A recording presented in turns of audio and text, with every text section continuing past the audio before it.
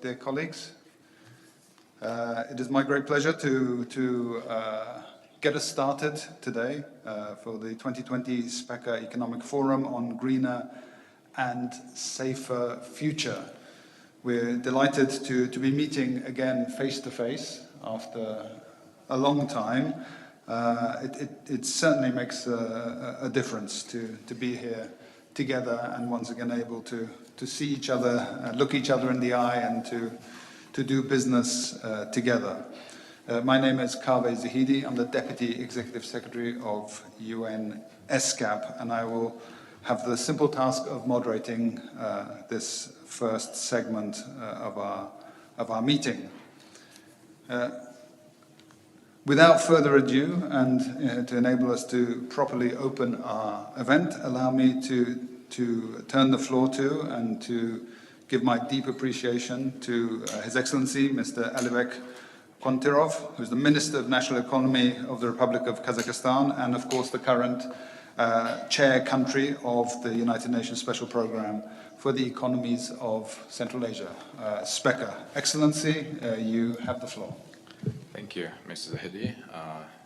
Dear forum participants, ladies and gentlemen, I sincerely welcome everyone for attending the Economic Forum in Almaty, and I would like to make special gratitude to ESCAP for organizing this event, as well as the UN European Economic Commission for the support during the SPECA program initiatives. We envisage the SPECA program as a catalyst in boosting regional cooperation, and SPECA is one of the significant dialogue platforms which aims economic integration to be a practical and realistic mission. The SPECA Economic Forum has transformed into the key platform status among other regional dialogues. This meeting is held in an economic uncertainty period, and the global pandemic and security shocks have shaped the world into a new reality. It is essential for the countries of our region to adjust economic agenda in order to extract maximum profit. Therefore, we have to consistently realize the full potential of cooperation within the framework of the SPECA program. Kazakhstan is now modeling economic reforms on building a fair state. All these measures are focused on the economic growth and increased people's welfare. We are focused on the sustainable development of trade and economic relations, establishing new industries, human capital growth, and attracting new investments, high-quality investments. I believe that the regional sustainable development of our countries is pivotal in order to coordinate on future growth prospects of our economies. The combined GDP of our economies is accounted for around $350 billion. This is a big market with a large amount of goods, capital, services, and labor force. Despite the pandemic shock, our cooperation within the program SPECA continues to enhance. Moreover, the mutual trade volume of the SPECA countries exceeded $7 billion last year, which is higher than in 2020 by 31%. The trade turnover for the first 6 months of this year amounted for 4.8 billion, which is higher than the same period of last year by 33%.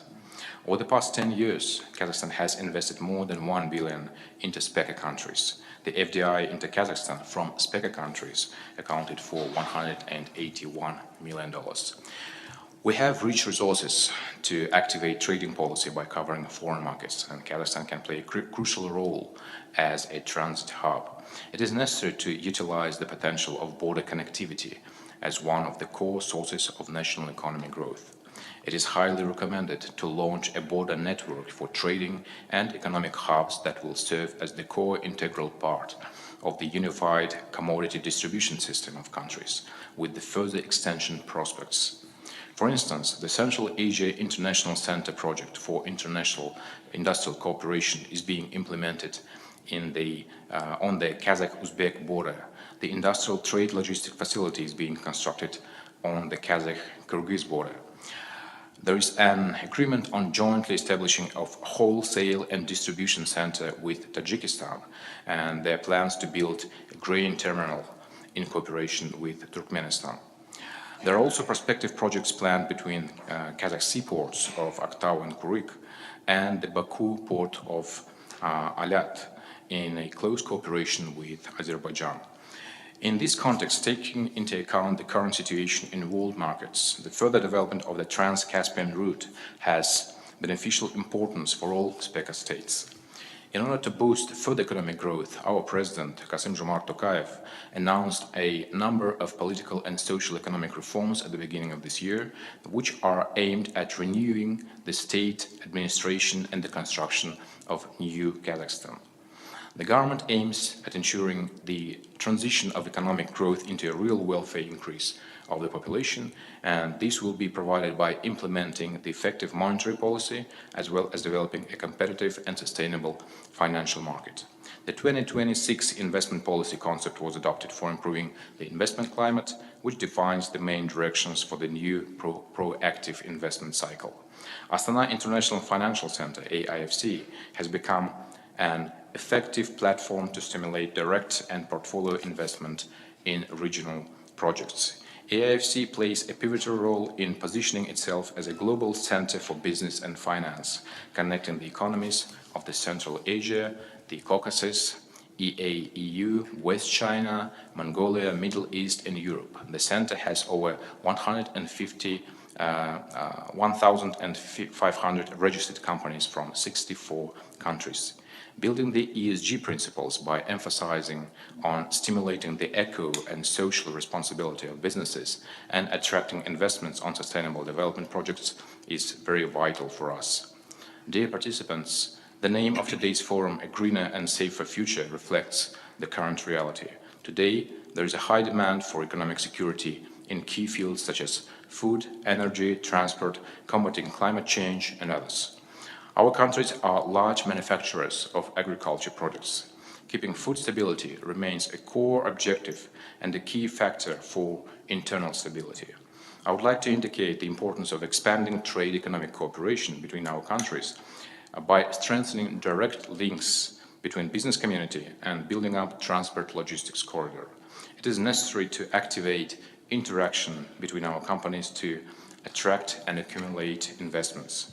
The global environmental problem is also worth to note. Kazakhstan is committed to achieve carbon neutrality by 2060.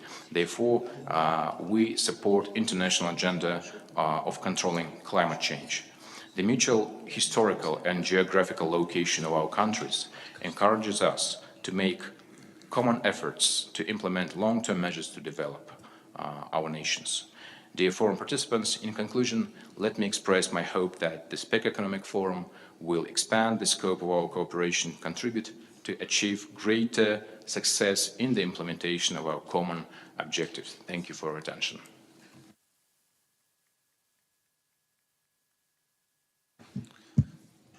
Thank you very much, Excellency, for your warm words of welcome, for setting the context perfectly, and for your personal attendance of the SPECA Forum at what we know is a very busy time for you and for Kazakhstan. So thank you for setting us on our way, and thank you once again to yourself, the Deputy Minister, and all colleagues for the support and for hosting us in this magnificent city. Without further ado, allow me to now turn to opening remarks by the Executive Secretaries of both the Economic and Social Commission for Asia Pacific and the Economic Commission for Europe. I believe first we have Ms. Armida Salcia Alice-Jabana, Under-Secretary General of the United Nations, Executive Secretary of ESCAP, and my boss. So if the colleagues are ready, could you run the video for us, please?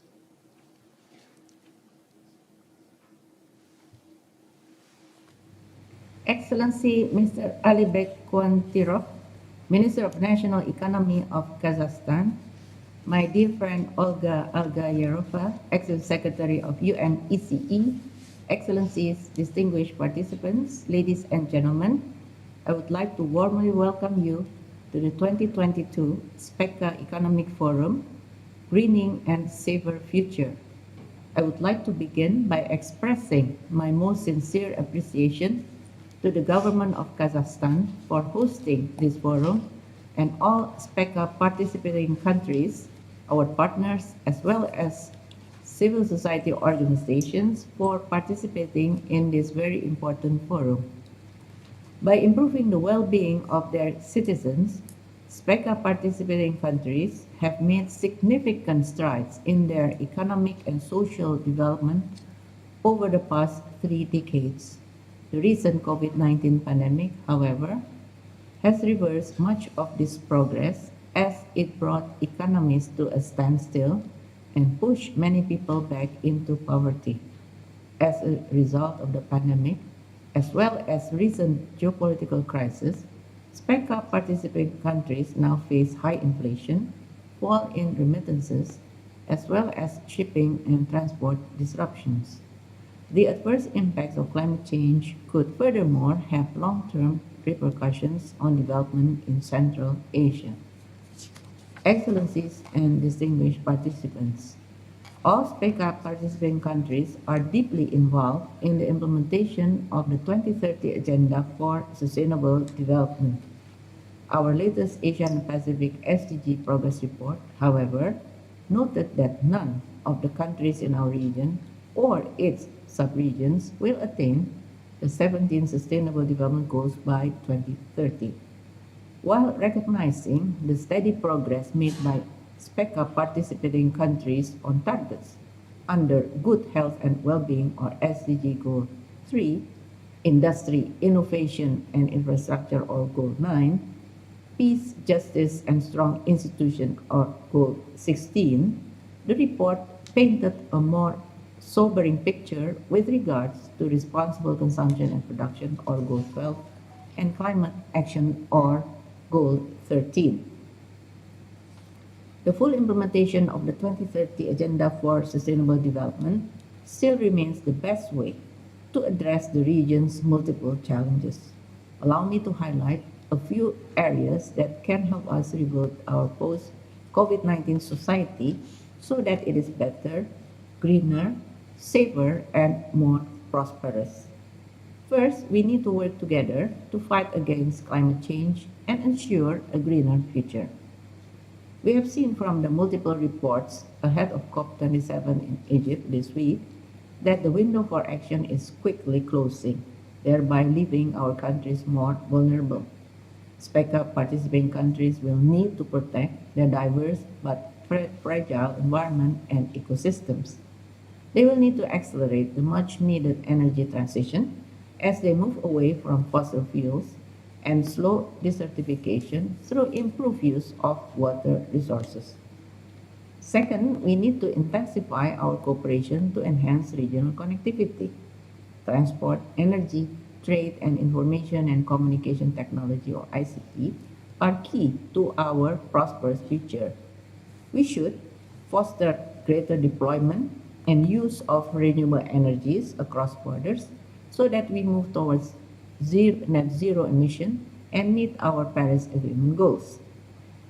Make trade more efficient by accelerating accession to the Framework Agreement on Facilitation of Cross-Border Paperless Trade in Asia and the Pacific, thereby lowering trade costs, reducing transport time, and increasing transparency. And invest further in digital infrastructure as well as skills of our citizens by providing targeted support, especially to small and medium-sized enterprises, and promoting the latest technologies in trade and transport.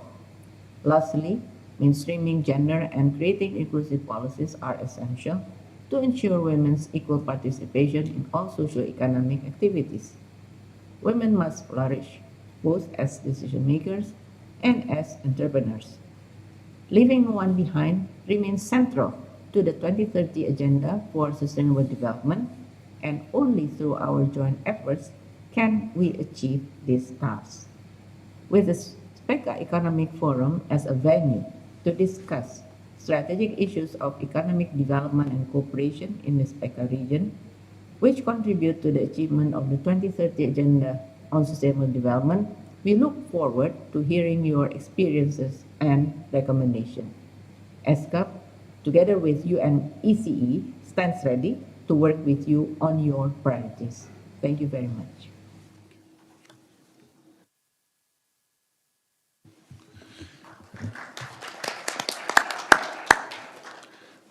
Thank you very much to the Executive Secretary of UN ESCAP, Madam Amida Salsi Al-Shahbana, for sending us that that very much to the point message and opening remarks. Allow me to then now turn to Ms. Olga Algeyerova, who's the Under-Secretary General of the UN Economic Commission she's the Under-Secretary General of the United Nations and Executive Secretary of UN ECE. Secretariat colleagues, if you could run the second video of Ms. Olga Algeyerova, please.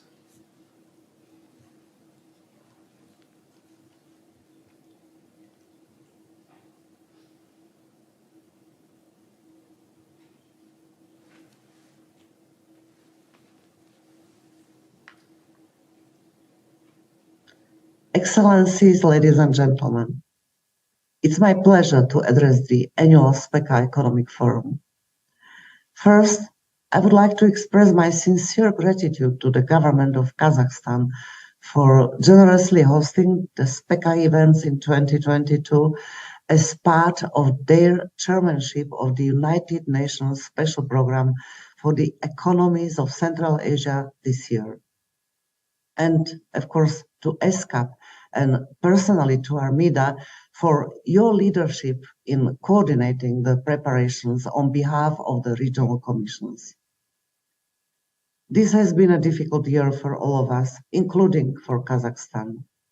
Nevertheless, with active leadership and will for collaboration in the program, we are moving ahead. Kazakhstan has been one of the initiators of the United Nations Special Program for the Economies of Central Asia, or SPECA, and actively supports it both in terms of contributions to its substantive work and through financial contributions. I encourage the other countries to follow this approach. Regional cooperation, including through SPECA, has significant potential to help solve the key problems our region is facing today. Today, the UNEC region faces a multi-pronged and complex crisis. The war in Ukraine has exacerbated the already complex connectivity challenges for Central Asia, while redrawing the map of trade and transport links and affecting economies of the region in a multi-dimensional way. As I'm just back from COP27, we must not let these developments distract our attention from the climate crisis, which causes an existential threat to the mere future of humanity. Finally, one of the SPECA participating countries, Afghanistan, is experiencing serious challenges and its northern neighbors are significantly affected. This crisis wipes out much of what has been achieved before and take away significant resources that would have otherwise been used to achieve sustainable development. And this is one more reason for us to come together. Let me cite just several examples of possible contributions to this regional development. The first example is about action at a city level.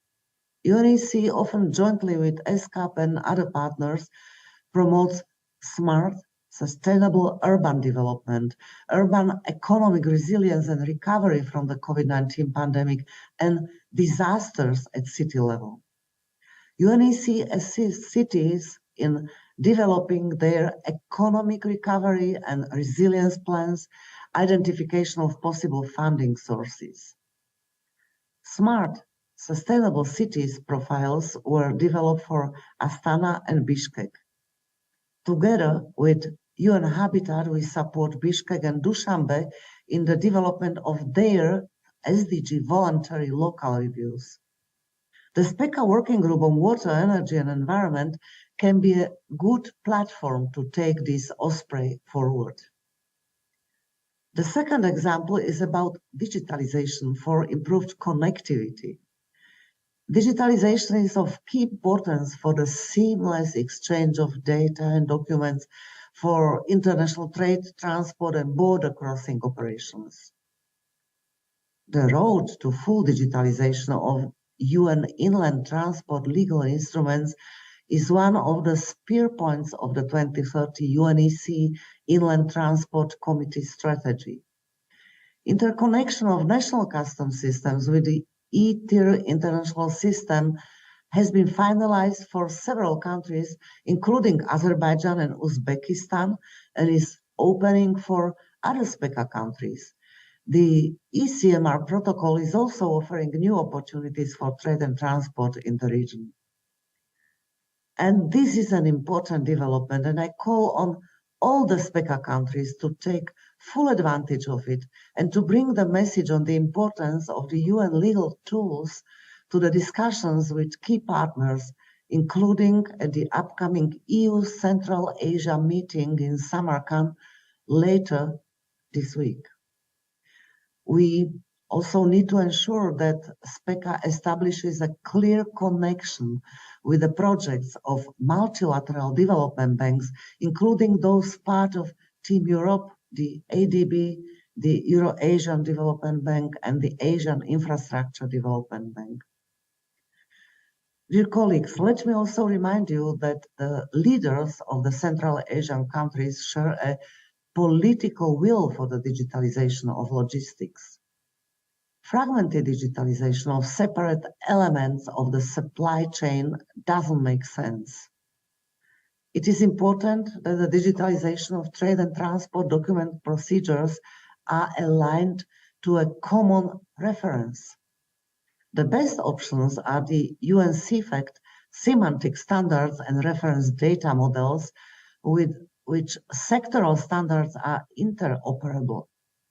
The UN CFACT multimodal transport reference data model is already used in preparing the implementation of the electronic freight transport information regulation of the European Union, and we call on the SPECA countries to use its full potential, also ensuring that traders have full compatibility with the important European market and beyond.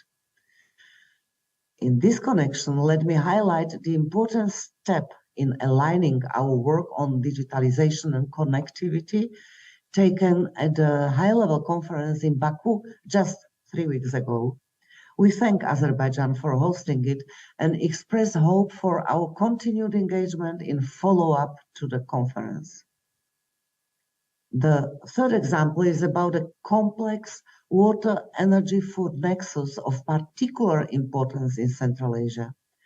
I'm very pleased to share that UNEC will be partnering with the German government, OECD, FAO, EBRD, and IFAS to ensure a well-coordinated and smart mix of policy approaches within a brand new program we are about to launch. We hope that you will all engage with our water team in finding sustainable solutions for integrated management of transboundary waters, in looking for optimal low-carbon paths for the energy transition, and in promoting productive, green, and circular agricultural practices. The second Almaty Energy Forum, concluded yesterday, was one of the important milestones in this regard, and I'm thankful to the Kazakhstan hosts, UNDP, UNESCO, and other partners in helping us advance this agenda. Finally, another example is linked to sustainable trade and circular economy. As these topics are very important for Central Asia, UNEC contributes through projects on transparency and traceability of cotton supply chains and the implementation of the SPECA principles of sustainable trade policy dialogues on the circular economy in the SPECA countries. Your two-day deliberations at this forum are expected to contribute to the drafting of an Almaty Declaration marking the path for further green development. It will reaffirm important pledges made last year in Tashkent. This declaration is also particularly timely for us as it is fully articulated with the theme of our Commission session in April next year, which is enabling digital and green transformations for sustainable development in the EC region. Among other key commitments, we hope that the SPECA countries will move ahead with the establishment of a SPECA secretariat and a SPECA fund.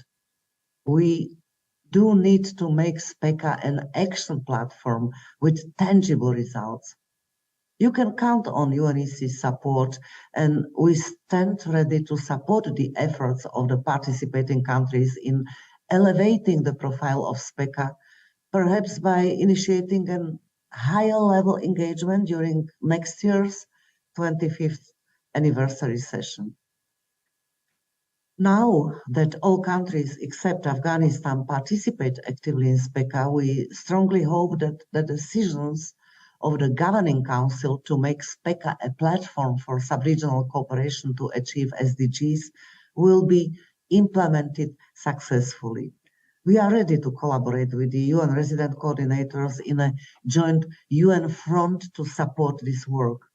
To support you, together with ESCAP and UNCTAD, we are organizing a side event on how your countries can best face the effects of the war in Ukraine.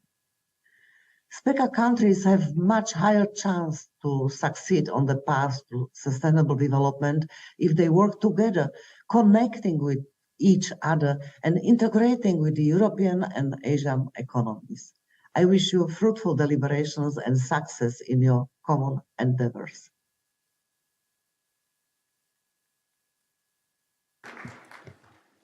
Deep thanks to the Executive Secretary of UNECE.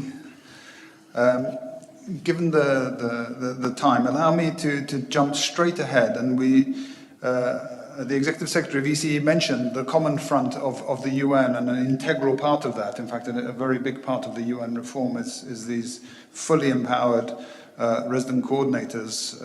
Michaela is here, and others will be fully active in this session, and that's why we're particularly delighted that we have some welcome remarks by Ms. Gui Yopson. Gui is the Regional Director for Europe and Central Asia of the UN Development Coordination Office, the office that in a way oversees the work of all of the resident coordinators that represent the UN in the countries of Central Asia and indeed Asia Pacific. So do we have a connection to Gui for her special remarks? I'm here actually. Can you hear me? We can hear you, Gui. Yes, and we can see you. Magnificent. Please, the floor is yours. Thank you so much. Your Excellency, Minister Kontirov, government representatives, dear ladies and gentlemen, I would like to begin by expressing my gratitude to ESCAP and UNECE for giving me this opportunity to speak today. I also wish to extend my heartfelt thanks to our co-hosts, the government of Kazakhstan, and particularly to Mr. Alibek Kontirov, Minister of National Economy, and would like to acknowledge the distinguished presence of deputy ministers from SPECA countries. The forum truly is a unique platform, and this meeting comes at a critical juncture owing to the cascading impacts of the war in Ukraine and the Afghan crisis, as was mentioned by the two executive secretaries, on the economic and social situation in SPECA countries. Allow me to share three key messages today. First, every challenge is an opportunity. The COVID-19 crisis and the Ukraine war have had a massive impact on the acceleration of inflation across the globe and the disruption of global supply chains. These developments put a spotlight on the need of moving from globalization to regionalized trade patterns. Regionalism is becoming an inevitable new norm. According to Ernst & Young's 2022 Attractiveness Survey, 45% of executives in Europe said that their companies plan to operate more regionally based on supply models, while a year before, only 34% of executives informed about their plans for nearshoring. These sees an opportunity for the SPECA to focus on tangible results, possibly low-hanging fruits, and further strengthening confidence of member states in SPECA and its potential in the region. Furthermore, the center of gravity of work today is shifting the global south. IMF forecasts show that Central Asia will be the second region in the world with the fastest growing global trade growth of 5.0% in the next 5 years.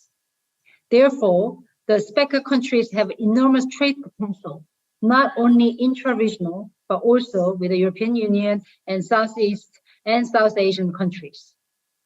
Increasing trade can accelerate economic growth in the region, lower the prices, and diversify sourcing locations. It also may lay ground for bringing people together, contributing to resolving border conflicts in Central Asia and other countries.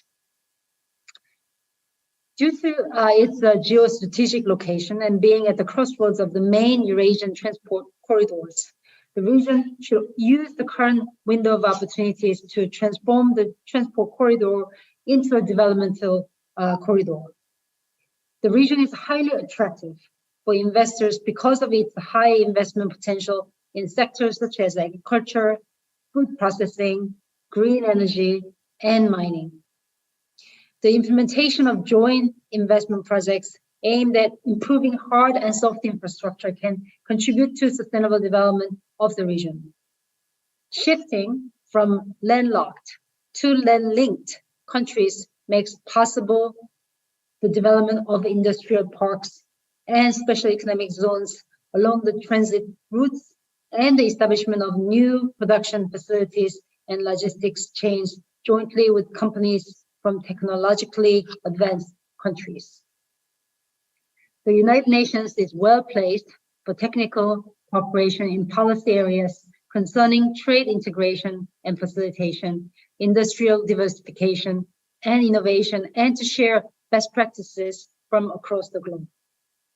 My second message on the worrisome regression of environmental related SDGs. It is essential to strike a balance between energy security for all on one hand and clean and green energy on the other. There should be no falling back into fossil fuel addiction because of the current crisis. Accelerating the energy transition with the enhanced use of renewable energy, grid connectivity, and cross-border trade of electricity is the way to rescue the SDGs while making significant investments in fundamental basic social services and food systems. Such interlinkages underpin the nationally determined contributions that are in focus at COP27 at the moment, which is taking place as we speak.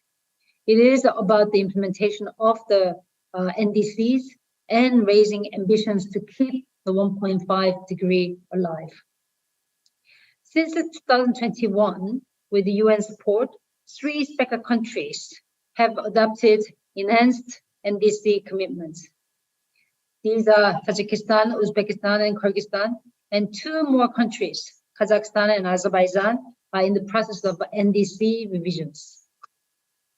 In the wider region, we have pertinent examples, such as the Energy Vulnerability Fund. They use algorithms to cut the utility bills of the most vulnerable, hand in hand with funds to promote creating green and clean energy solutions. Greener and safer economies are also a way to make the most of its demography. About 126 million people live in SPECA countries with a high proportion of young people. Young people are determined to shape their economies in productive ways so that immigration no longer needs to be a default choice. Furthermore, there must be faster and greater progress towards more equal and inclusive societies that ensure women's economic empowerment, women's rights, and leadership. My final and third message is about building bridges, not walls.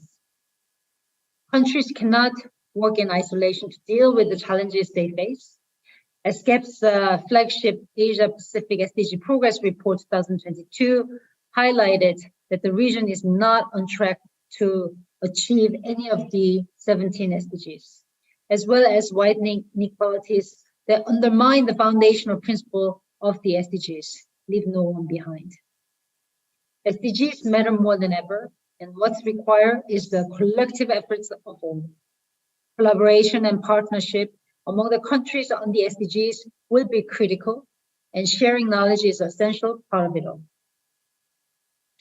Transboundary and cross-border projects and initiatives may rescue and advance the achievement of SDGs in several areas, such as water, energy, environment, connectivity, trade, statistics, knowledge-based development, and gender equality. Projects in these areas tend to forget those left most behind. Furthermore, the COVID-19 pandemic demonstrated how disruptive digital technologies can help to confront the threat, revolutionize industrial production and logistics, and keep people connected.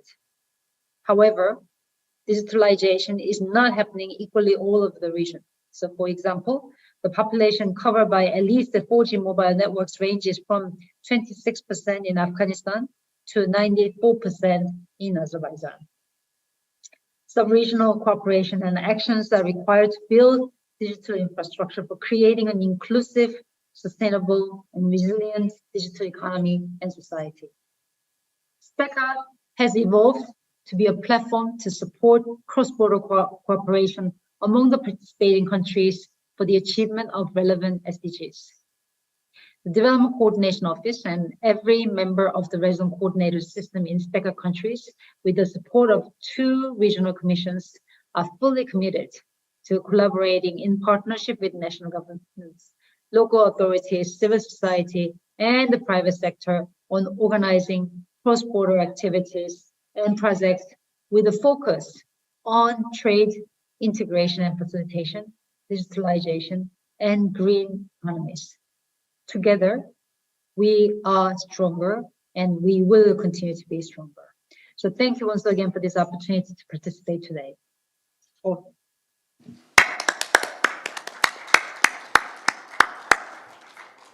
Thank you so much, Gui, for joining and for your contributions. Excellency, I think all of this opening session has reiterated that the countries that are represented here, like many others, are facing cascading crises, as we say in much of our work. These multiple crises that are coming at the same time, and therefore the countries find themselves almost going from shock to shock.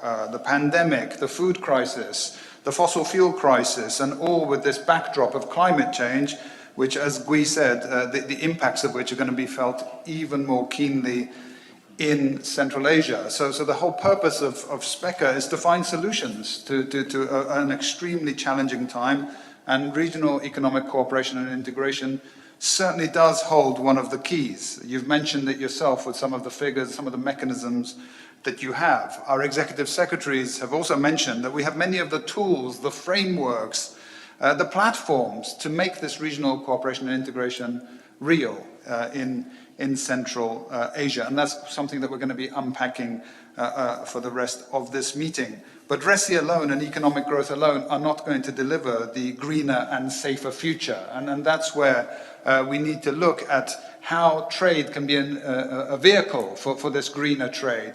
What kind of energy future makes us safer, brings the energy security, the food security that we are searching for collectively. And as all of the opening remarks said, the United Nations, ESCAP, ECE, DCO and the resident coordinators stand behind the efforts of Central Asian countries to do so.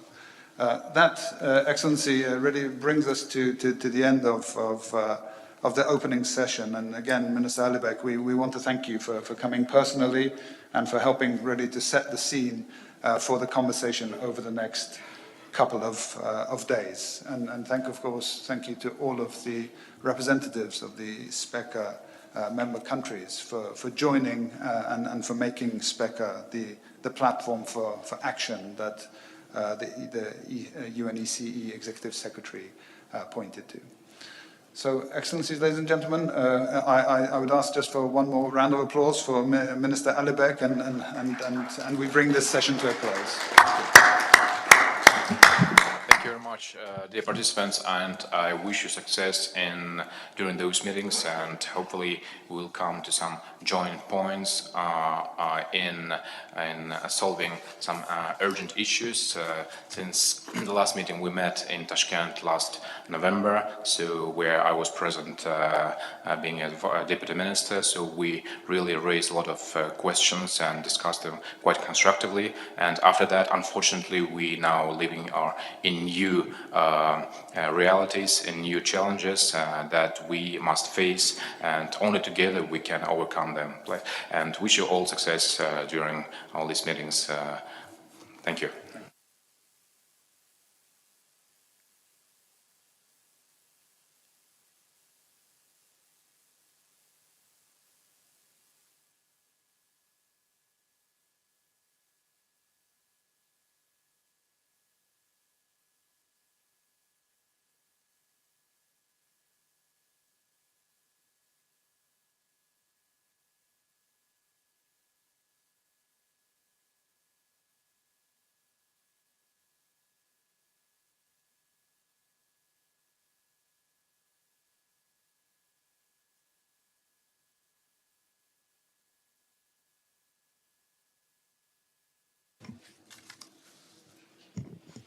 Good morning, ladies and gentlemen. My name is Dmitry Maryasin. I'm the Deputy Executive Secretary of UNECE, and I'm pleased to take over from my colleague Kavi Zaidi to moderate the high-level session where we will hear from the heads of delegation of the SPECA participating countries how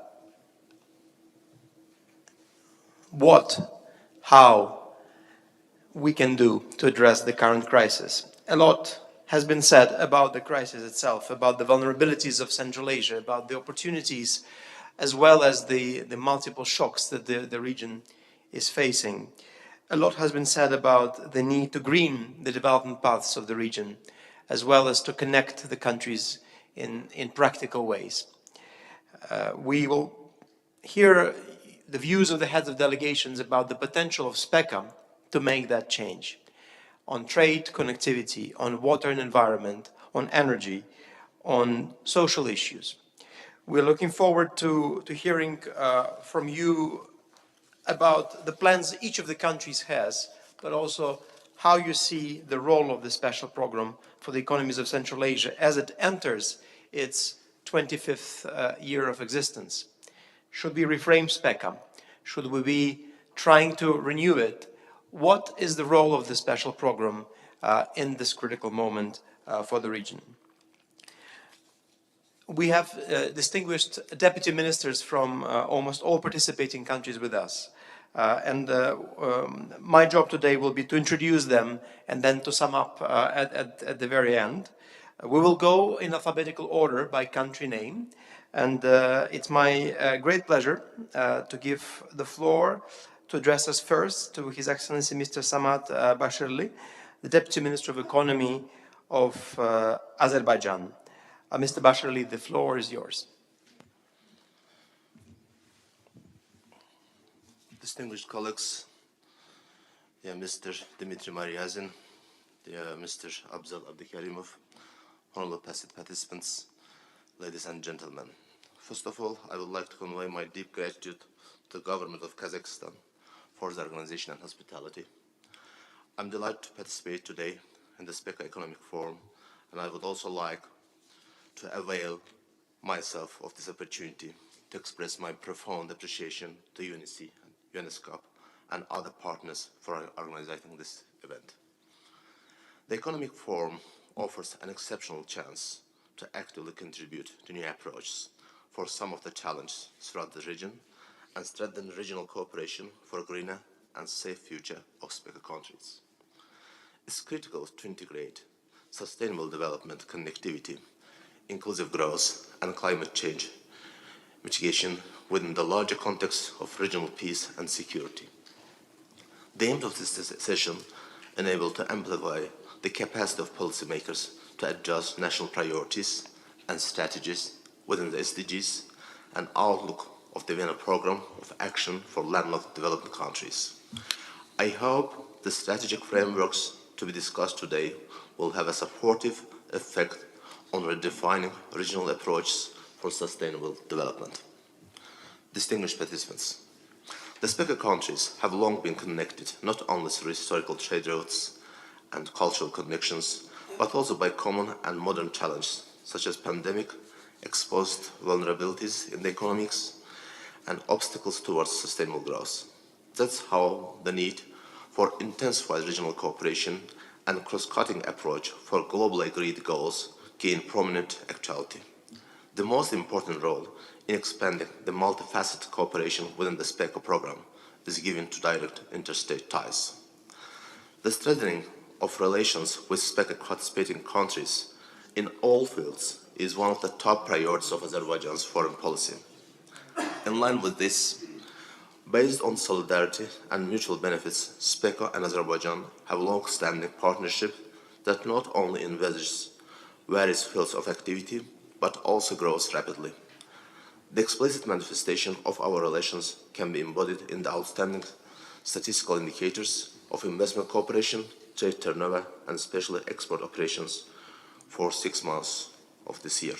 Dear colleagues, it's clearly observed that success in achieving sustainable development is held back by severe impediments facing the SPECA countries, as well as constraints that have been gravely aggravated by the COVID-19 pandemic and economic fluctuations.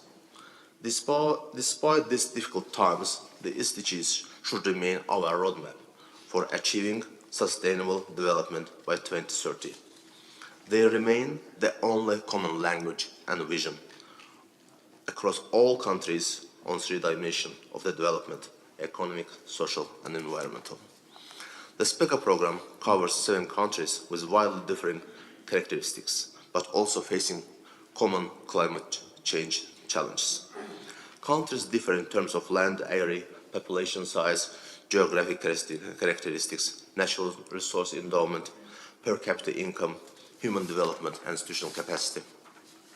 Not surprisingly, they also differ in terms of their contribution and vulnerability to the impacts of climate change.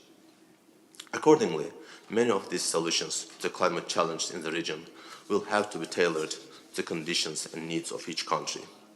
But there are also important commonalities and regional linkages and spillovers which make regional approaches and cooperation necessary and appropriate. This is why providing a platform by means of high-level policy dialogue can build up resilient columns upon cooperation opportunities for the achievement of SDGs, particularly on environmental and economic nexus. Such dialogues support a greener and safer future by engaging with policymakers, civil society, media, youth, and affected communities to raise awareness and advocacy for climate resilience and green growth toward the achievement of the SDGs. Activities under this initiative also facilitate regional dialogue and knowledge exchange on transboundary climate issues, green growth, circular economy, and air pollution and greenhouse gas emissions. Distinguished participants, with that said, in line with the global trends and challenge to define the goal that emerged in the new stage of development, including the targets of socio-economic progress for our country, 5 national priorities were adopted by the order of the President of the Republic of Azerbaijan last year. One of these priorities, a clean environment and a country of green growth with a specific accent on a high-quality ecological environment and space for green energy, were set as a priority for future 10 years. Moreover, I would like to emphasize that a continuation of the measures taken by the government for tackle social, economic, and environmental situation in the country, Azerbaijan 2030 national priorities for socio-economic development strategic document was approved by the presidential order. These policy frameworks covering post-pandemic and post-conflict periods go hand in hand with the 2030 agenda. Clean environment and green growth rank among Azerbaijan's top national development priorities. Azerbaijan has ratified the Paris Climate Agreement and has set an ambitious target to reduce greenhouse gas emissions. We aim to increase the share of renewable energy sources in Azerbaijan total installed electric capacity from the current 17.4% to 24% by 2026. In 2020, the government of Azerbaijan signed the agreements of pilot projects on renewable energy with Aqua Power of the Kingdom of Saudi Arabia, Master of the United Arab Emirates, for construction of wind power plants and solar power plants in our country. Also in 2020, we signed 2 additional implementation agreements, one pertaining to the development of onshore wind projects, the second regarding an integrated offshore wind and green hydrogen projects. The diversification of energy sector enhanced the energy security, and therefore the transition of the sustainable energy is at the core of the development agenda of Azerbaijan. With that said, in harmony with the national strategy and global targets, we have started tremendous restoration and reconstruction projects in the liberated territories. Almost all settlements of the liberated region will allow the application of the latest technologies and innovations in order to expand the economic potential and the ensuring environmental security of the territory.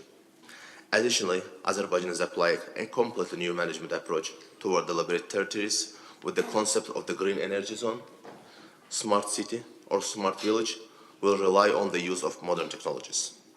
On top of that, bearing in mind the vitality of transport links in the facilitation of trade and fully leveraging a potential of regional corridors, the Zengezur corridor will further increase the transportation capabilities of the countries from the region and will be beneficial to all countries along the route. Looking strategically, the development of new international and regional logistics and transport corridors has created new opportunities for the east-west road. The interest in the middle corridor is increasing, and countries have begun to actively contribute to the development of the corridor. Dear participants, I would like to note that since joining the SPECA program in 2002, Azerbaijan places a high value on actively participating in its activities and execution of various initiatives.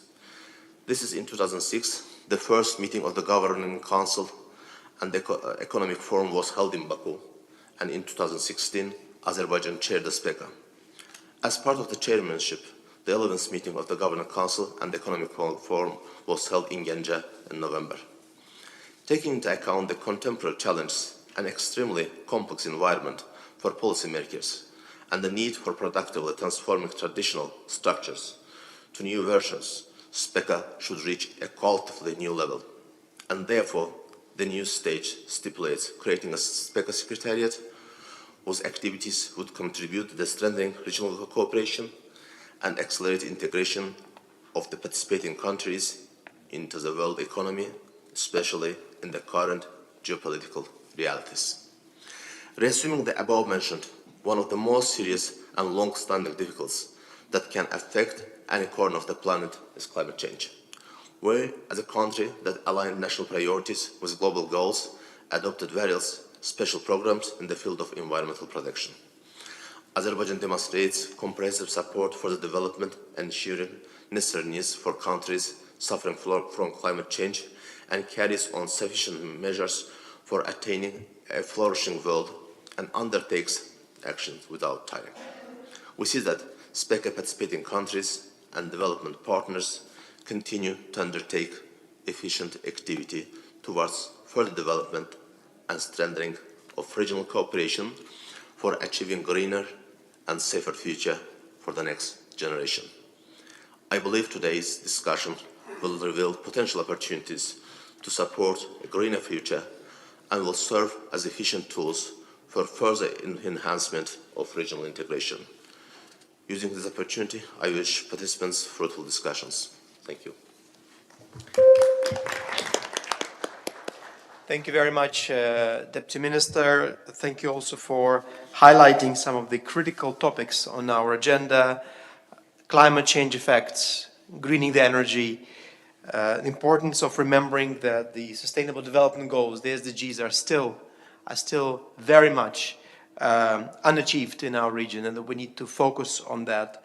You also spoke about very important connectivity projects and the emergence of new routes, something that we will look into more details later in our deliberations.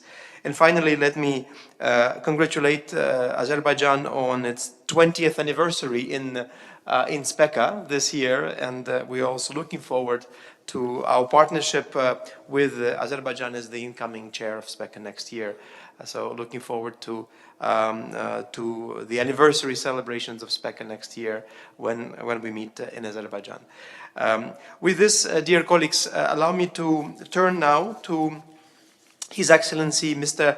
Abzal Abdikarimov, the Vice Minister of National Economy of Kazakhstan. I'd like to join once again our executive secretaries and my colleague Kaveh in thanking Kazakhstan as this year's SPECA chair, and to thank Vice Minister, your ministry, your government, for your hospitality, for receiving us here in Almaty, and for your guidance and support in preparation of this important forum. The floor is yours, please.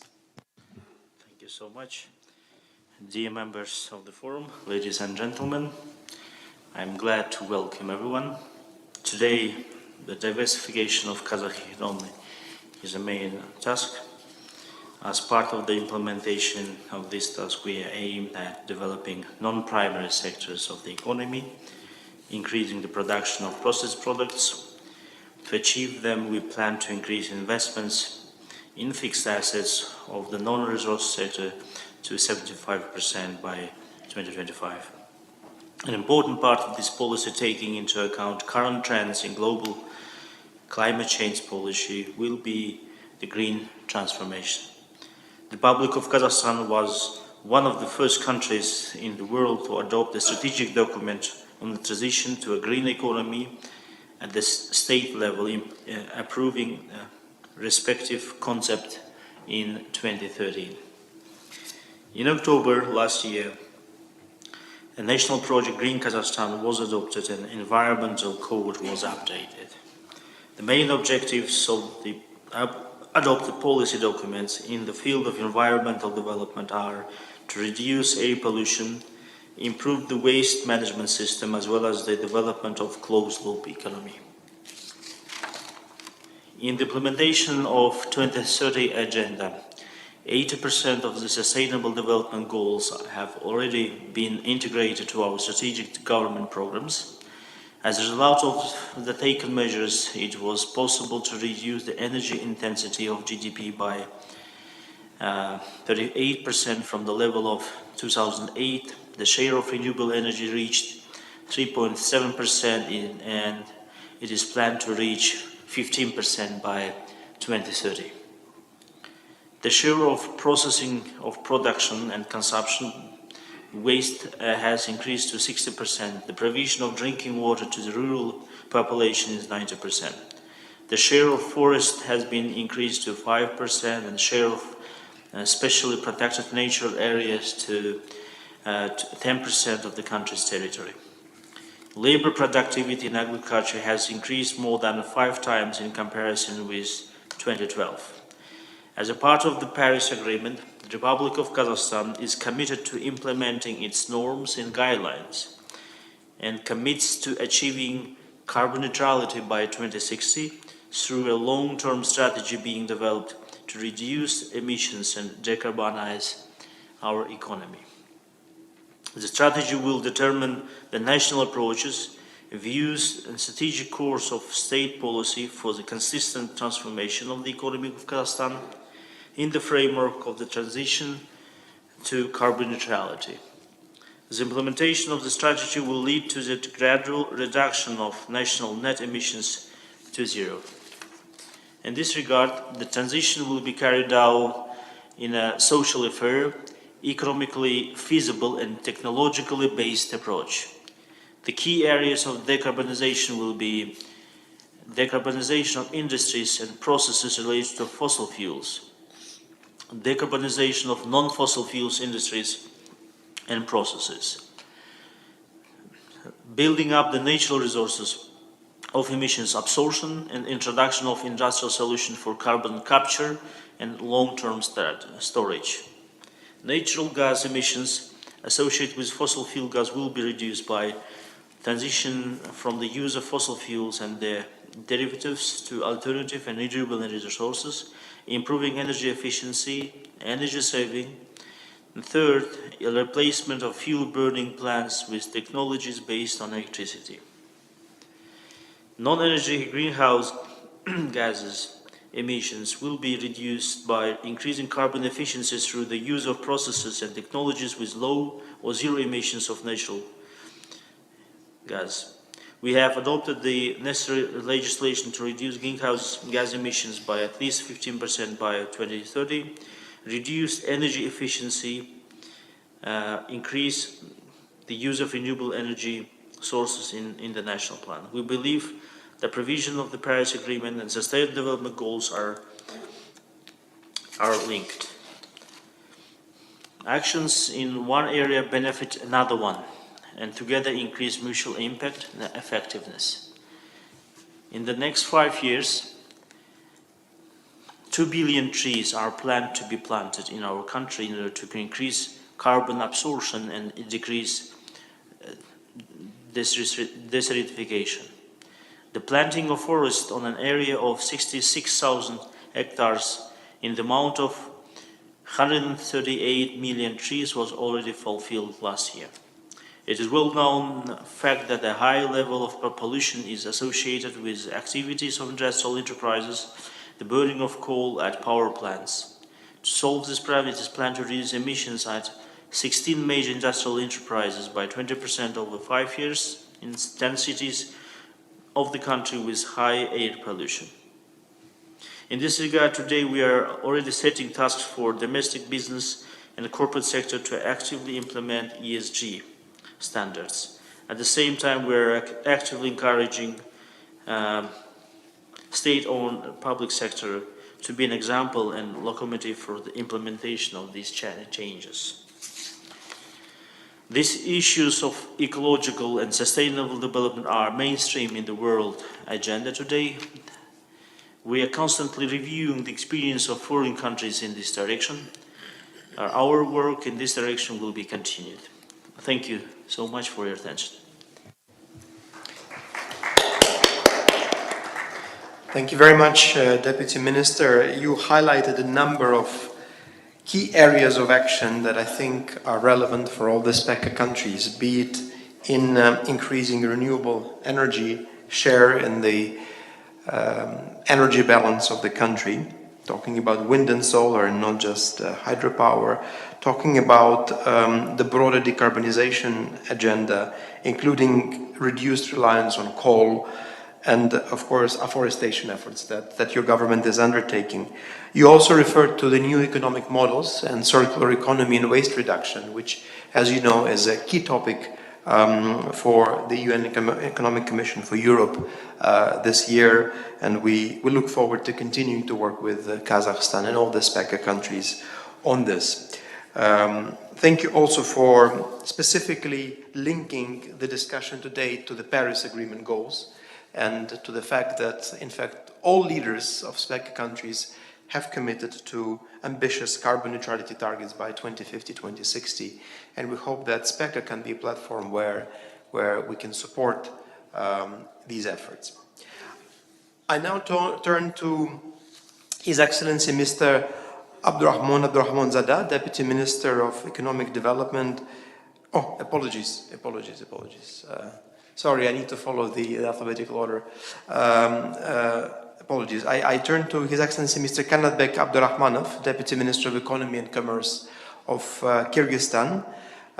We have benefited from your participation and presence at last year's SPECA events, and we look forward to hearing about Kyrgyzstan's plans and updates since last year, as well as your vision on the topic of today's forum, safer and greener future for Central Asia. Mr. Abdurrahmanov, the floor is yours.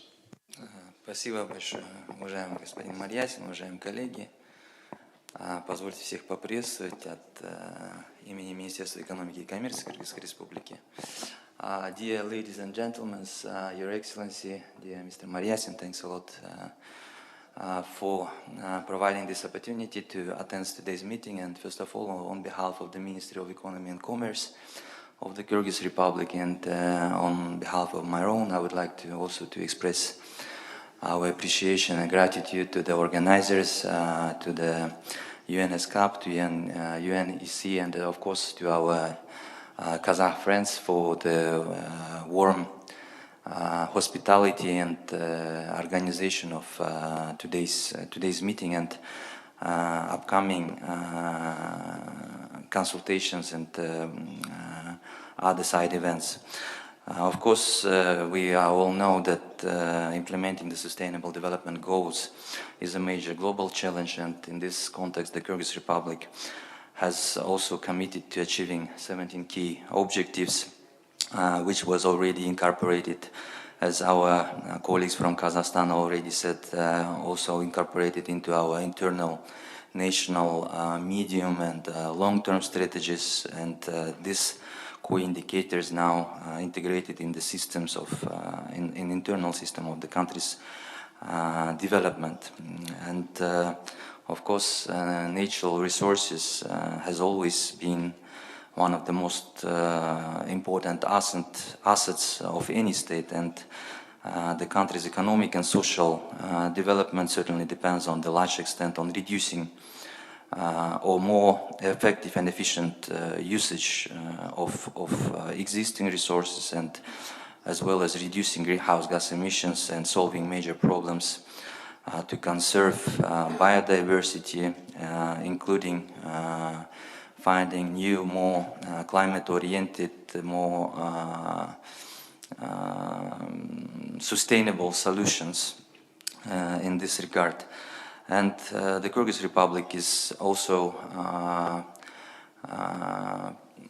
embarked on quite ambitious program of reforms.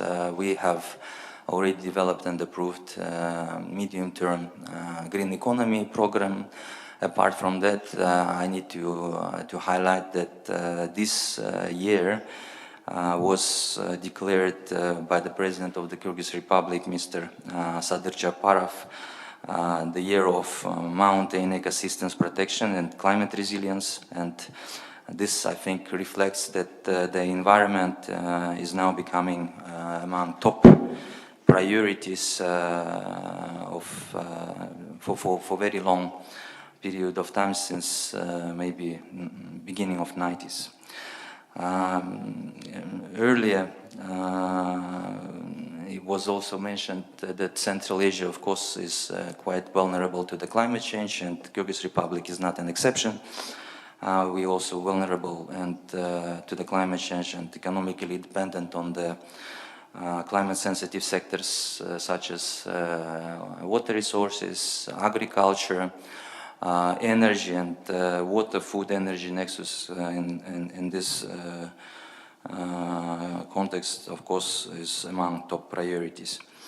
Being a relatively low emitter of greenhouse gases, our country is taking all possible measures through adaptation of strategic development programs focused on achievement of sustainable development on important conditions to maintain a balance between economic development and environmental conservation.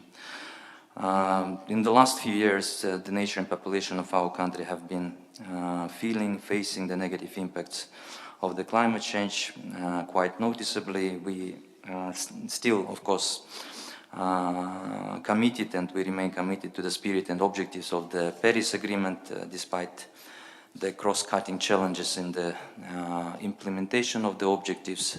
Still, we feel positive that our participation in the global campaign to curb climate change as part of 2030 nationally determined contribution will be committed and will be comprehensive. At the same time, an important element of the climate agenda is, of course, the assessment of macroeconomic risks, vulnerability of local communities, and, of course, assessment of technological possibilities and potential. Technological needs assessment may play a central role and can also contribute to the more sustainable development, and the parties, the Convention of Technology Transfer provides an opportunity to monitor the growing need for new equipment, solutions, methods, know-how, and skills needed to mitigate the greenhouse gas emissions. It is encouraging that also planting of vegetation has been progressing in dynamic and sustained way in the region, and of course Kyrgyzstan is also initiated number of national campaigns, one of which is Jashul Muras, and it was also launched by the head of our state early in March 2022, and as of today we can tell that already approximately 6 million trees have been already planted. The Kyrgyz Republic, in cooperation with our development partners, is also working together to identify the main air pollution factors as well as short and long-term measures and investments activities designed to improve air quality in the capital and in surrounding areas as well. Efforts are also made to preserve biodiversity, to more efficient and effective water resource consumption, and of course maintaining and protecting our mountain ecosystems. At the same time, nowadays the demand for renewable energy resources as green energy growing more than ever, and in response to environmental and climate change around the world. Meanwhile, energy consumptions in the Kyrgyz Republic is also constantly increasing, but we need to say that the construction or the introduction of new generating powers, facilities for meeting the required demand is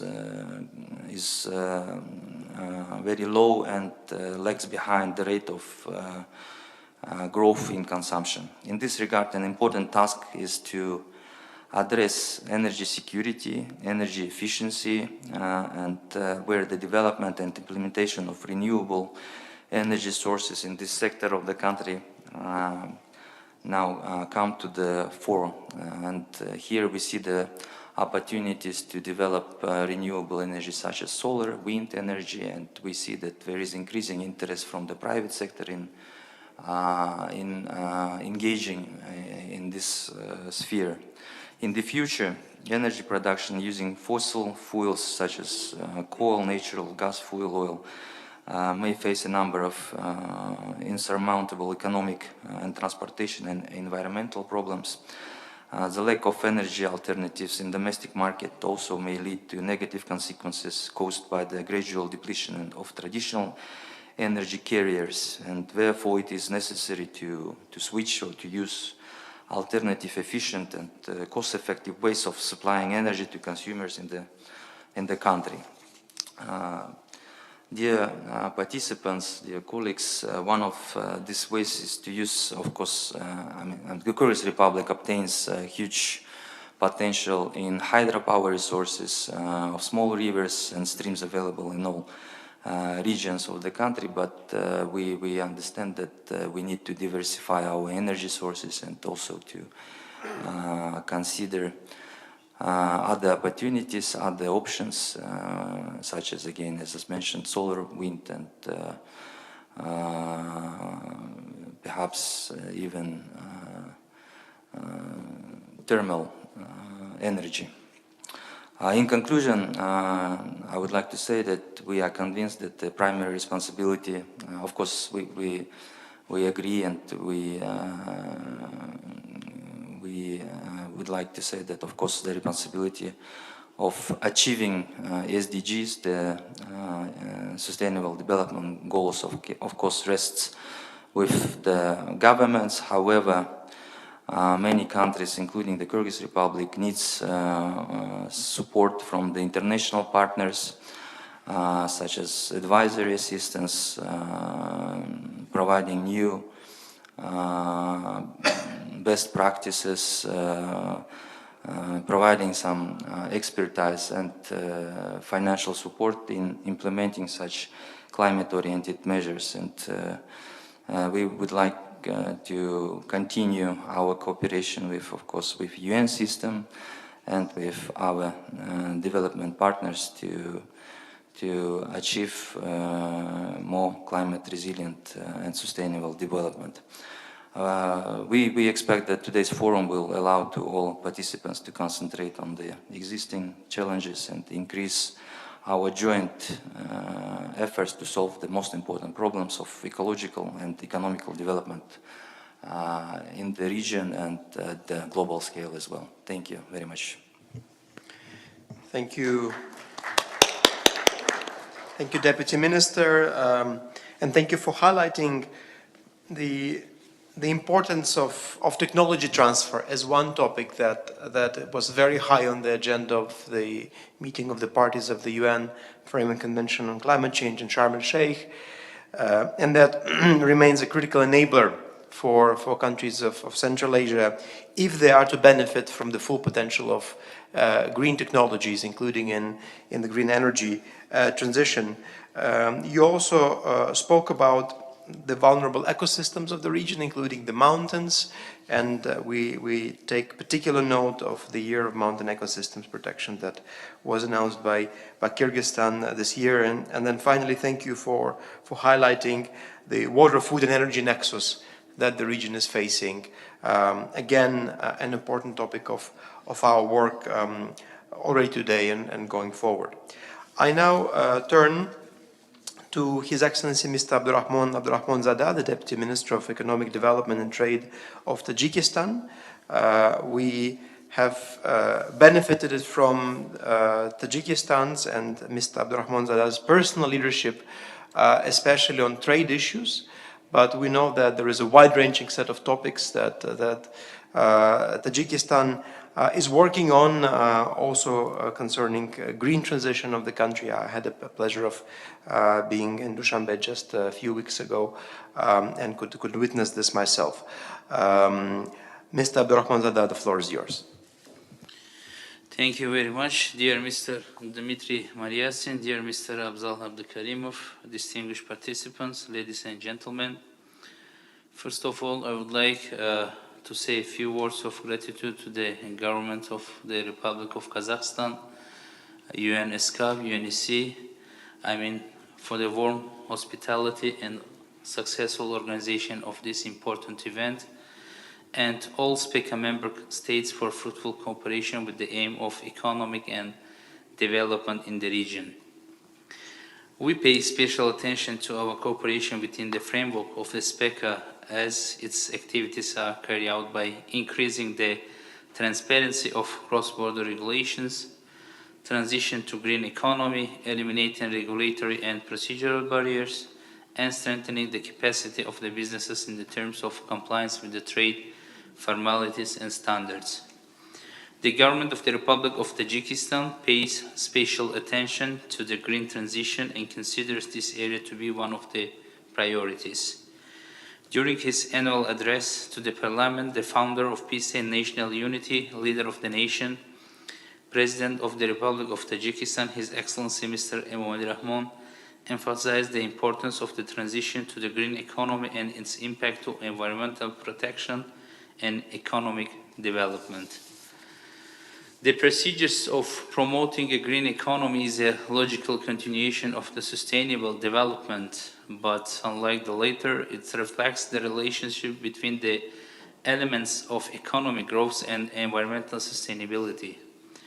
The Green Economic Initiative is based on three main principles: using market mechanisms to achieve sustainable development, preserving natural capital at the national and international levels, and generating employment through the creation of green jobs.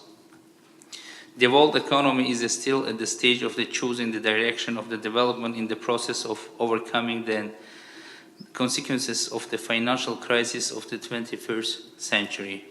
The situation is exacerbated by a number of the mutually reinforcing phenomena, both environmental and economic, including climate change, raising of food prices, ecosystem degradation, reducing access to water resources, and rising of costs.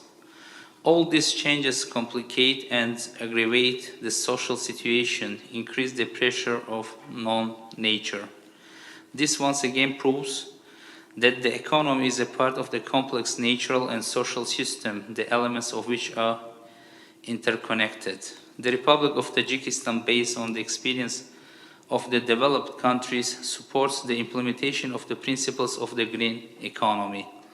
In this process, the development of an appreciated legal framework through the adoption of a number of new regulations, as well as adoption of the strategic and programs in general, will create a favorable basis for the introduction of a green economy and ensure the development of the country and the ecological balance. Taking into account the Republic of Tajikistan adopted the strategy on green economy development in the Republic of Tajikistan for the period up to the period of 2023 and 2037, which aims at provision of prosperity for all within the ecological limits of the planet. It follows all of the principles that draw on important precedents and international policy and can guide economic reform in diverse contexts.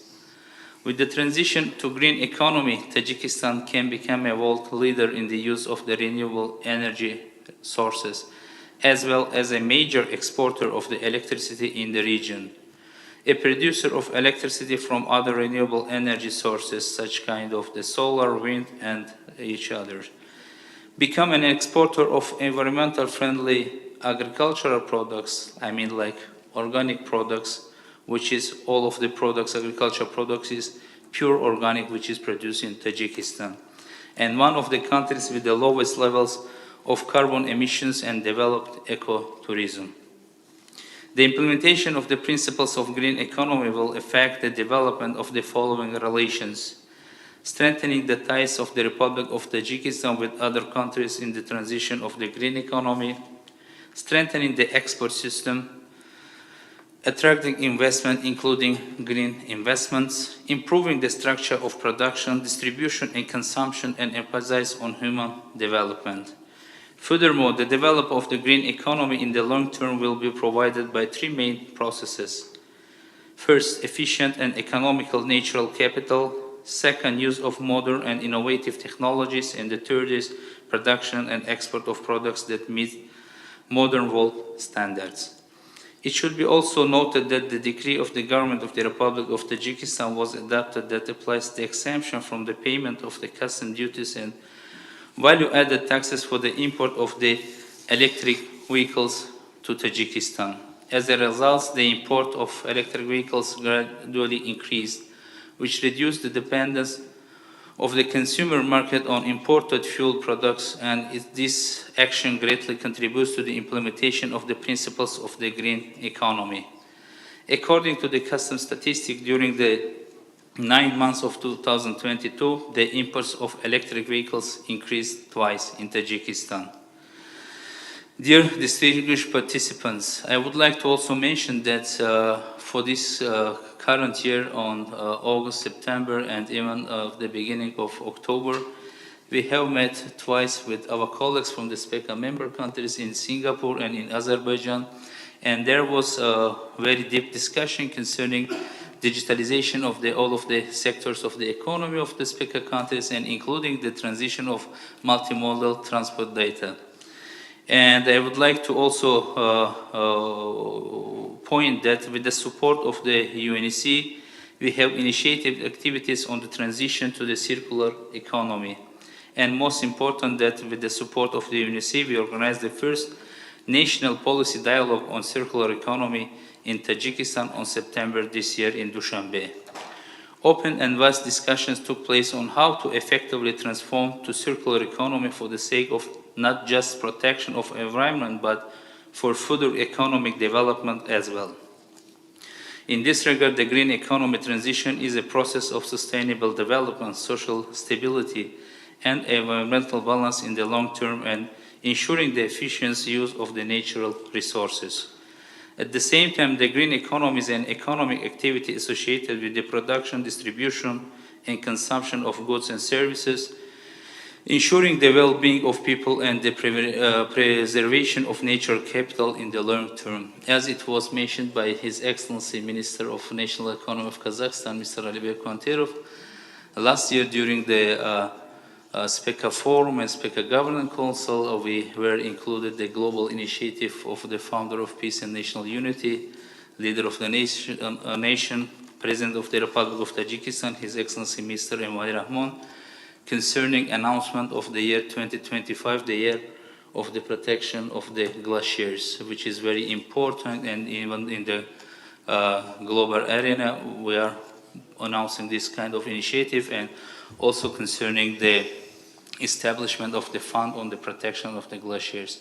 This was, the global initiative was included in Tashkent Declaration since last year, and even during the beginning of November, there was the high-level important event in Egypt. So there was also a deeper discussion concerning the climate change and concerning the protection of the climate, and even for achieving the sustainable goals. So there were several proposals. I think also several of the countries of the SPECA members was also participating in there.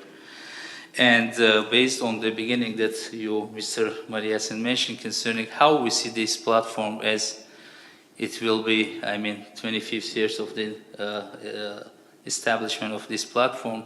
So year by year, as we see from the statistics, even beside the negative impact of COVID-19, so we have the trade turnover, increase the trade turnover between the countries of the SPECA countries. For example, for the main trading partners, including Kazakhstan, Uzbekistan, Turkmenistan, and other countries, so our trade turnover decreased, and increased by 25 to 30% for the 9 months of this year. And even we have the bilateral such kind of the roadmaps or action plans by increasing to 2 billion with Kazakhstan, to 1 billion with Uzbekistan, and we have also the action plan with the Turkmenistan for increasing our trade turnover. And most of the topics that we were discussing from the beginning of this day, and even for the several years that we have discussion through this platform, it is most important. And based on that, as the chair of the SPECA Working Group on Trade, I think we will have a more deeper and successful discussion within the last 3 days that we have here in Almaty, and I think that we will come to the common position for further development of our cooperation. And in conclusion, I would like to point that the government of Tajikistan is committed to take necessary steps to expand economic partnership with the SPECA countries and its international relations. Tajikistan will continue to pursue the policy of open doors and constantly make efforts for the cooperation directed on green transition by strengthening sustainable and inclusive development in the region.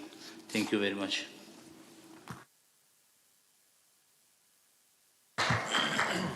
Thank you very much, Deputy Minister, and thank you for highlighting a number of topics that are really key for SPECA and for the region as a whole. You spoke about digitalization as one such topic. You spoke about greening the investment.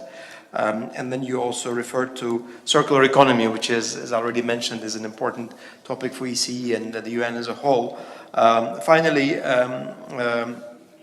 talking about trade and integration and the growing trade between SPECA countries is something that we've been studying very carefully as part of the working group on trade, and that I hope we can analyze and understand what are the drivers of this and what can we do to further the intra-regional trade in Central Asia and beyond as a key dimension of SPECA. Thank you very much. I now would like to turn to His Excellency Mr. Serdar Jorayev, Deputy Minister of Finance and Economy from Turkmenistan. We work very closely with Turkmenistan. We are still fondly remembering the Ashgabat Economic Forum of SPECA, and I think many of the topics we're discussing today are in fact the topics of the Ashgabat Declaration. So in this sense, thank you again for Turkmenistan's leadership and active role in SPECA, and the floor is yours. Спасибо большое, господин Дмитрий Марьясин. Уважаемый Дмитрий Марьясин, уважаемый Абзал Абдыкаримов, уважаемые коллеги, уважаемые участники экономического форума, прежде всего позвольте выразить от лица Туркменистана глубокую благодарность Республике Казахстан, ESCAP ООН, ЕЭК ООН за высокий уровень организации и проведения экономического форума СПЕКА и пожелать всем конструктивных и плодотворных встреч и обсуждений. Повестка дня форума очень насыщена и включает приоритетные вопросы экономики, экологии и социальной сферы, которые имеют принципиальное значение для реализации решений, принятых нашими государствами на всех площадках СПЕКА. Наше государство имеет высокий потенциал всестороннего взаимодействия, и для нас очень важно взаимное сотрудничество. Для Туркменистана охрана окружающей среды и вопросы экологии имеют первостепенное значение и являются приоритетными. Особое значение эти вопросы приобрели в рамках реализации целей устойчивого развития и устранения последствий, связанных с пандемией COVID-19. Туркменистан ратифицировал ряд основных природоохранных конвенций ООН, подписал Парижское соглашение по изменению климата. Мы постоянно проводим работу по решению возникающих экологических проблем. Во всех государственных и отраслевых программах развития на среднесрочную и долгосрочную перспективу закреплены вопросы совершенствования процесса управления охраной природы, рациональное использование ее ресурсов, развитие экономики страны с учетом механизмов чистого развития. Туркменистан разделяет озабоченность международного сообщества в связи с глобальным изменением климата. Принята и успешно реализуется национальная стратегия Туркменистана по изменению климата, национальная лесная программа. На международном уровне национальная стратегия Туркменистана об изменении климата является основным инструментом для определения своих позиций на переговорах в рамках рамочной конвенции ООН об изменении климата, Парижского соглашения, а также базовым документом для подготовки отчетности по выполнению своих обязательств в рамках глобальных климатических договоров. Ключевой целью национальной стратегии Туркменистана об изменении климата является обеспечение устойчивого развития страны, включая экономическую, продовольственную, водную и экологическую составляющие к воздействию изменения климата путем создания надежных, благоприятных условий, определения действенного и согласованного процесса адаптации к изменению климата всех приоритетных секторов, разработки эффективных мер по предотвращению изменения климата, способствующих ускорению низкоуглеродного развития страны, а также своевременное выполнение принятых международных обязательств по рамочной конвенции ООН, Парижскому соглашению по изменению климата и соответствующих глобальных целей устойчивого развития. Приоритетные задачи, реализуемые в рамках национальной стратегии об изменении климата, следующие: совершенствование гидрометеорологических наблюдений за погодой и изменением климата на территории Туркменистана, разработка и реализация мер по митигации и адаптации к изменению климата, осуществление мероприятий по экономии топливно-энергетических ресурсов и стабилизации уровня выбросов парниковых газов до 2030 года за счет использования энергоэффективных и ресурсосберегающих технологий. Повышение уровня научного обеспечения и международного сотрудничества в области разработки и реализации мер по изменению климата. Туркменистан придерживается исполнения основных принципов и целей экологической проблематики, реализует меры, направленные на сокращение выбросов вредных веществ в атмосферу, предотвращение изменения климата и адаптацию к изменению климата. Так, в целях улучшения экологической обстановки в стране, снижения негативного влияния на ее пыли природного характера, проводятся работы по созданию парковых и лесопарковых зон. Проведена инвентаризация всех лесов на территории страны, а также мероприятия по восстановлению деградированных лесов аридной зоны. Только вот в 2020 году в нашей стране посажено 25 миллионов саженцев деревьев, в 2021 году 30 миллионов саженцев деревьев, ежегодно не менее 3 миллионов саженцев. Поддерживая усилия международного сообщества по снижению объема выбросов парниковых газов, Туркменистан переходит к использованию современных, экологически чистых и ресурсосберегающих технологий в промышленности и на транспорте. Особенно это касается нефтегазовой и энергетической отраслей. Целью нашего низкоуглеродного развития является достижение стабилизации роста выбросов и даже начало снижения их объема при благоприятных экономических условиях к 2030 году. Наша страна следует курсу низкоуглеродного развития экономики, что соответствует долгосрочной глобальной цели не превысит к 2050 году 2-градусного уровня увеличения средней глобальной температуры воздуха по сравнению с доиндустриальным периодом. Являясь страной с преимущественно чувствительной аридной природной экосистемой, Туркменистан уделяет особое внимание вопросам устойчивого использования земельных ресурсов. Являясь стороной Конвенции ООН по опустыниванию, Туркменистан активно внедряет мероприятия по улучшению использования земельных ресурсов, сохранения уникальных ландшафтов, флоры и фауны пустыни. Инвестируя в строительство и работу уникального и грандиозного гидротехнического комплекса озера Алтынасыр, Туркменистан решает проблему деградации сельскохозяйственных и пастбищных угодий, которая является одной из ключевых проблем во всей Центральной Азии. Туркменистан также активно участвует в реализации программы действий по улучшению экологической и социально-экономической ситуации в бассейне Аральского моря и национальной программы по Аралу на 2021-2025 годы содействует совершенствованию организационной структуры и договорной правовой базы Международного фонда спасения Арала.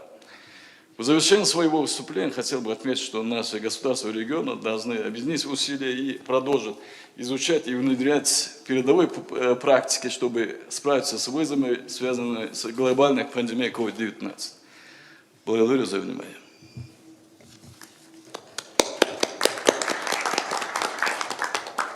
Большое спасибо, уважаемый господин заместитель министра. Вы остановились на целом ряде очень важных вопросов. В частности, спасибо вам за упоминание международных экологических конвенций, за то, что вы подтвердили приверженность Туркменистана к выполнению Парижского соглашения и подробно остановились на тех мерах, которые правительство страны предпринимает в области борьбы и адаптации к последствиям изменения климата.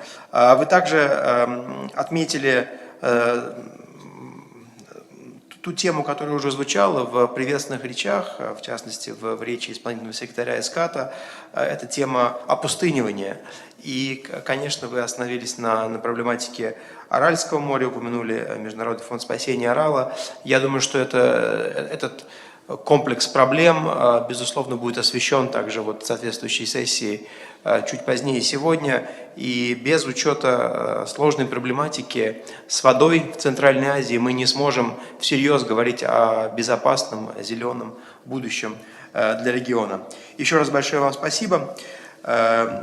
Ladies and gentlemen, I would like now to turn to the representative of Uzbekistan, and I'm told that unfortunately His Excellency Mr. Badreddin Abidov, the Deputy Minister of Investment and Foreign Trade, could not join us today, and he sends his apologies. In his stead, Mr. Abdullah Hashimov, the head of Transport and Logistics Department of the Ministry of Investment and Foreign Trade of the Republic of Uzbekistan, will take the floor on behalf of Uzbekistan. I'd like to use this opportunity to warmly thank Uzbekistan for hosting us last year at the SPECA forum in Tashkent during last year's chairmanship in the program, and express our hope that the key conclusions of the Tashkent Declaration will be put to reality, and I hope we will have a chance to discuss some of the key topics that we started elaborating in Tashkent also during this year's Governing Council here in Almaty. Mr. Hashimov, the floor is yours, and I hope you can hear us. Please, can you share with us the perspective from Uzbekistan?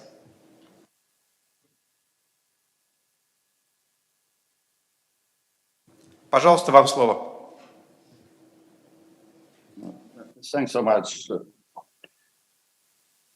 Thanks so much, dear Mr. Mariasin,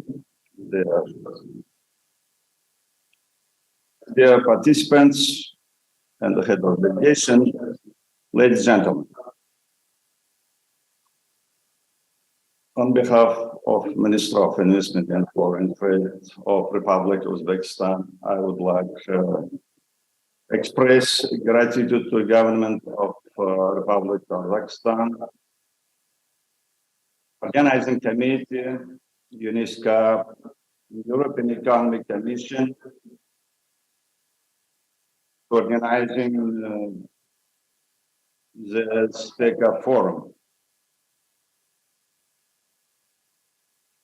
The issues of further strengthening of mutual beneficial cooperation in the building an environmentally friendly and safe future in SPECA region are relevant and vital. In this regard, President of the Republic of Uzbekistan at the summit of the Conference on Interaction and the Confidence Building Measures in Asia put forward a proposal to combine efforts to solve the problems of ecology and climate change and launch regular expert consultation within the framework of the Green Asia conceptual program.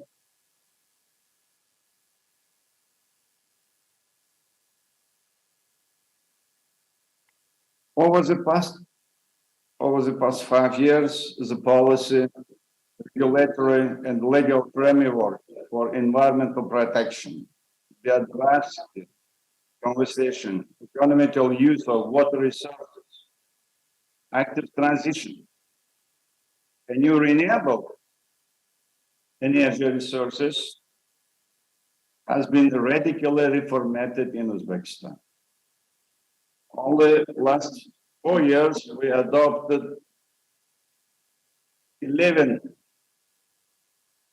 resolutions of President and government concerning to develop of environment and ecology in our country.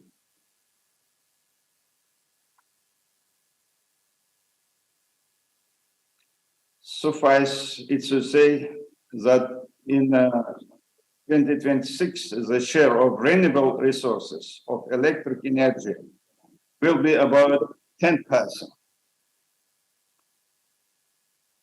To this end, solar and wind energy projects are being implemented in Bukhara, Karakalpakstan, Navai, and another region of Uzbekistan.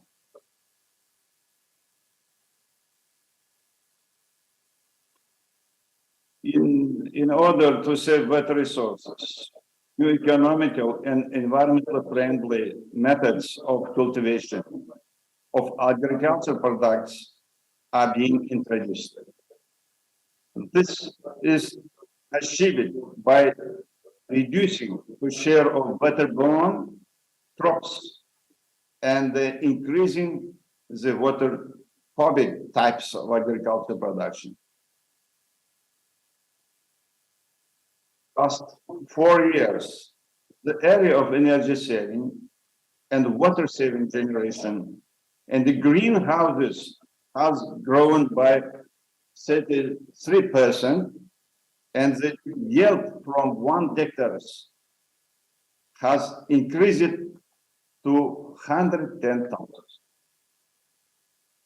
Particular importance is paid to protection of forests, expansion of forest plantation, and the greening of sites. As part of the special program of government of Uzbekistan, we plant 180 million seedlings in this year. It means 5 seedlings per capita of the population of country. Equally important is cooperation in exchange of experience in the field of industrial waste management. Uzbekistan adopted several state programs in all spheres of cooperation on framework of SPECA, including trade, investment, environment, transport and communication,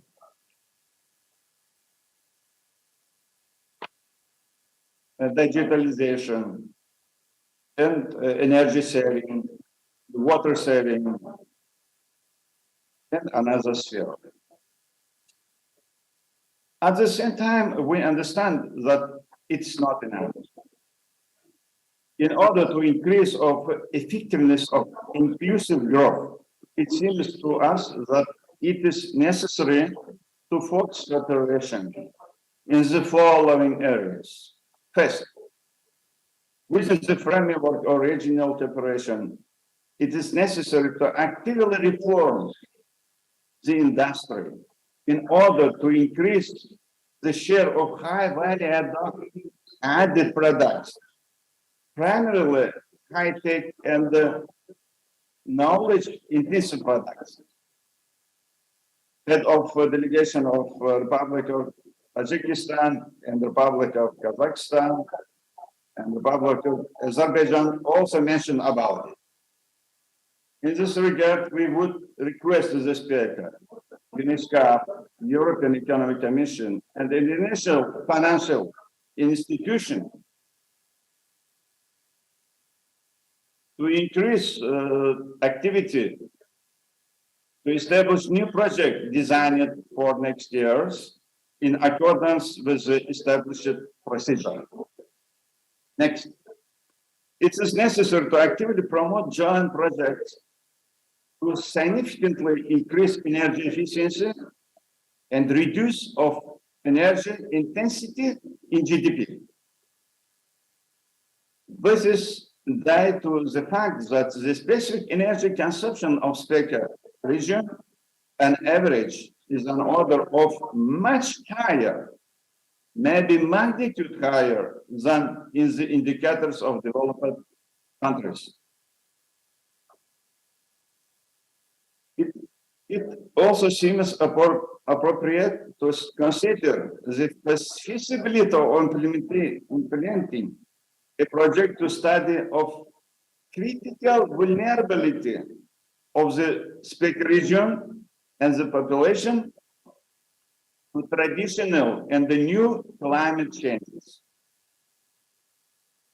And we also request support railway construction projects between China, Kyrgyz Republic, and Uzbekistan, and Termes, Mazar-e-Sharif, Kabul, Peshawar, to reach of Karachi seaport of Pakistan, and also the new transport links between Uzbekistan, Turkmenistan, Iran, and India.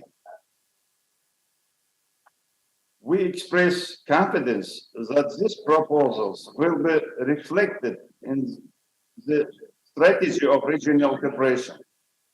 Let me wish you, ladies and gentlemen, successful work to strengthen cooperation in SPECA region.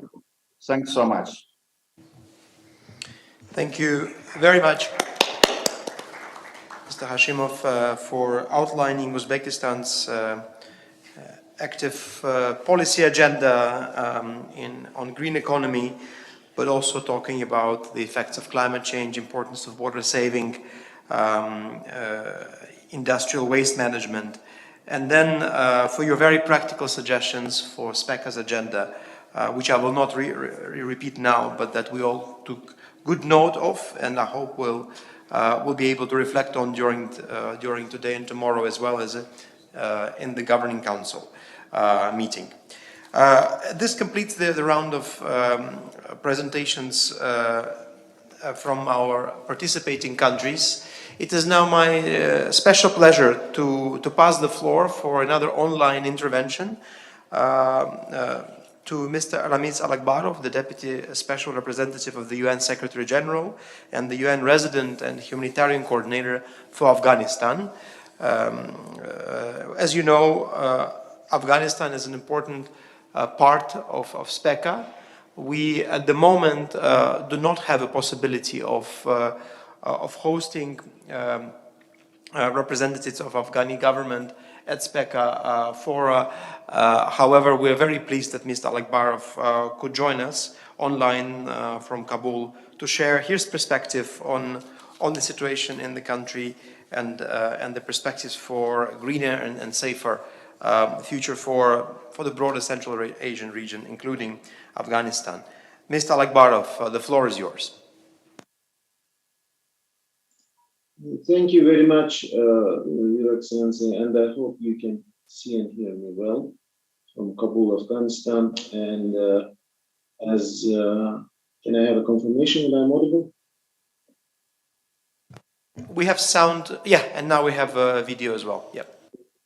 Thank you very much. And maybe we have provided a PowerPoint with some slides, and if it can be shared, probably that would be helpful. So first of all, as you are considering this important deliberations, and as you are not able to host the delegation from Afghanistan in this forum, let me just revisit a few elements, and I hope that my PowerPoint is projected on the screen in the room and someone is sharing it. Is it the case? Not yet, but I'm asking the Secretariat to please project the PowerPoint. Right. And as we enter the analyzing the situation of Afghanistan, so let's move into the first slide. Basically, since the takeover of Kabul on the August 15 of the last year, there was a cascading crisis on the country, and it definitely has not just a country level impact, but also the impact on the region. So to put it in a nutshell, Afghanistan lost in terms of its GDP and in terms of its overall economic development, what Syria lost in the last 10 years in 1 year. So eventually, we can talk about the national budget. This was at the $13.5 billion, out of which $8 billion was the direct contribution by the member states in terms of support to the budget of Afghanistan. And right now it has gone down to about $2.5 billion, and the national budget is announced at a $3.5 billion with $1 billion deficit, and we will see towards the end of the year, we actually will see that funds were raised. So on the slide, you could see the losses of the basket of essentials, consumable products, and the prices have gone up 35%, and nearly 1 million jobs have vanished. We say 700, but it's higher than that. So let's go to the next slide. So that will give you, the next slide will give you an idea about the economic contraction. So I'm not seeing it changing on my screen. I hope it does show. The next slide is showing. So please move on. Yes. So you will see here that the economic shock, and you can see the reduction and the contraction which had happened in 2021. I already commented on it. It's quite a dramatic reduction. So if you go to the next slide, you will find out that the only source of income at this point in time is trade and sales of what Afghanistan is known for, and these are minerals, natural resources, and agricultural produce. While the traffic through the border points and the trade with some of the Central Asian and some of the partners such as Pakistan, India, Pakistan had increased, but then obviously due to the floods, the situation has changed, and the trade patterns with Iran have increased. Overall domestic revenue is driven basically by the taxes collected through the customs due to the traffic of those goods, right? Afghanistan also remains to be highly agricultural country with low productivity in the agricultural sector. And for the 3 consecutive years, the drought and La Nina syndrome has created a very difficult situation, which also is reflecting on its neighbors because the water flows and the water resources have become so much less accessible, and the considerable efforts are being made to retain the water in Afghanistan, and that obviously causes certain tensions and disagreements. Let's go to the next slide. Obviously, Taliban's arrival to power brought with itself what the Taliban is known for. They now have announced implementation of hudud and of the Sharia law. So as a result of it, of course, less women are involved in the economic sector. And another contraction which is coming in is with regard to the businesses, the loss of the businesses led by women, which is not necessarily a restriction by Taliban only. It is also the effects of the sanctions regime. And even if the sanctions regime do allow for banking sector to operate normally, the private sector to operate normally, central bank is banned and does not have ability to operate as it would operate in the normal circumstances because it is headed by a sanctioned individual. So as a result of it, as a result of the economic contraction, sanctions, inability to make banking transfer, invest in production locally, the loss of the businesses is doubled through one side restrictions imposed by Taliban on women, on another side through the fact that in itself all businesses have suffered a considerable setback. So let's move to the next slide. As you all know, Afghanistan is very well known as the major producer of illicit drugs. Taliban did accept recently and imposed a ban on the public cultivation. Obviously, UNODC report has been issued about that situation. UNODC report looks in the past year, not in the current. So we still don't have detailed information about what has been put in place in the provinces which are known to produce most of the drugs. We do hope that the drug production will cede, and but we only will know because this data is being collected through the satellite imagery.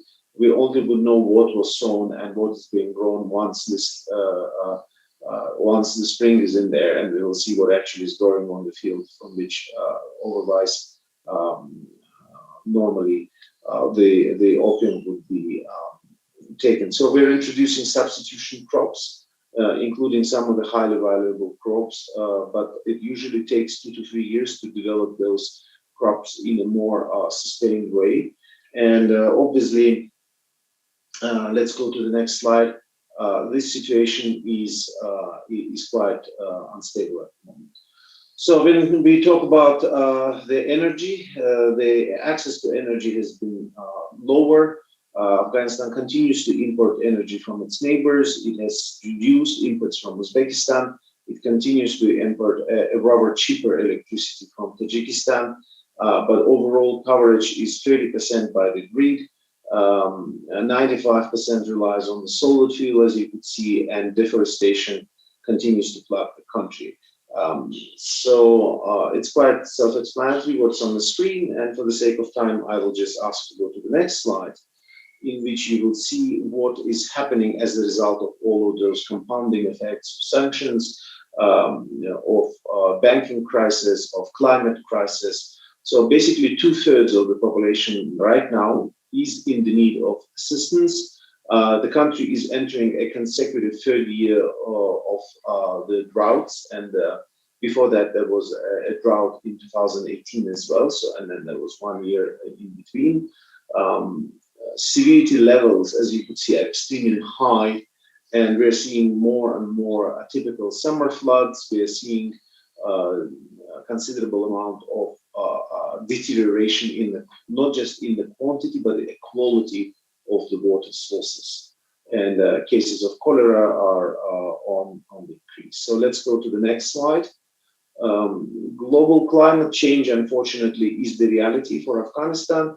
You could see that mean annual temperature has increased by 1.7 Celsius since 1950 and is projected to go another 1.5 centigrade by 2050 and 2.5 by the break of the century. If we continue to look at what's happening with the logging, if you wish, next slide, please. You will see that traditional exports from Afghanistan on its forests and of its wood, which has been a source of the livelihoods for a rural population in the mountainous areas on the southern belt, but also in the north. So you could see that by 2013 we already lost half of the forest, and if we continue at this speed, probably before 2050, all Afghan forests will be gone. Going to the next slide, I would just to reiterate some of the points I have made, and that is that 21 million people right now cannot access clean water, and that's half of the population. And you could see we have another drought around the corner, so the picture is not very exciting. If you go to the next slide, that actually recaps a little bit more, and I try to focus because, of course, as COP27 concluded and the discussion on the climate adaptation are ripe. So you could see on what is actually happens with La Nina syndrome and what are the potential effects. Fundamental point is that while we are maintaining the humanitarian assistance to Afghanistan and largely development work is being stalled, the effects of all this are going far beyond the borders of Afghanistan. And if we are to rescue SDGs and if we are to look at the region in a more complex way, a very simple example is if the water retention systems of Afghanistan were maintained properly, and then considerable floods which have taken in Pakistan could have been prevented. But because of the fact the authorities are not able to maintain the same levels of employment as the previous one due to this contraction of the state budget. So these water retention systems were not maintained and were not prepared to receive the water, and actually the water went all the way to Pakistan. So we have a disaster in Pakistan and a drought in Afghanistan. The next one is the climate outlook for the next 3 months.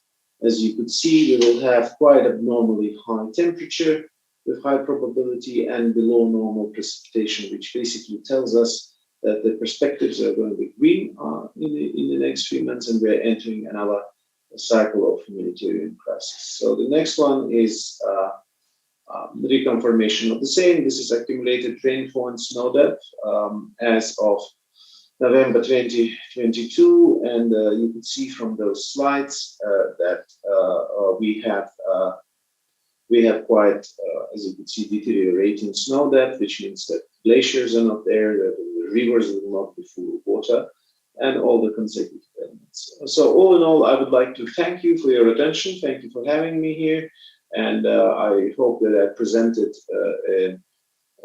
a snapshot of what Afghanistan has done, and definitely would like to call upon all of you to continue to advocate for provision of ring-fenced support to the development work in Afghanistan, because while we are continuing to talk about the humanitarian assistance, which is very important, it actually does not resolve the underlying causes of vulnerabilities.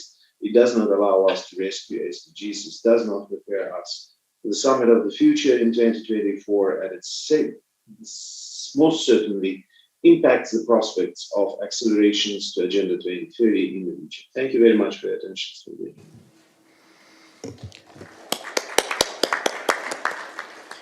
Thank you very much, Ramiz, for what is, well, a reality check and a very sobering account of the dramatic challenges the country is facing in the wake of a compound crisis. We take good note of the key data points you presented, of the vulnerabilities that Afghanistan is experiencing, and that many of which will affect other Central Asian countries and the region more broadly. We of course express hope that that at some point in time, hopefully soon, a delegation from Afghanistan can also join us, and that we can have a complete set of SPECA participating countries around the table. In the meantime, we stand ready to work with you and your team in addressing these challenges to the extent we can, and also offer SPECA as a platform for regional dialogue and connectivity. Ladies and gentlemen, we have completed the round of our speakers. Before we conclude, and also mindful of the time, I'd like to see if there are any other comments or burning questions to our distinguished speakers. If this is not the case, then allow me to close by summarizing what we heard today. First of all, it is very clear that green economy, both as a strategic perspective and as a set of practical policy measures, is already very high on the agenda of all SPECA participating countries.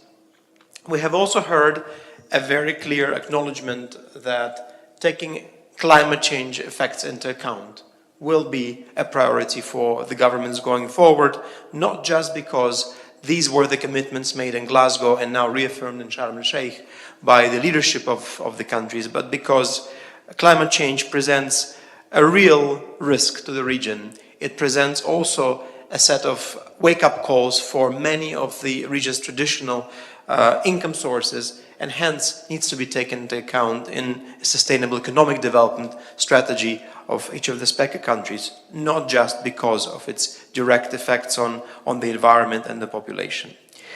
Thirdly, I think one topic that was really common in all the presentations was that of preserving the region's fragile environment, its forest cover, its glaciers, and also simultaneously addressing the issues of air quality, water quality, and of course, water availability.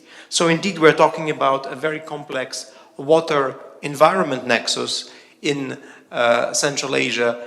We're talking about significant risks of biodiversity loss that we also heard about now in the context of Afghanistan.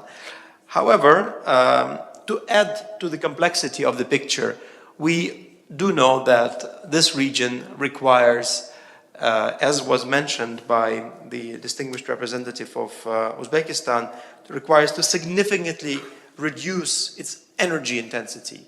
Right now, Central Asia, SPECA countries are really not in a good place when it comes to energy efficiency, energy intensity overall, be it in the industry or in the households.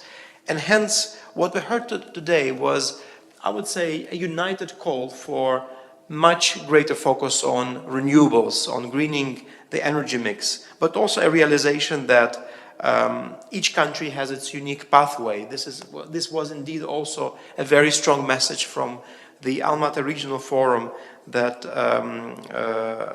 had its high-level segment conclude yesterday, and that still continues to look at the practical follow-ups today.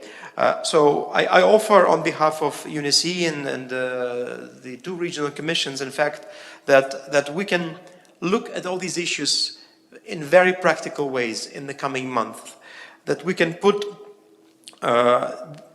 policy recommendations, expert support, capacity building and technical assistance to the benefit of the SPECA countries to address these complex issues of nexus between climate, environment, energy, water, food security, and that we join forces in addressing specific opportunities for regional cooperation in this regard. We have also done a little bit of prep work, both regional commissions as part of the global effort led by the Secretary General ahead of COP27, and both ESCAP and ECE have held our regional climate fora just recently, where we had the member states, the private investors, the international financial institutions, and other actors come together and talk about what specific programs and projects we need to focus on if we are serious about climate transition in the region. What could be done on both mitigation and adaptation side, and what finance needs to be crowded in. So I invite you to study the results of these climate fora that were presented also at COP27, and where many of your country's projects have been made part of a global compendium of initiatives that the UN will advance further with private and public investors. This is a concrete contribution we are trying to make to this debate. We have also now concluded, a set of, from ECE side, I'd like to highlight maybe one topic that was mentioned by several speakers. We have concluded a number of important initiatives on circular economy and sustainable use of natural resources as part of the Commission's cross-cutting theme. And we look forward to unpacking these for the benefit of Central Asian economies. We look forward to working with all of you on circularity as a means to both reduce environmental impact and to increase competitiveness of the countries of the region. And finally, we at the same time are launching our work on digitalization, digital and green transformation is our new cross-cutting theme. And I know this is again a big priority for most of the SPECA countries. We stand ready to work with you on this topic in the years to come. And perhaps the role of Turkmenistan as the vice chair of ECE can be very important in this regard going forward, providing the link between the work of the Commission as a whole and SPECA in particular. Finally, I hope, colleagues, that what we heard today from all participating countries will be a foundation for the SPECA agenda in 2023.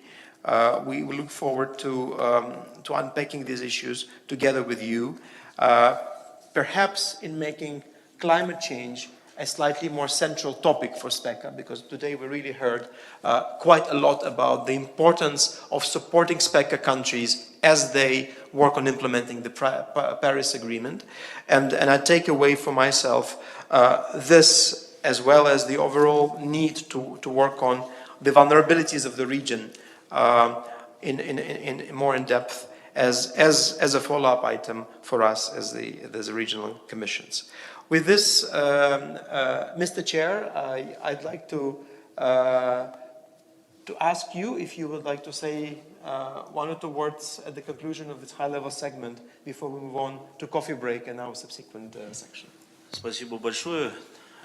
Да, сегодня мы вот первую часть, пленарную основную часть провели. Сейчас и первую сессию мы завершаем. Спасибо всем за участие. И сейчас уже начинается после кофе-брейка вторая часть наших сессий. Приглашаем всех к активному участию. Спасибо большое. Приглашаем всех на кофе-брейк. Наверное, все устали. Спасибо.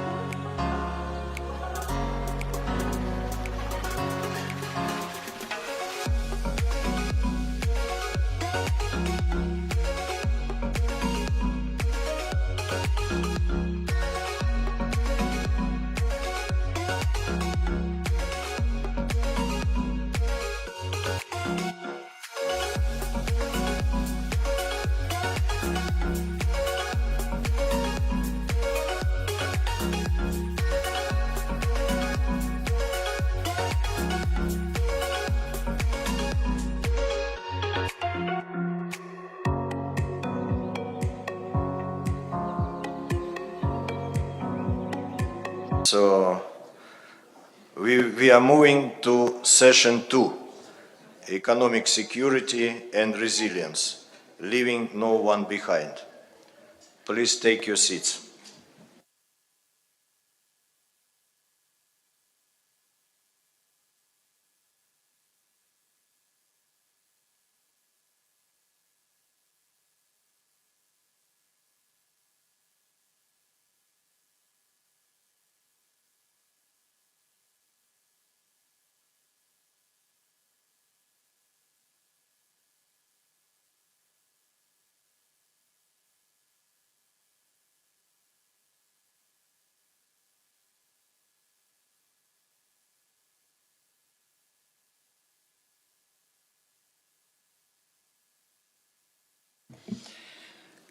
Ladies and gentlemen, it is a true pleasure to be here as your moderator for session 2. My name is Michaela Friberg-Story and I'm the UN resident coordinator in the beautiful and vast country of Kazakhstan, your proud host for this meeting.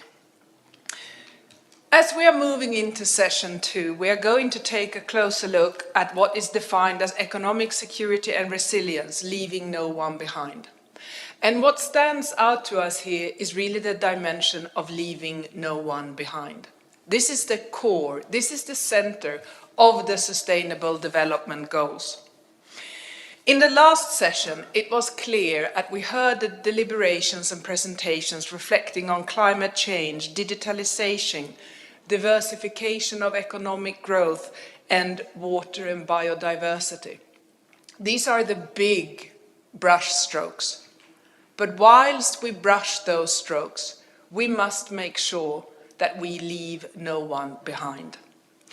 I think it was very clear to all of us when my dear colleague and friend, the Deputy SRSG and Resident Coordinator in Afghanistan, Mr. Alekbarov, really pointed to the human, individual sacrifices and risks that are there for us if we do not focus on the Sustainable Development Goals.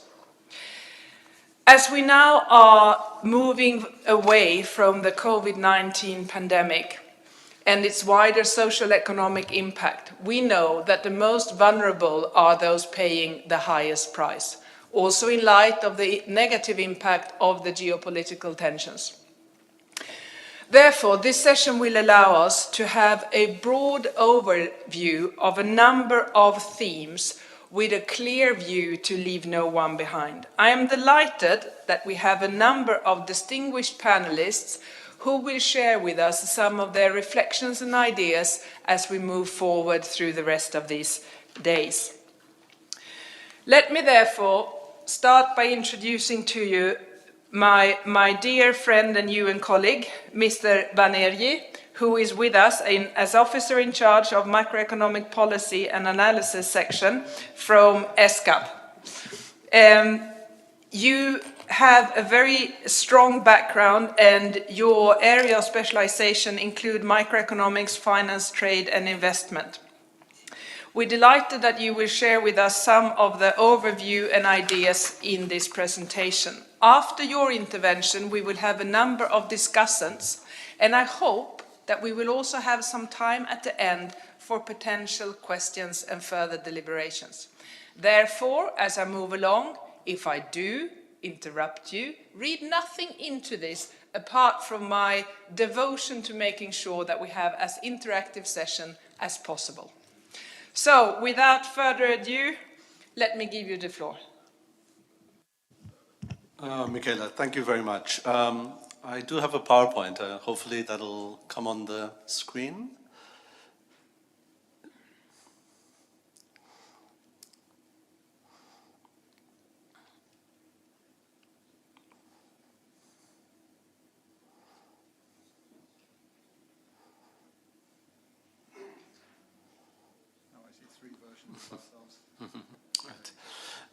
Thank you.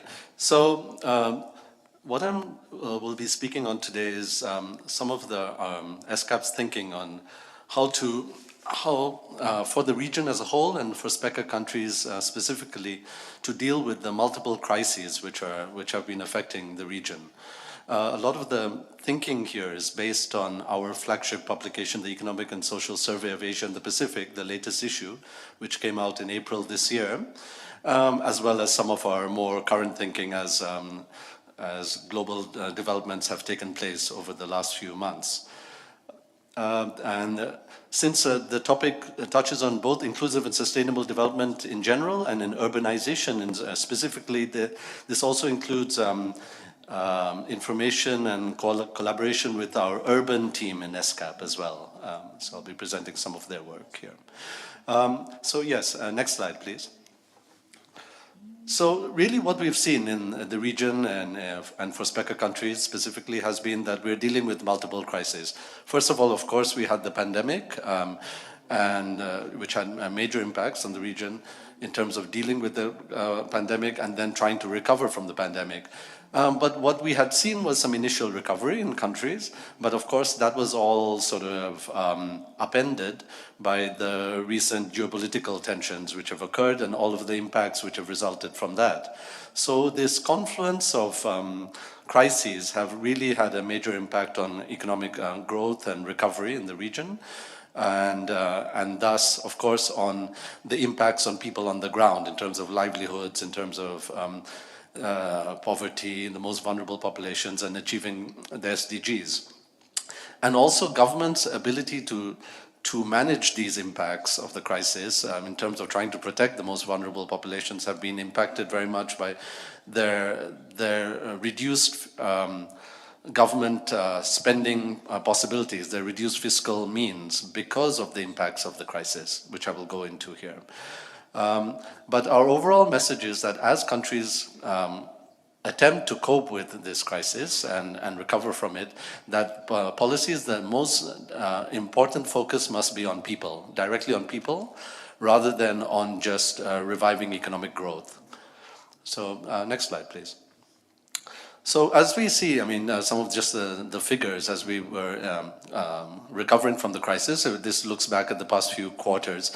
As one sees that there was initial tentative recovery in countries, but even that was very disparate across economic sectors, with sectors which were consumption related and tourism related being slower to recover. And so there was already this divergence in the recovery.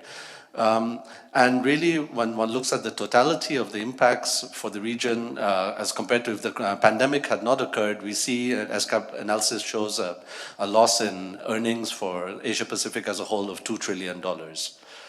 So there were major impacts anyway from the pandemic. Next slide, please. However, of course, what has happened in the last few months has been the new development, which has been the current crisis on top of the pandemic, which was resulting from the geopolitical uncertainties, especially in this region. And some of the key impacts for countries have come from, we would put it down to three major channels of impact. One are the higher global commodity prices in food and fuel. Which have, of course, impacted inflation in countries, and then in line with that, the reaction to that, which has been to increase interest rates. So all of that have impacts on both government, both on growth for countries, and then on their ability to finance recovery, because governments' debt and spending costs go up. And on the other side, you've got the global, weaker global demand as the developed world has been impacted by the crisis. And so that means a lower demand for exports from countries of this region and all of the consequent impacts on growth here because of that. And then the third channel is from the financials channel, one could argue. One aspect of that, which is that this general global uncertainty, which normally means that money flows out from the region and flows back to the developed world, where there's a sort of flight to safety. So capital, financial capital flows out of the region, which again has impacts on countries attempting to finance their spending because they can no longer rely on those flows of foreign capital. Next slide, please. So again, if we now focus on SPECA countries specifically, we see that all of these trends are reflected in the growth performance of countries here in the region. Sadly, we do not have one or two countries, Afghanistan here because of the lack of data, but I mean, one gets this idea which is generalized across SPECA countries, which is that initially there was this recovery in growth, which resulted from the easing of pandemic restrictions and the tentative recovery, but then of course in the most recent quarters there has been the impact from the geopolitical uncertainties which have resulted in all of these factors which I mentioned before. Next slide, please. And so, other than growth directly being impacted, of course, what one has seen is this very sharp increase in inflation across SPECA countries, with inflation reaching double digits in many economies, and surpassing, of course, the targets set by central banks in terms of what inflation they would like to see. And of course, the result from that, from central banks, is then thus to hike up interest rates to try and reduce inflation as much as possible to their ideal ranges, which has meant we've seen generalized increase in interest rates in countries. Next slide, please.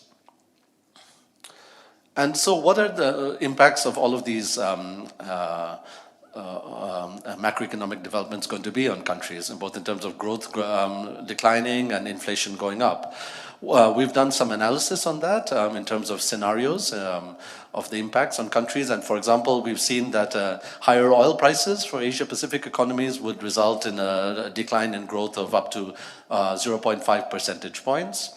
And some analysis done by the UNDP shows that globally the amount of people falling into poverty because of food and energy price rises would be at least 50 million at the lowest poverty line, and of course much higher at the higher poverty lines.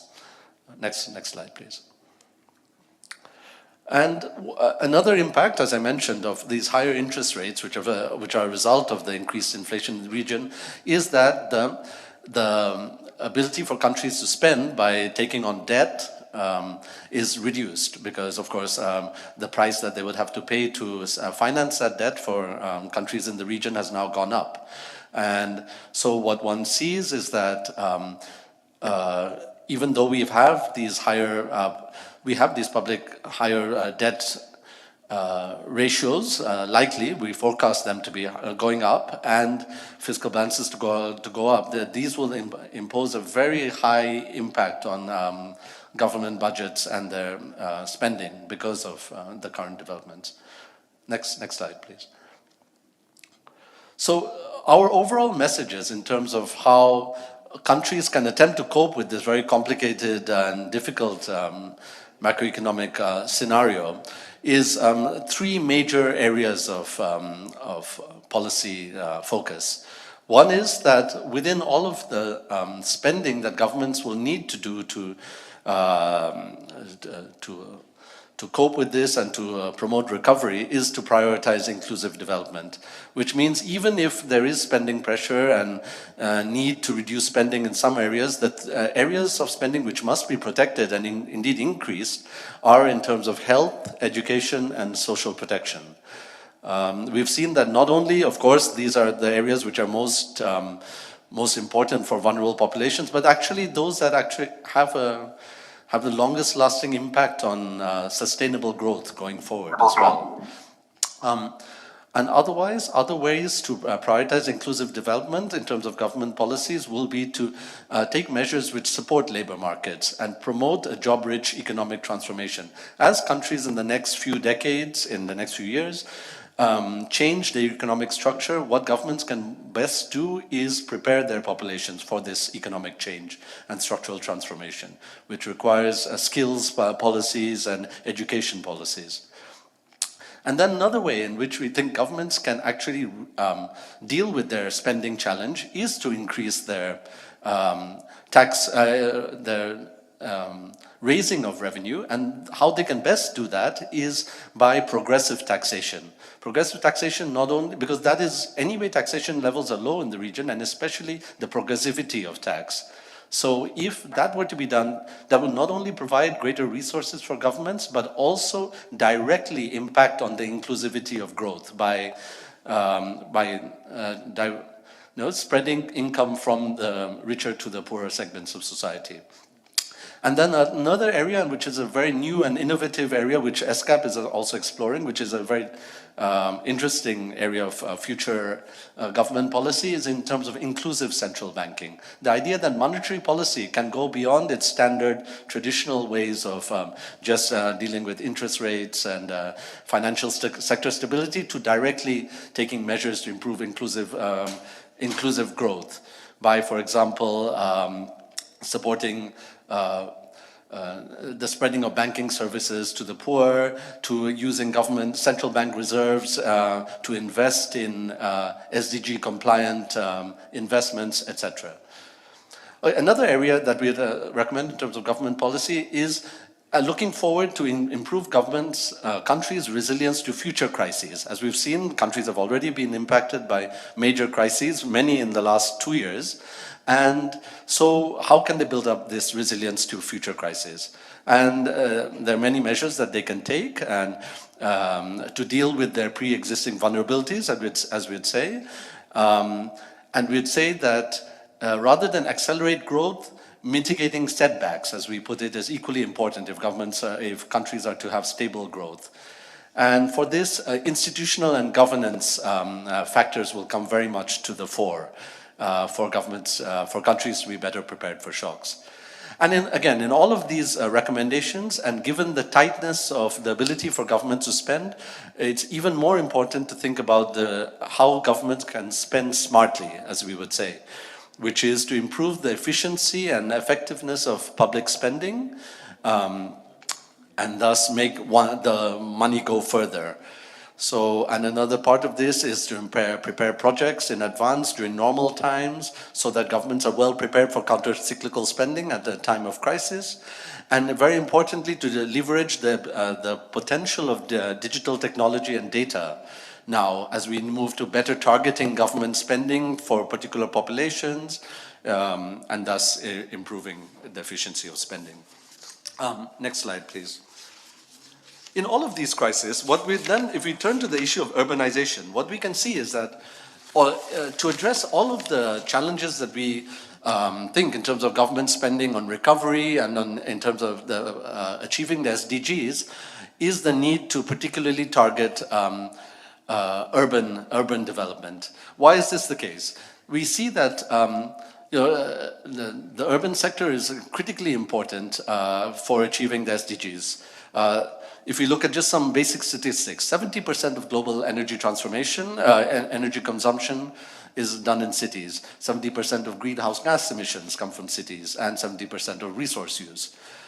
And on the other side, we see that if there is poorly planned and governed urbanization, what this does lead to is many of the factors which directly impact on many SDGs, lead to spatial inequalities and social exclusion, multidimensional poverty and high unemployment, and slums and unaffordable and inadequate housing. Next slide, please. And if we just look at the SDGs most directly, of course, there's a SDG which is directly related to urbanization, which is SDG 11. But what this slide shows is that pretty much all of the SDGs contain an element of urbanization of the urban sector. So it's really dealing with urbanization is a truly cross-cutting challenge for governments if they're to attempt to achieve the SDGs. Next slide, please. So as we say, cities will have to take the lead in addressing many of the persistent global challenges that we know about: pollution, climate change, resilience, environmental degradation, road safety, etc. What are some of the key priorities that ESCAP would point to? One is to provide affordable and barrier-free housing to everyone and leave no one behind. We know that the number of people living in slums and the COVID pandemic itself demonstrated the importance and centrality of adequate housing. We know, again, that with increasing numbers of older persons and people with disabilities, housing truly needs to be accessible and barrier-free. Secondly, we need to build the climate resilience of natural disasters through ecosystem-based adaptation planning. the sub-region will need to rethink how to improve resilience against natural disasters and climate change through ecosystem-based adaptation planning of the national and local levels for better implementation of disaster risk reduction strategies. Thirdly, we need to develop technologies for clean energy and improving energy efficiency. Green energy infrastructure needs to build upon stronger foundations by prioritizing access to clean energy and improving energy efficiency to reduce the negative environmental impact of energy infrastructure on cities in the sub-region. And this needs to be supported by long-term low-emission development strategies. We also need to encourage the, as we put it, the walkability of cities for all, and accessible and affordable transport systems.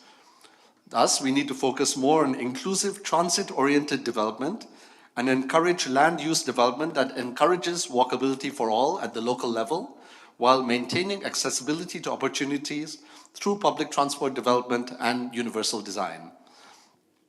Fifth, we need to reduce urban poverty through and exclusionary housing markets and relieve the cost of living pressures in cities. We know that Central Asian economies are characterized by very high levels of informality. So policymakers need to understand the role of the informal economy and support the development of a more inclusive urban economy. And lastly, we need to emphasize that compact mixed-use urban environments are spatial solutions to the climate crisis. We know that urbanization does not have to be a threat to our planetary ecosystem. Evidence does confirm that compact, well-managed urban habitats are the most climate-friendly, environmentally sustainable form of human settlement. So there is a need to focus on planning policies which preserve urban assets from climate impacts.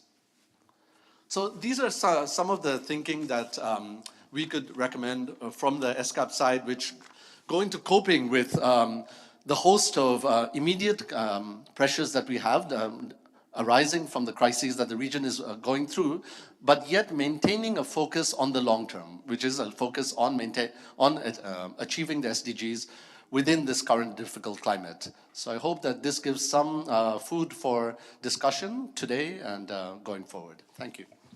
Thank you very much for that very succinct and clear reflection on some of the overarching challenges and how we can move forward with a particular focus on the urban areas. I think this is something that many of us will take on as we move forward. Allow me to thank you, and I think we're going to really try to come back to some of these issues as I'm sure there are thoughts on the three streams that you outlined for the current challenges. But with that, allow us then to move on and hear some reflections if we do have His Excellency Mr. Sahil Khan with us. I hope that technology will allow this. Yes. Fantastic, I can hear that you're there, Your Excellency. So I'm very glad that our next speaker is the Deputy Secretary General of the Shanghai Cooperation Organization. And prior to that, he was the High Commissioner of the Islamic Republic of Pakistan to the Republic of South Africa, as well as the ambassador of his country to the Kingdom of Thailand. Today, as I said, he is the Deputy Secretary General of the Shanghai Cooperation Organization, and I think this will be a key thought for us to take on as we move forward in this, to hear some reflections from yourself on behalf of the organization. So with that, Your Excellency, please, the floor is yours. Thank you very much. A very good day to all of you. It's a real pleasure to be back on the ESCAP deck after a period of about 5.5 years. Last time I spoke to the forum in Bangkok as an ambassador of Pakistan was in 2017, my last speech. So it gives me really great pleasure to be back. Something is wrong technically. You can't hear? No, we can hear and we can see you on most screens. So everyone in the room can see you well. Don't worry. Well, okay. You people were looking at left and right, so I thought that there is some technical issue. Anyway, so, in my new capacities, I have to follow the rules of the game of the Shanghai Cooperation Organization. and I'm going to make my speech in Russian language. I hope you have translation interpreters available as they used to be always with the UN team. As far as I know, in Bangkok, it was a very efficient system. So can I start my formal share of thoughts with regard to today's topic? Please go ahead. We've now all been given due warning to get the headsets up if we need them. Please go ahead. Thank you very much. So my formal speech, I will speak in Russian, okay? Уважаемые участники форума, дамы и господа, прежде всего хочу выразить благодарность за приглашение организаторам экономического форума SPECA 2022 года. Рад представлять Шанхайскую организацию сотрудничества на сегодняшней панельной сессии. Пандемия COVID-19 стала серьезным испытанием для всего человечества после Второй мировой войны. Об этом все уважаемые докладчики говорили на этом форуме, который вызывал положительную турбулентность мировой экономики. Продолжительная турбулентность мировой экономики на едва начинавший процесс ее восстановления стали накладываться новые политические и экономические потрясения. Сложившаяся ситуация оказалась глубокое воздействие на все сферы жизни, пространства ШОС, охватывающего свыше 3 миллиардов человек и до четверти мирового ВВП. Страны Центральной Азии являются ядром ШОС, которые оказались под влиянием этих глобальных процессов. Их экономика получила серьезный удар. Промышленные и производственные цепочки были нарушены, что привело к значительному сокращению торговли и инвестиций. В 2020 году мировая экономика сократилась на 3,1%, торговля товарами уменьшилась на 5,3%, а прямые иностранные инвестиции сократились на 42%.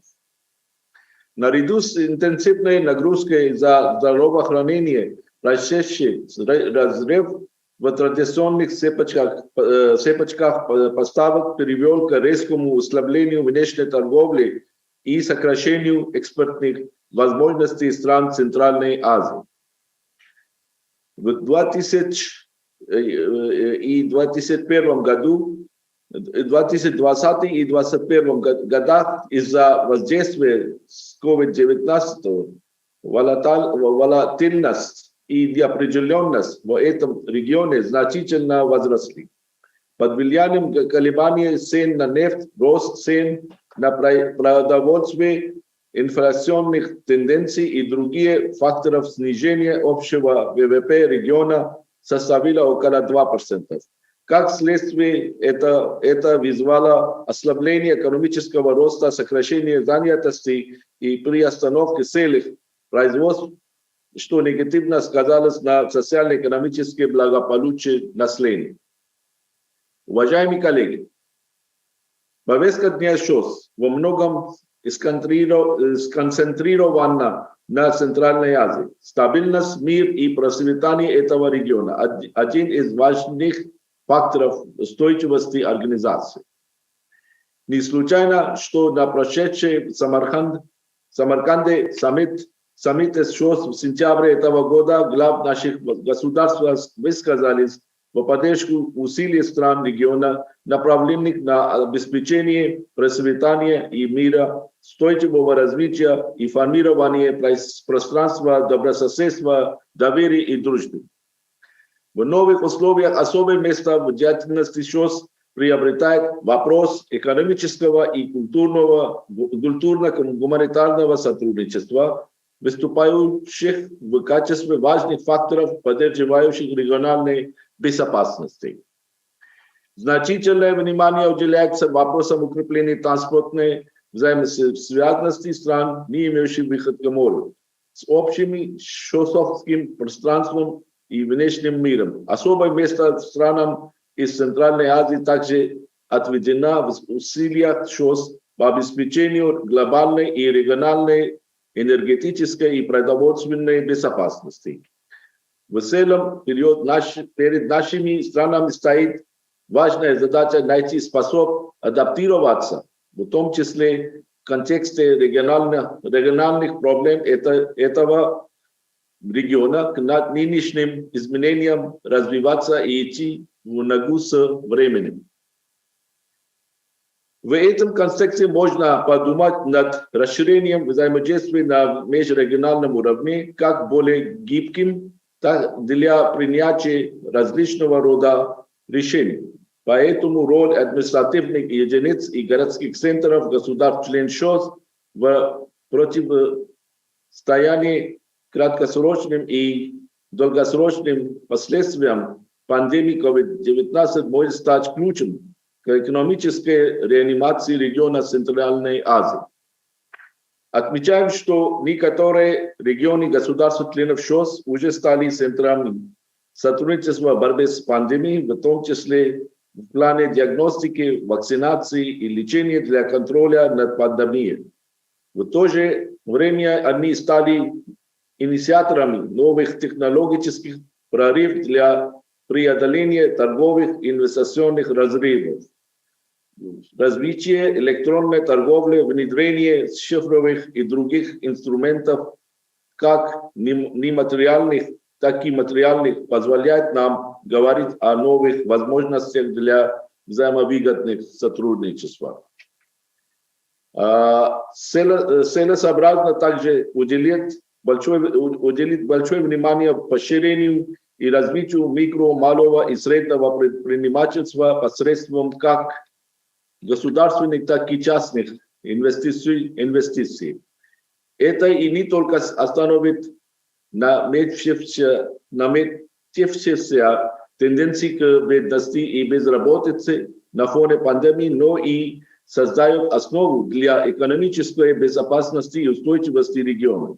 Решающее значение в этом вопросе приобретает практические реализации достигнутых в рамках ШОС договоренностей и трансформации их в конкретных результаты.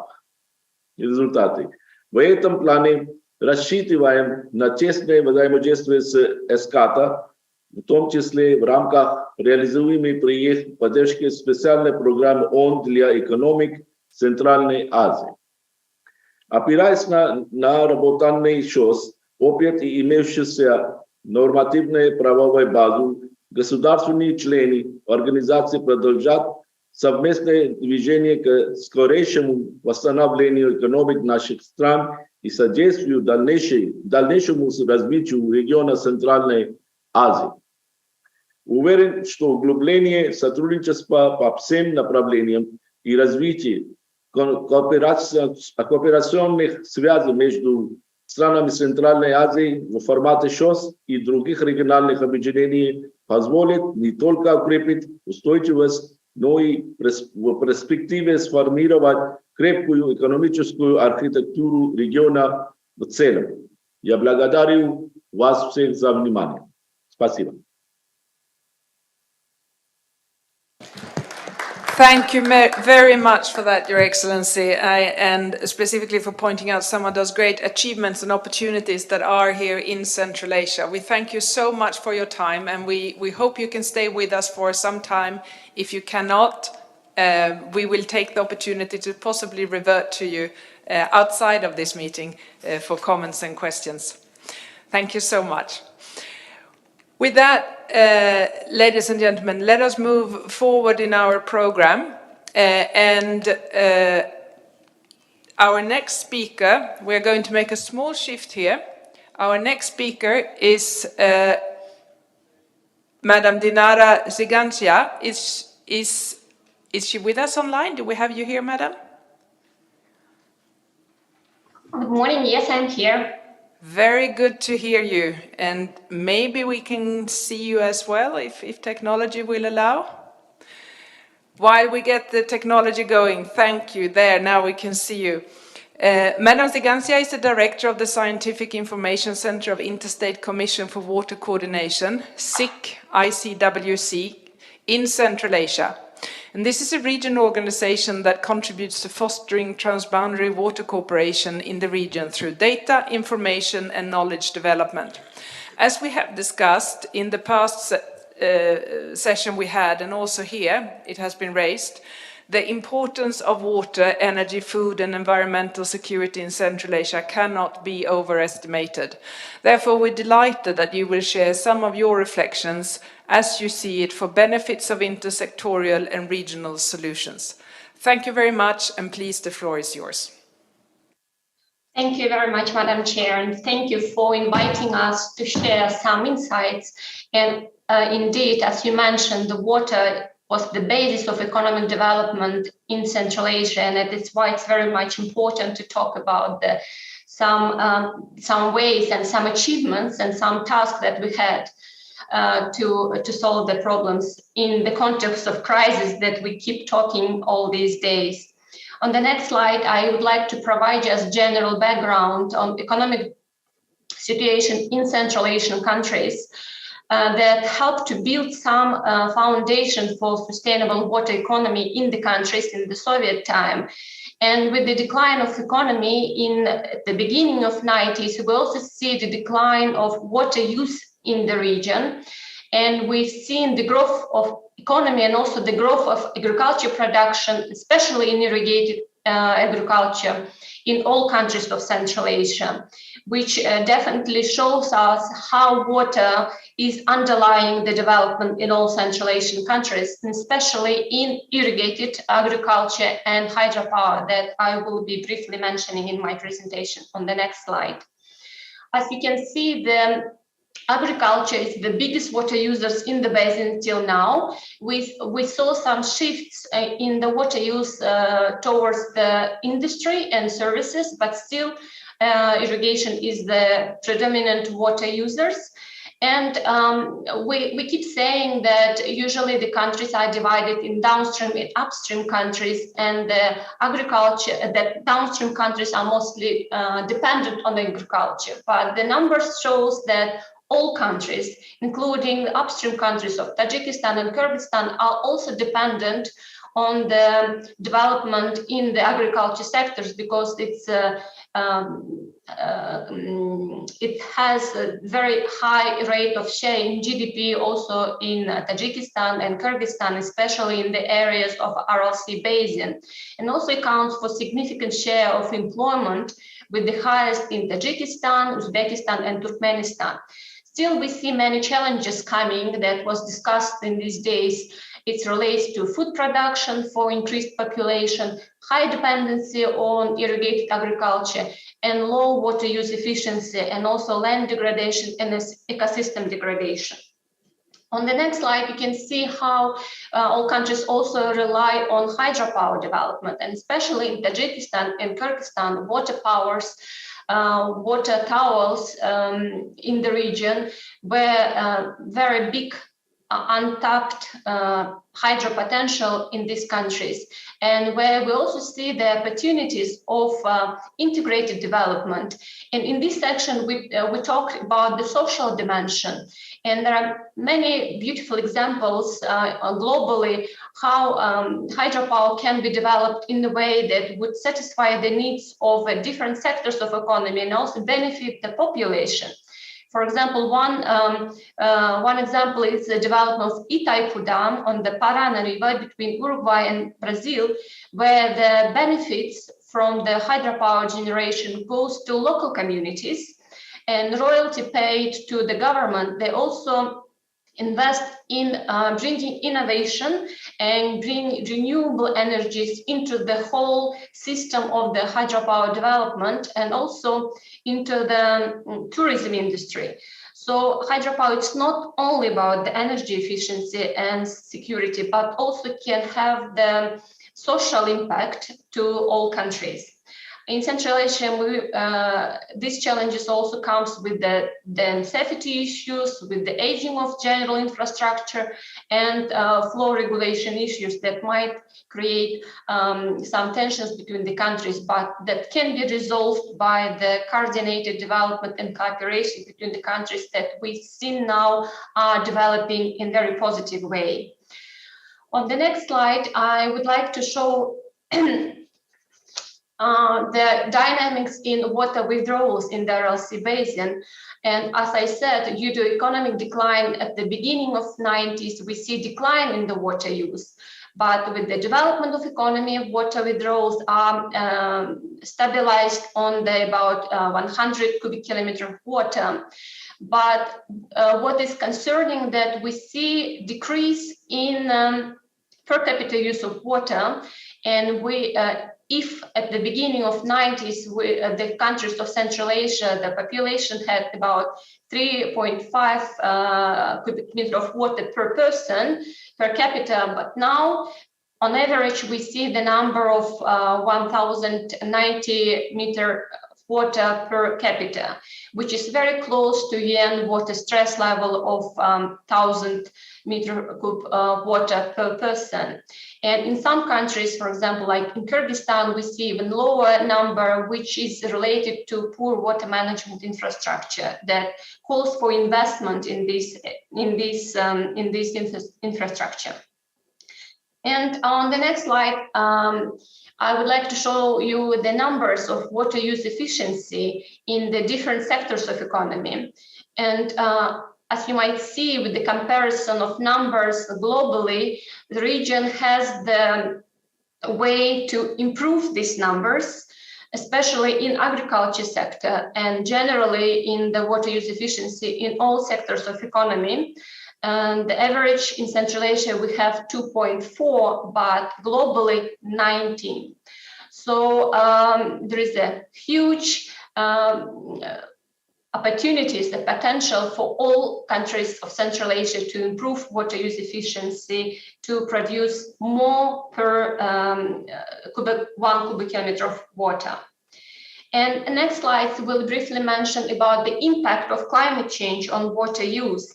On the example of Amu Darya basin, we already seen some decline in the runoff of the rivers in Amu Darya, especially on Pench River, which decreased by 7%. But what is more concerning that we have increase in frequency of extreme events, in severity of this event.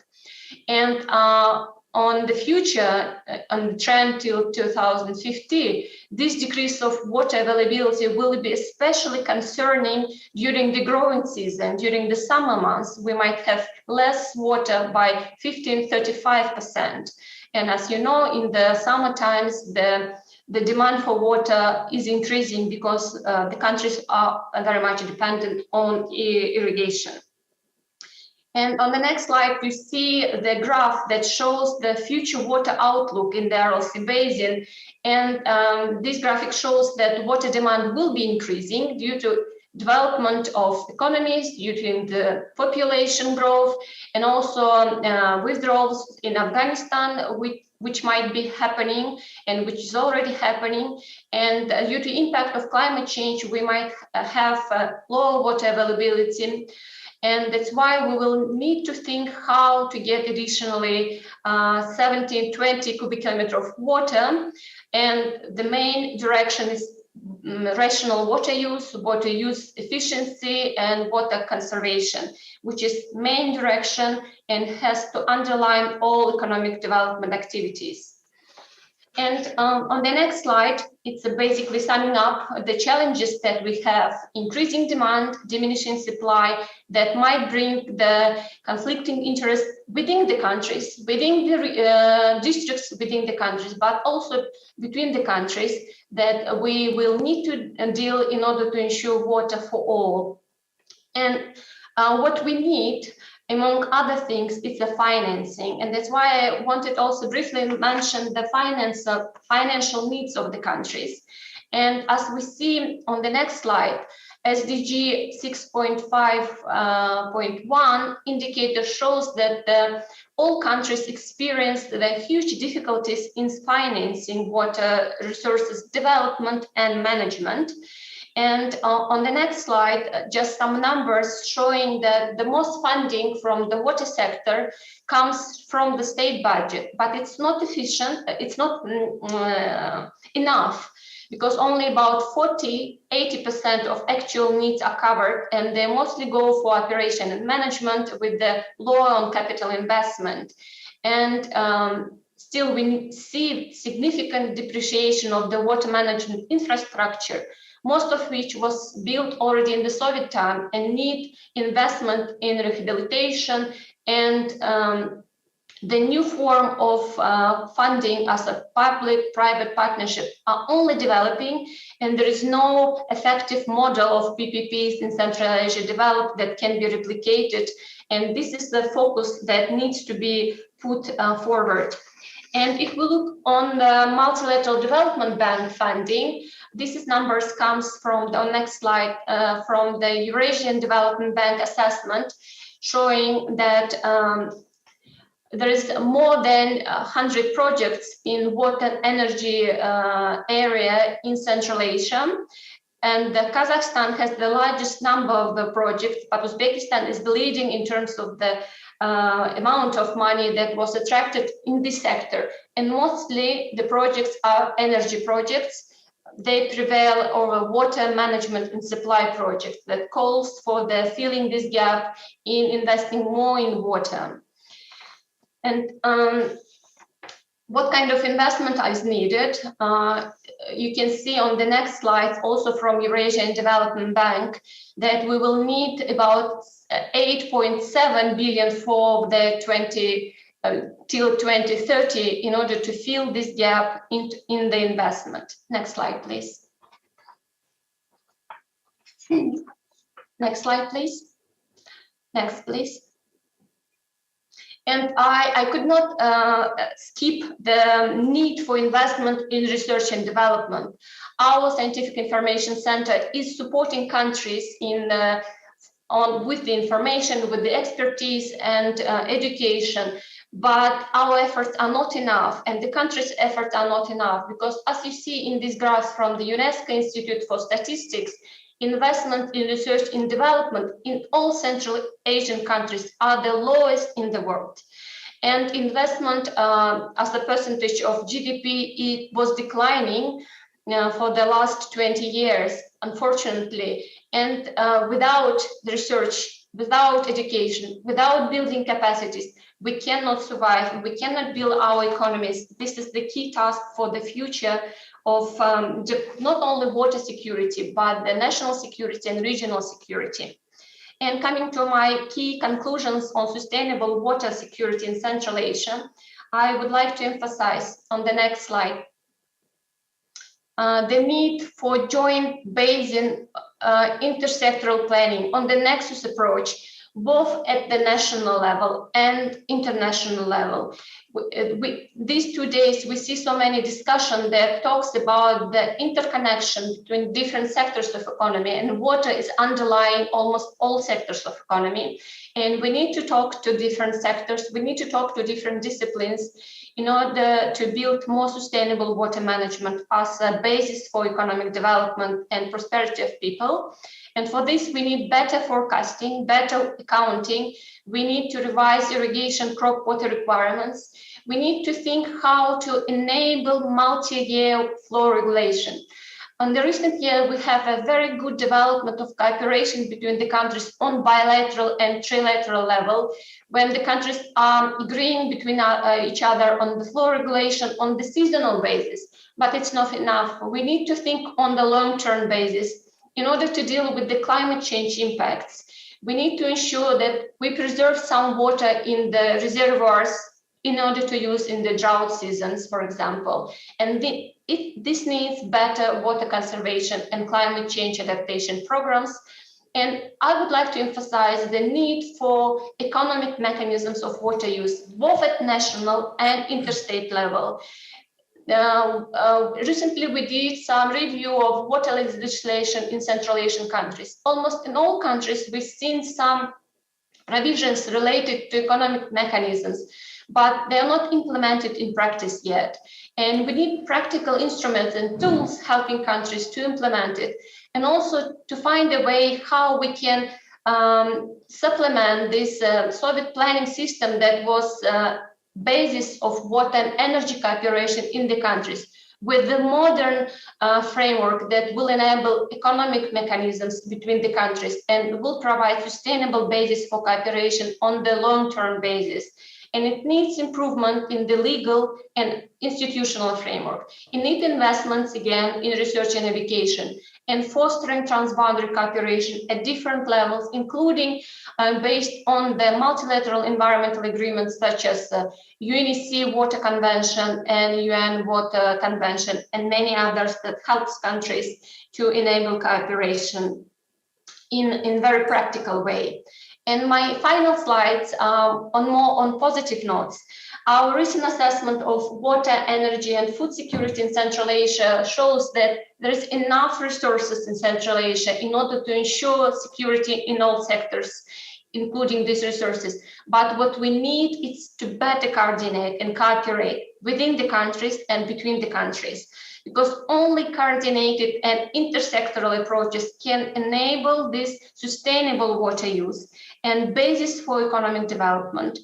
And it's not possible to provide specific recommendation for the countries in general terms.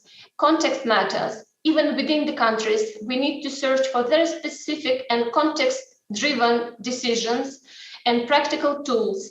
And based on the consultation with the countries, we are now engaging in the project on regional mechanism for the low carbon climate resilient transformation of the energy, water and land nexus in Central Asia, with the support from the German International Climate Initiative that will be implemented by OECD, EBRD, UNEC and SPECA, when we invite countries to cooperate and try to develop these practical tools, including on economic mechanisms between the countries and within the countries. Thank you so much for your attention. Thank you very much for that, Dinara. Thank you. I think, if you will allow me, I will actually continue to violate a little bit the order of speakers, because I think what you have pointed out to us with over 100 projects focusing on energy and water, still saying that there is potentially enough water if we coordinate and manage this better together, creates a very good bridge for us to actually turn to Tamara Kotanova, who will be sharing with us some results of the SPECA working group on water, energy, and environment to be held, or actually on the 15th November 2022, because I think this is really where we can see the unique added value that SPECA will have, also bearing in mind what we heard from the Shanghai Cooperation as well about being landlocked. I think this is an opportunity for us to see the region as being land-linked. And that's why it's so important that we stay focused on these matters. So with that, Tamara, if you allow me, I will hand over to you to share with us some of those results. Over to you. Спасибо большое. Спасибо большое за приглашение на этот экономический форум. Очень радостно слышать, что на таком высоком уровне с министерствами экономики, торговли обсуждаются эти вопросы. Как только что сказала госпожа руководитель группы, вчера было заседание, 25-е заседание рабочей группы СПЕКА по водным, энергетическим ресурсам и окружающей среде. Это одна из рабочих групп СПЕКА, и я хотела бы вам рассказать ключевые месседжи, которые обсуждались на этом заседании. Во-первых, это заседание проводилось в рамках второго Алматинского энергетического форума, и на самом деле это была очень хорошая идея, потому что мы смогли расширить нашу аудиторию, мы смогли донести некоторые наши идеи, и, возможно, в будущем есть смысл продолжать такую практику. Вчера у нас присутствовало рекордное количество стран-участников СПЕКи, 6 стран. Было у нас порядка 80 человек, что тоже достаточно много для нашей рабочей группы. Как уже упомянули, эта рабочая группа действительно очень важна, потому что она работает на стыке нескольких тем, очень сложных тем, взаимосвязанных тем.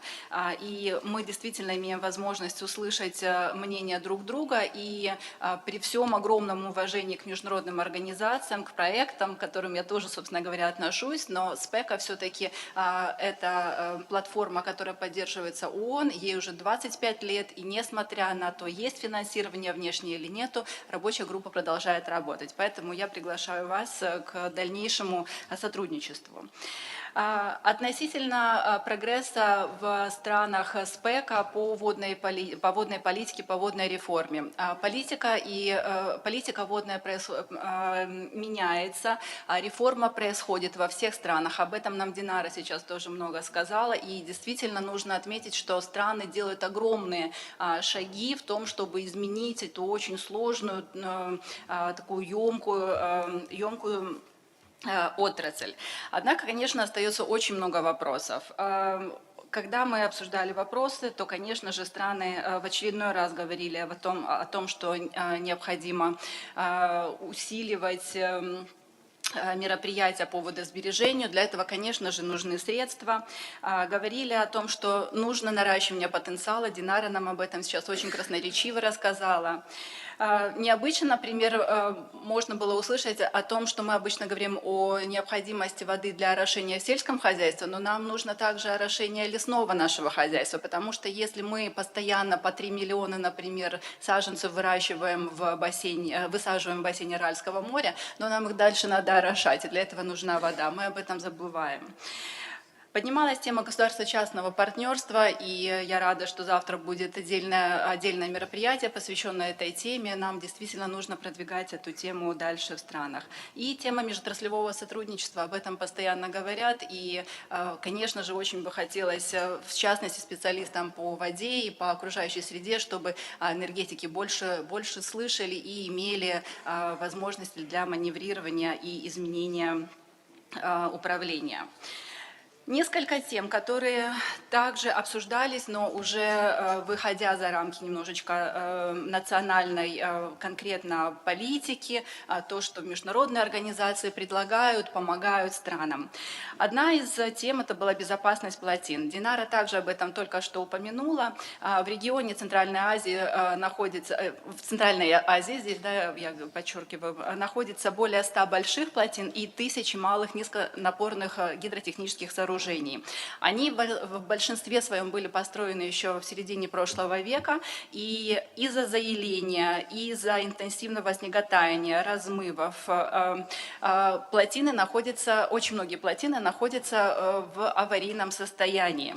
Многие из них, собственно говоря, уже прекратили даже выполнять свои функции, но при этом продолжают нести угрозы.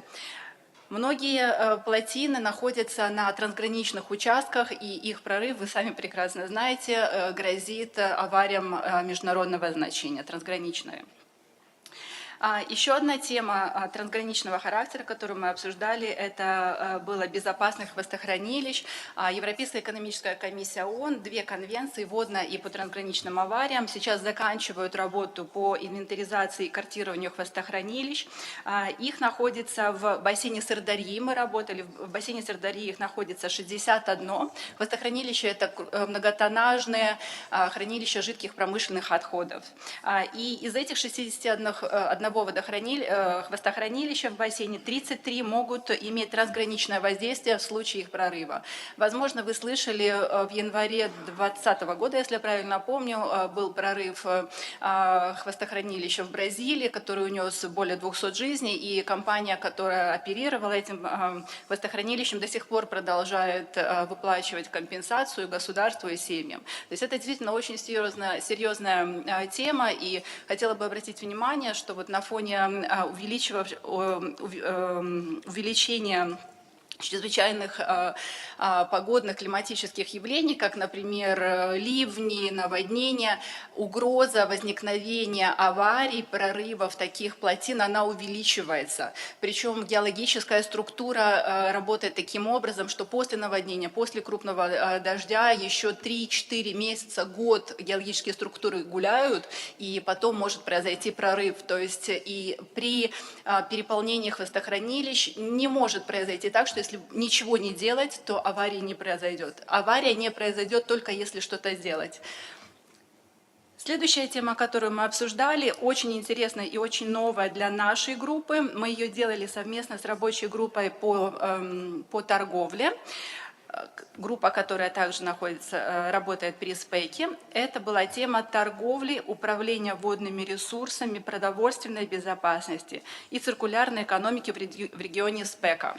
Удивительная работа, феноменальная, она еще также на стадии завершения, и мы с огромным удовольствием поделимся с ней, потому что не всегда, может быть, очевидные связи между торговлей, например, водой и циркулярной экономикой, но они есть. И на самом деле было бы очень здорово, если бы специалисты по экономике, торговле приняли бы во внимание такую работу. Один пример просто приведу, который предлагается в этой работе, это, например, то, что в данный момент в Центральноазиатском регионе, в СПЕКе, в Азербайджан тоже тут принимался во внимание, производят низкокачественную пшеницу, которая использует много воды при этом.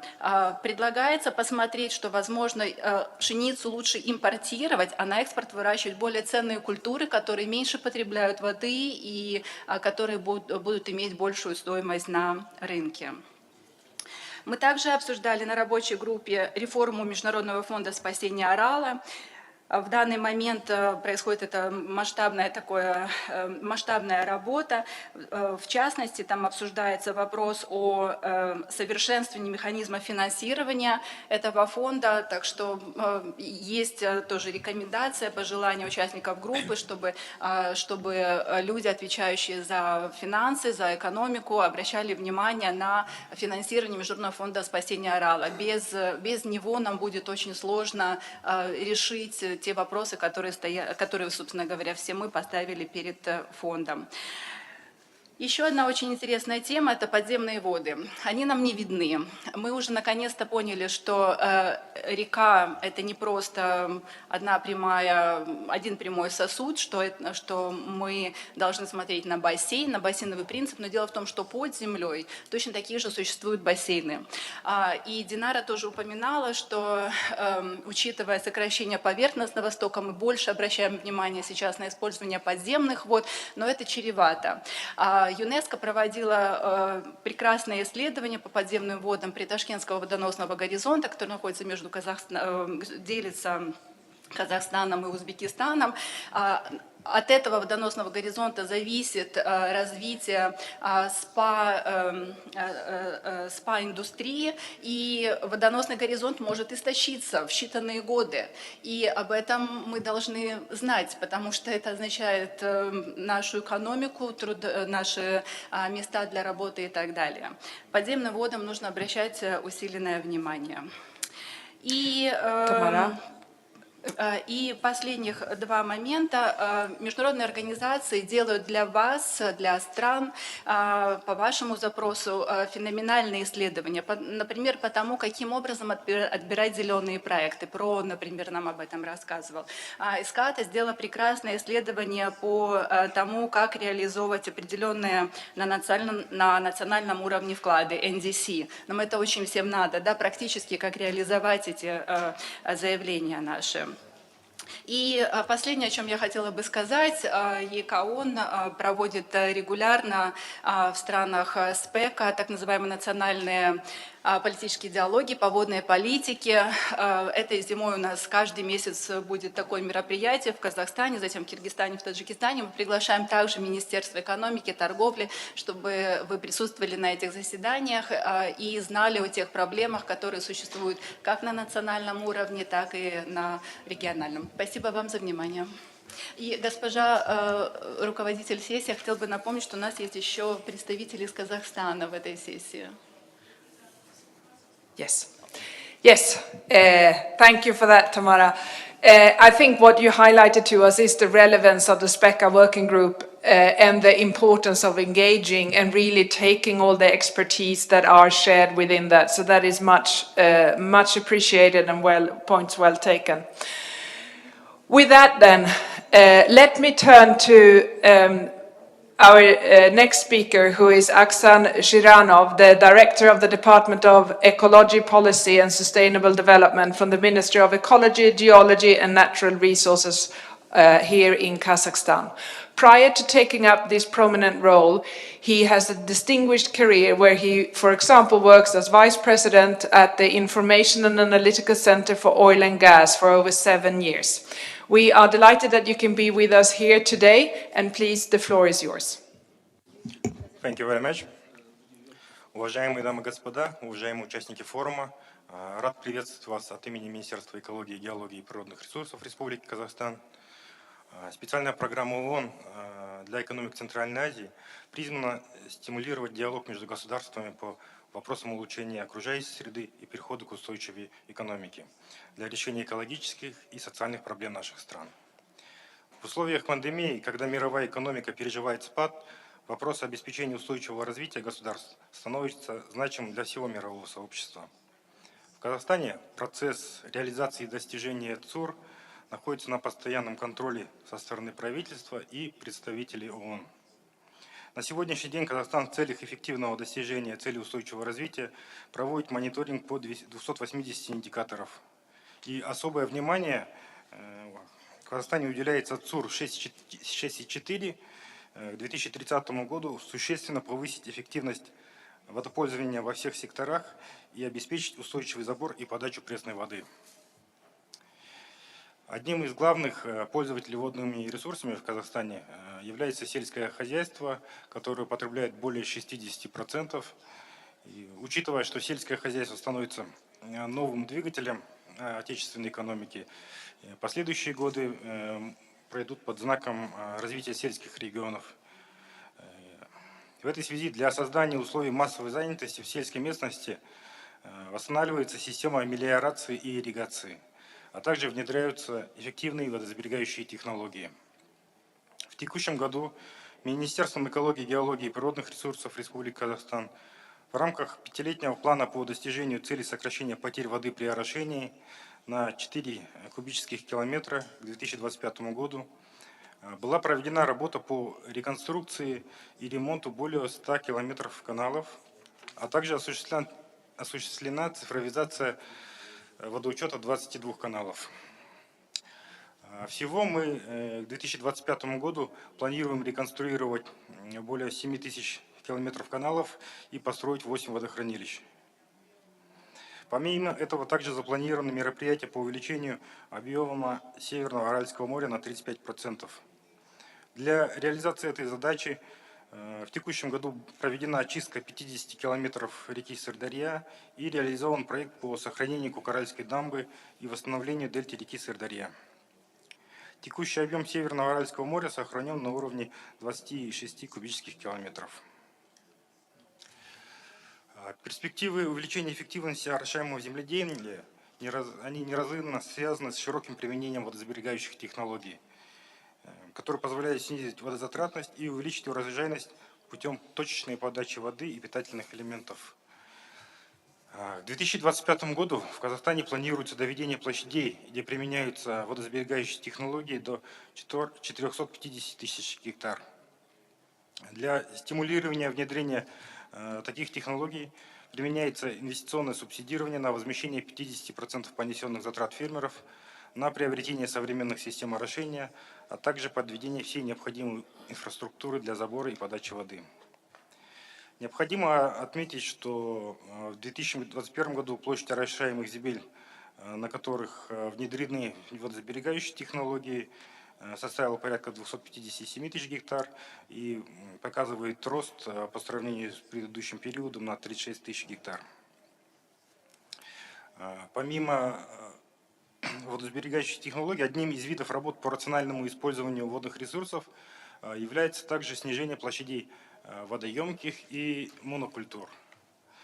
Так, в 2021 году площадь хлопчатника составила 109 тысяч.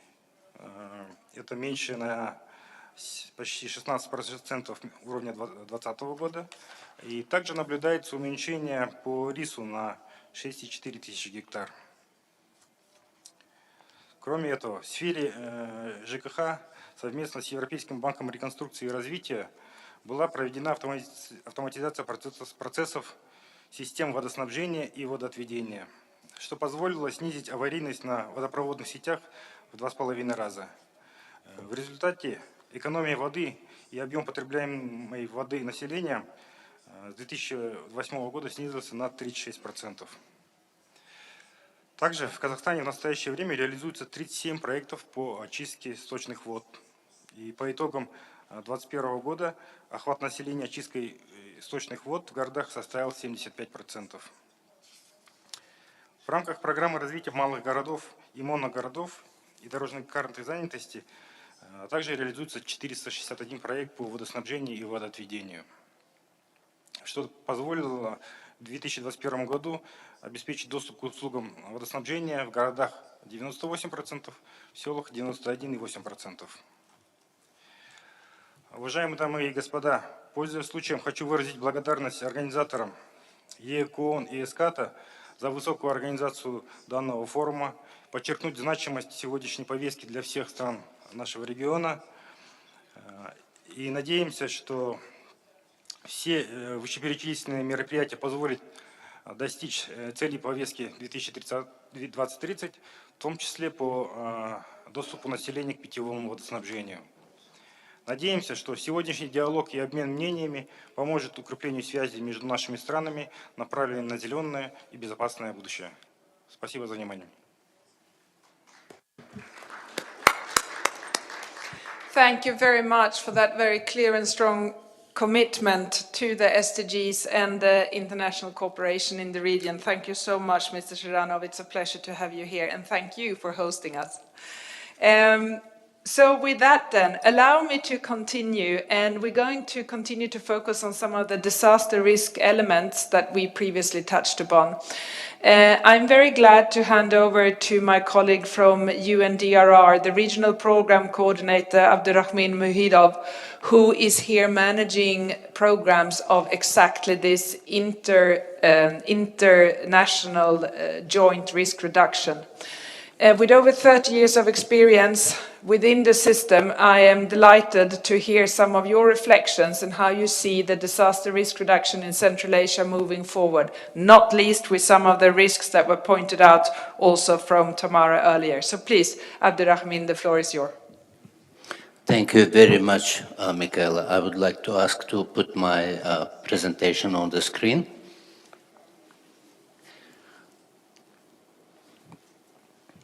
Disaster management is a cross-cutting problem, headache, and issue for all sectors, all countries, all continents and regions. And Central Asia is no exception. And I will provide a quick overview of how the countries of Central Asia unite around these common issues and hardships. Next, please.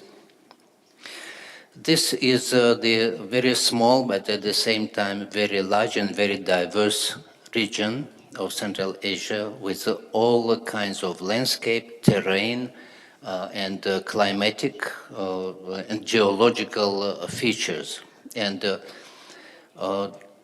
there is a variety of hazards and natural and unnatural events that take place in this region, except for volcanoes. There is always a discussion that there is no tsunamis, but there can be tsunamis in Central Asia because there are large lakes, the Caspian shore, and if something happens underground, it will naturally cause a tsunami that will affect the territory around that water pond or reservoir. So there is a lot. And if you look at this map, you will see that the boundaries of the countries, they are not along geological fault lines or not along the lake shores. They are political boundaries that are created by people but not respected by nature. Next, please. The hazard and threats, and sorry for the small font, maybe it's difficult for you to see. There is a lot that affects each and every country in Central Asia, and they are geological in nature, which we feel and see in the form of earthquakes and landslides and damage to infrastructure. It is natural and technological combination that is initiated and then and triggered and then exacerbated by cascading following events. It's biological, which unfortunately the entire world and Central Asia have suffered from and still are suffering. It's hydrometeorological events and impact, and we see in Central Asia the several new developing events and acts of nature, like the windstorms that are becoming more frequent, sand and even salt storms that affect several large areas in Central Asia. It is also the drought and floods that are becoming more expressed and more impactful. It is also the expression of the climate change, which in several countries of Central Asia is expressed through the very fast melting of glaciers and the resulting changing regime of outflow of large rivers and small rivers. It is the becoming more threatening issue of the glacier lakes in the mountains. Very often they are located around the major cities in the region. And there is also the whole range of threats and hazards for the urban centers and urbanized territories, which are, as you know, the largest investment in every country, in infrastructure, in people, in communications, and very often they also host the national government and need to be protected. And the agricultural sector is affected by the pests, by salinization, by groundwaters, and it is very near and very close to food security, which is always a very sensitive subject in every country of Central Asia. And sometimes many of these phenomena can be viewed as cascade or compound emergencies. Next, please. These are some statistics that I will not go in detail, but you see that $10 billion every year for the region of Central Asia is a very large amount, taking into account the not very favorable environment for economic development in the last several years. These economic losses are very sensitive, and 3 million people affected every year, and property damages are estimated at $80 billion in the last 30 years. Next, please. Who is affected in disasters, both caused by natural hazards and by the technological reasons? It's individuals. It is small businesses that need support, especially when there are no systems of risk transfer and in absence of solid state support. It is the public infrastructure. It's national development programs that sometimes are designed for 15, 20, 30 years. It is also attractiveness for investment in the countries of Central Asia that are vulnerable to hazards. It's again food security, and it is again a big influence on migration, both in the countries and out of the region and across the borders. Next, please.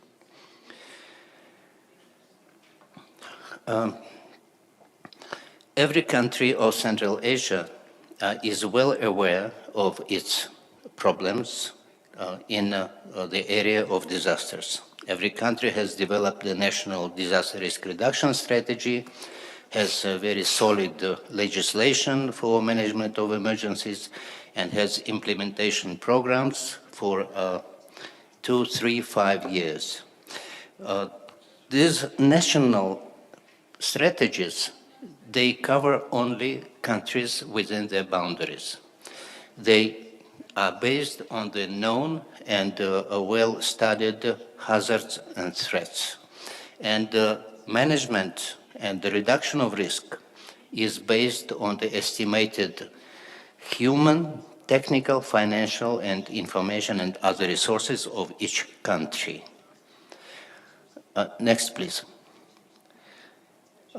Realizing that threats and hazards and the negative effects of disasters go beyond borders, and floods and heat waves and cold waves and pests and COVID-19 do not stop at the political borders, the countries of Central Asia started coordinating among themselves for reducing risk and taking preventive measures. You see a whole list of regional meetings on a ministerial, on many other levels in many locations. And if you go through the list, you will see that these meetings and commitment to disaster risk reduction are expressed by practically every country in Central Asia. Among these events, the most notable is establishment of the Center for Emergency Situations and Disaster Risk Reduction in Almaty through an intergovernmental agreement between Kazakhstan and Kyrgyzstan. Although only 2 countries are formal members of this center, the activities and support of CSDRR engage and cover all 5 countries in capacity building, in information management, and in coordinating their position.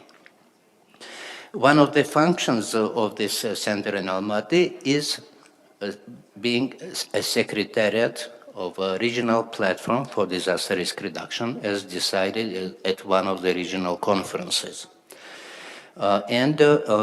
Starting from 2016, since its establishment, the Almaty Center organizes annual ministerial meetings or forums for disaster risk reduction that go by rotation across all the region in the capitals of these countries.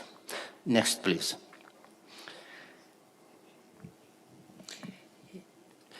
The forums, each of them are very important because first of all, it is demonstration of the commitment of each country to regional coordination and cooperation in disaster risk reduction.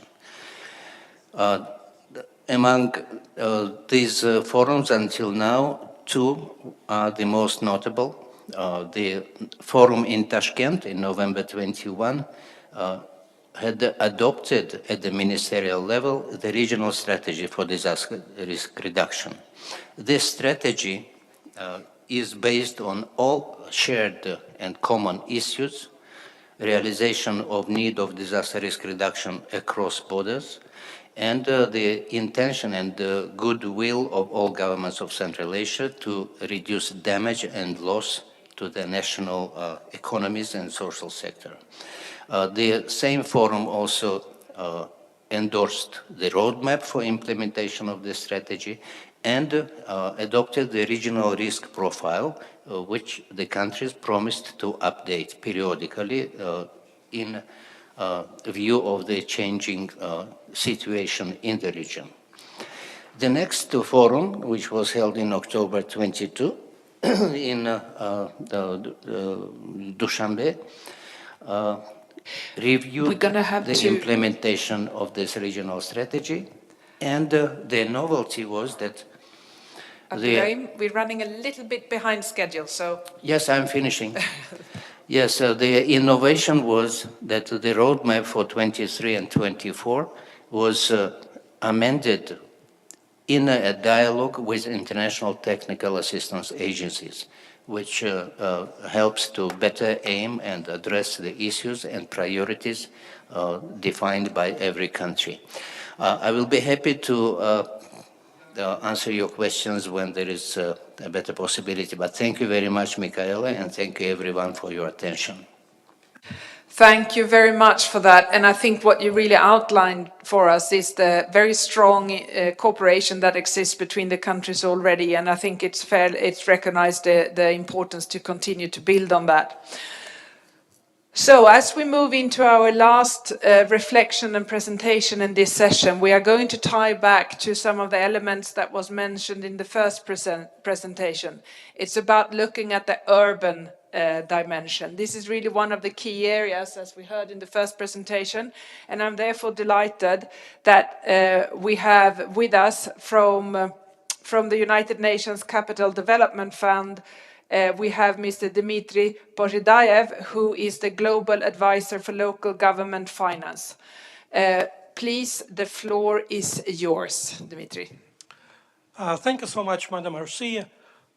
Dear participants, уважаемые участники, allow me to continue in English. I have the dubious honor of standing between you and your lunch, as the saying goes. So let me try my best to make the next 5 minutes or so worth your attention and your time. As has been indicated, I'm going to talk about urban economic resilience in crisis, and we have heard about cascading crisis today, but the word crisis in this presentation is used in two senses. One is, of course, the crisis, the multiple crisis situations, and the second one is the crisis situation of the crisis preparedness and economic resilience at the city level. What I'm going to present to you today is based on a joint UN project that was implemented by a number of UN organizations. You can see their logos at the bottom of the slide. Those included all 5 economic commissions, including UNSC and ESCAP present here, as well as the other 3 commissions, UN Habitat and my agency, UNCDF. Next slide, please. The first task that we faced was to operationalize urban economic resilience. The first presentation mentioned economic resilience, but we tried to unpack it in the urban context and at the city level. Essentially, we treated it as a capacity and related capabilities of urban communities to plan for, anticipate negative shocks, including long-term stress to their economies, and in this connection, also to reallocate and mobilize resources. So it was that particular angle that we wanted to explore in the context of COVID-19. But also, we very much believe it is applicable to other situations of economic stress. Next slide, please. I will not go into the details of this diagram. It's obviously too tedious.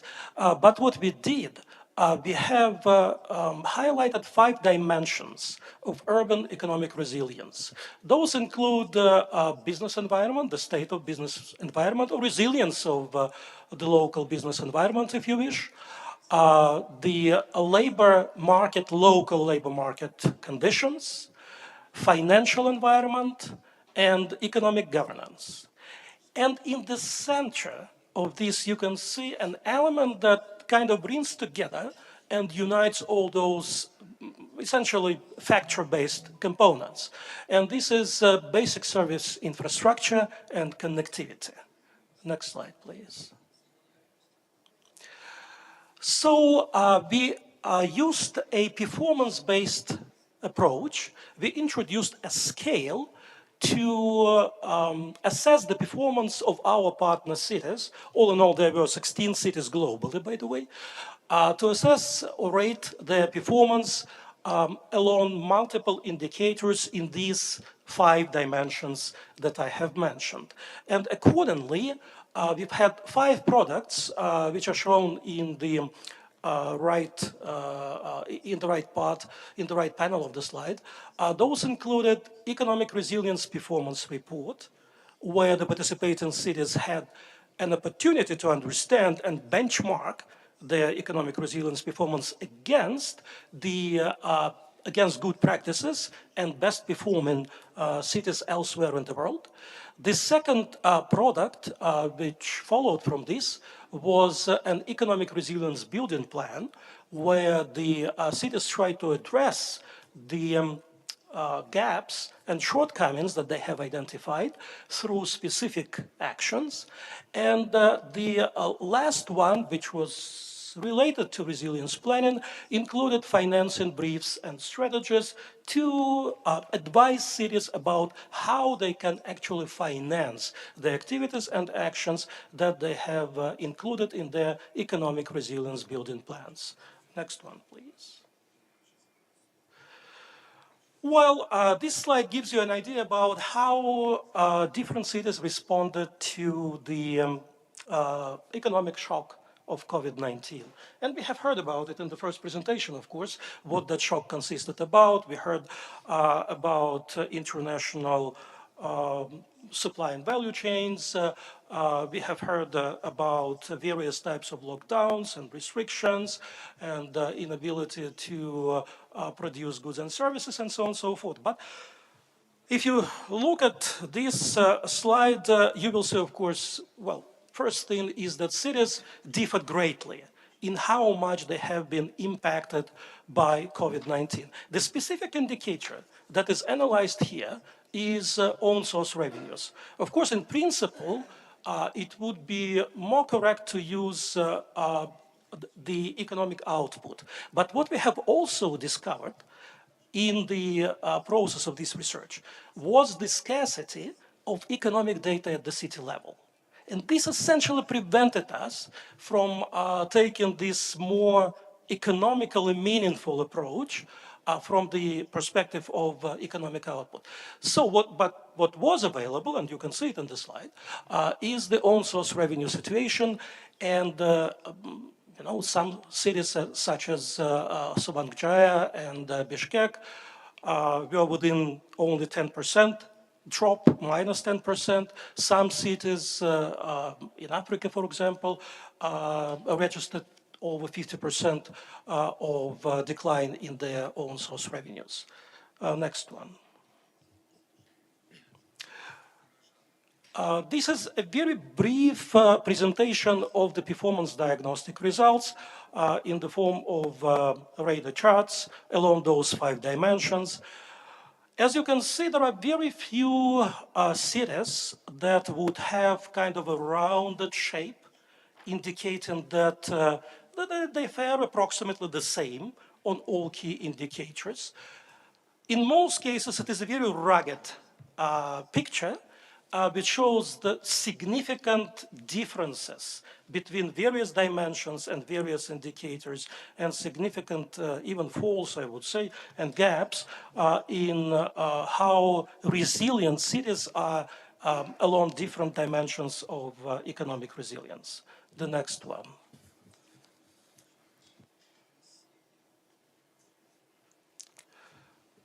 If you allow me, Dmitry, we are running slightly behind. Yes, this is almost the last one. So what we also did, we ran a series of regressions to understand how different dimensions of economic resilience are related to the decline in the actual performance indicators, meaning in this case, own source revenues. Again, as you can see, the 2 indicators with the strongest correlation coefficient here are basic infrastructure and connectivity, as well as financial system resilience.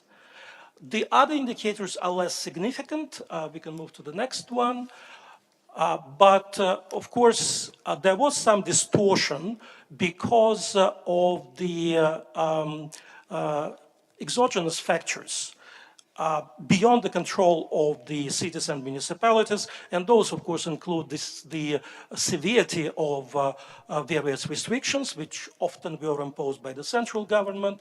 That included various financial measures, positive or negative, again, taken by the central government. So obviously there have been those exogenous mechanisms as well.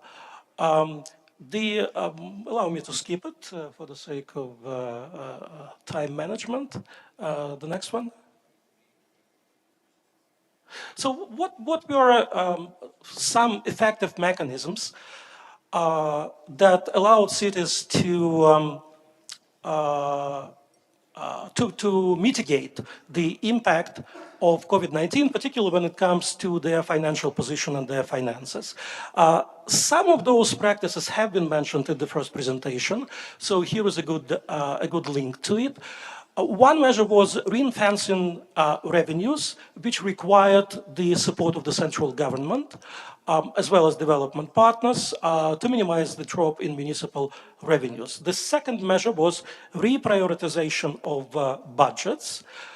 And significantly here, what was mentioned about various digital solutions play an important role because it allows cities to reduce their transaction costs. Reinforcement of budget and fiscal autonomy was, again, something that the cities tried to implement by raising the scope of their financial operations, or expanding the scope of their financial operations. And last was rebuilding fiscal space better, that included various diversification measures, as well as attempts, quite successful, to unlock sources of various finance. Incidentally, some cities have actually increased their fiscal space during COVID-19 due to application of their rebuilding measures. So thank you so much, colleagues. Thank you very much for that, Dimitri. Thank you. Well, you said that it was you behind the participants in lunch, but frankly, I squeezed myself in there as the last one to take the microphone. Excellencies, colleagues, ladies and gentlemen, I think this session has really highlighted to us, we started off with the 3 points on higher global commodity prices, weaker demand and higher economic uncertainty. We have then moved forward into looking to some of those specific risks as we see them, not least related to the water dimension. And I remember also the very strong messages we heard in the last session as it relates to energy efficiency. These will all need to come together to also provide the stronger data that I hear from Dimitri that we will be looking at and needing, not least from the urban areas, to make those strategic choices as we move forward. On the good note is what I think was very clear, that there is enough water resources for the region, but we need the greater coordination and cooperation across the region. We are not landlocked, we are land-linked, and this is something to continue to build on. As we move into a year where we will have the UN Water Conference and the SDG Summit, this creates a great opportunity for us to actually deliver on those items. We're halfway on delivering on the Sustainable Development Goals next year. We need to rescue the SDGs and we need to do it together. It is only together that we can deliver on peace, development and human rights. And I really take away what was mentioned here, as it is about service provision that needs to be at the center, as Dimitri had it on one of his slides. It's about providing the services to the citizens.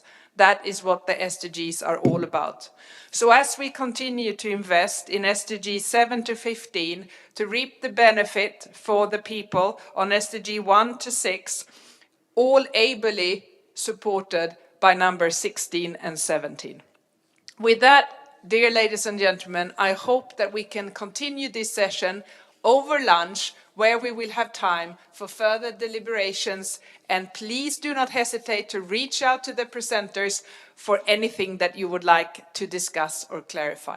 Thank you so much for your attention, and please, the lunch is served. Thank you.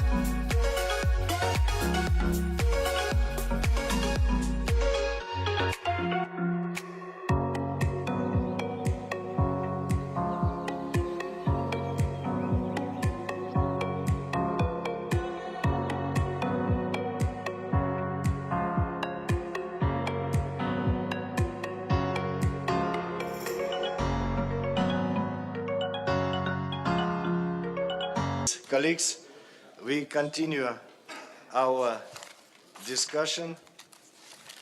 We have now another session.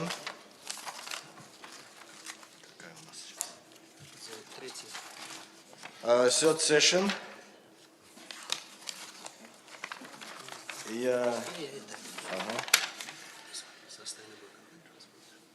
Sustainable economic transformation, very important theme topic for the discussion, and I would like to introduce my good colleague, UN resident coordinator in Tajikistan, Sizin Sinaoglu. Over to you, please. Good afternoon, everybody. Very happy to be here with you in Almaty. And my biggest respects, of course, to the chair and all colleagues who are here, especially to this gentleman who I've worked with very closely over the years. So it's very nice to have you here. This session, we will be talking about sustainable economic transition. I have a few words to say, but before that, the goal of this session is to assess the pace and patterns of economic transformation in SPECA countries, to highlight the need to focus on sustainability in that transformation, and also to talk about sub-regional and regional cooperation around that transformation. So I just wanted to reiterate our objectives before we go into the discussions. Now, just a few introductory words from myself, and I do have to say I am not an economist. You can blame that gentleman over there who's my economist, who prepared my statement for me. But just a few words. There's a very strong distinction between sustainable economic transformation and structural transformation. And those of you who've been in this region, who are part of this region, have seen this firsthand after the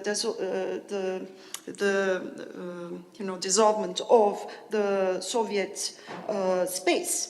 And the conventional model says structural transformation is when countries move away from agrarian sectors into value-added sectors such as industry and services. And, the economists tell us that countries undergo structural change. As they undergo structural change, income rises, but so does inequality. But they say that over time, inequality falls and everybody gets their fair share. Similarly, they tell us that externalities such as environmental degradation, air pollution, overcrowding in urban areas is a small price to pay for economic prosperity. Now, we have all seen, especially in Central Asia, that price is not small at all. So we're all very surprised that some countries still preach that kind of a transformation. And I'm not talking about Central Asia, I'm talking even among the Western countries. I mean, let's look at what happened. First of all, income inequality has reached extreme heights. And I'm not only talking about Central Asia. Just look at the latest figures from around the world. 1% of the population of the world, which by the way has now reached 8 billion, holds 45% of all of its wealth. What does that mean? I mean, it's not bad. People can be wealthy, but the poor have become poorer. There are no jobs, not enough public services, social contract broken, unrest, uneasiness. You can imagine the rest.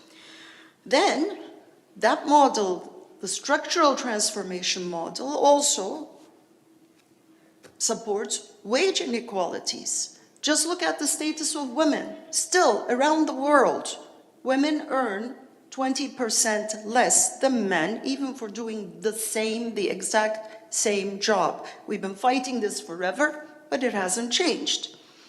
Similarly, more than 60% of the workforce is in informal employment with no social protection, unclear futures, low incomes. This is another result of structural transformation that is not sustainable, that is not inclusive. And finally, of course, something that we've been talking about, especially over the last few years and right now in Egypt, environmental impact, whether it's climate change or pollution or biodiversity loss. Structural transformation was preaching that, fine, it's okay to grow and pollute. We can clean it up later. We've all now learned that that's not quite true, that some of that change, some of that pollution is irreversible, and the cost to clean up or make better is so much more for all of us and for future generations than what we can afford. So, what we mean by sustainable economic transformation is taking all of these into account and looking at a model that is good for people, planet, and prosperity for all of us, and which is also good and underscores peace in all of these efforts. But we also have to remember that this is not a but-or issue.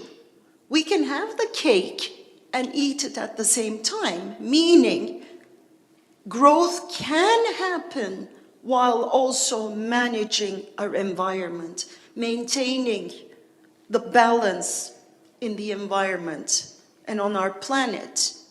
There are so many examples of this from around the world that we could all learn from, and from this region as well. Now, we will have many discussions today, but let me highlight a few policy areas that we can discuss in this session. And one of them is that, in many cases, we talk about the redistribution of sources of income through social transfers and other means after the wealth has been generated. Today we've read in the newspapers, I'm sure you have as well, Jeff Bezos, founder of and owner of Amazon, has decided to give away most of his wealth. I encourage him. We all welcome that. That's wonderful. But is this the best way to help people, to overcome inequality, to ensure a fair and sustainable distribution?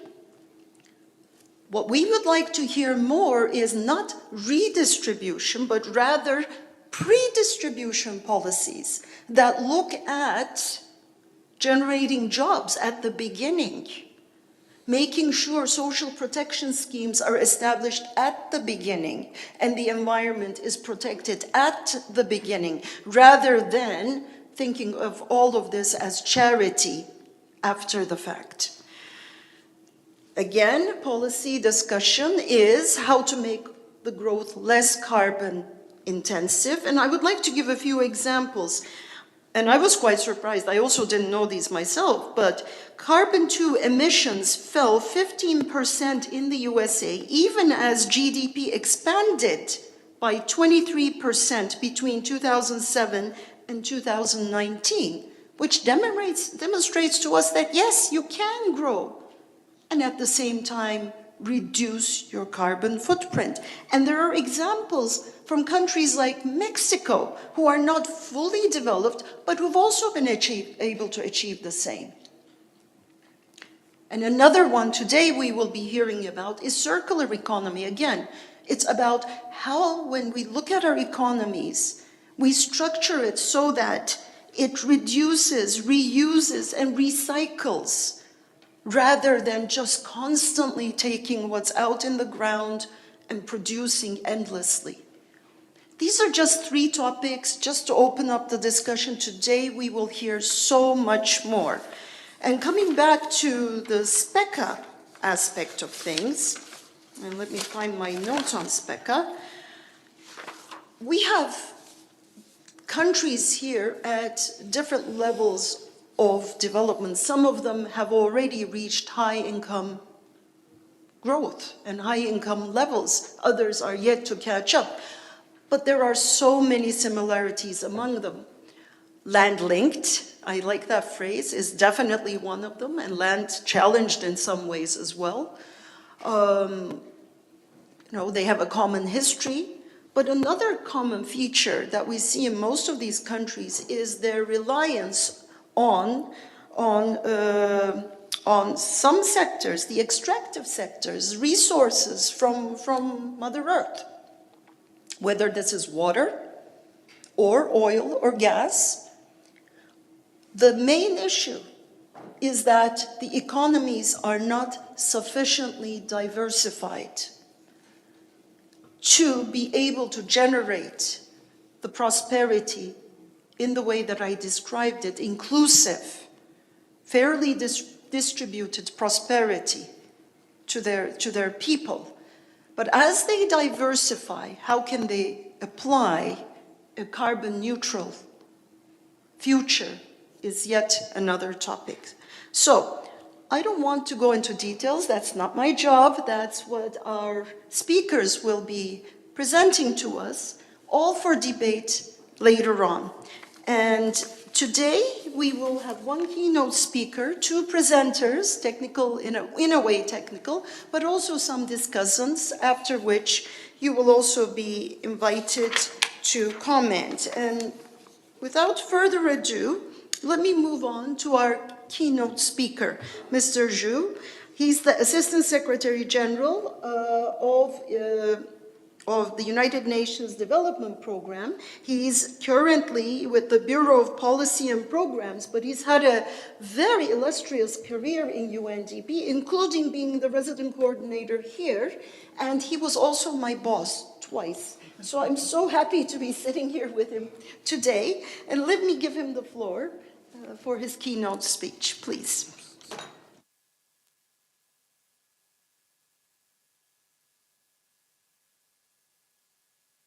Okay, thank you very much, Cezanne. Very nice of you. I'm very happy to be here. I would like to thank ESCAP and the EC for including UNDP in this important discussion.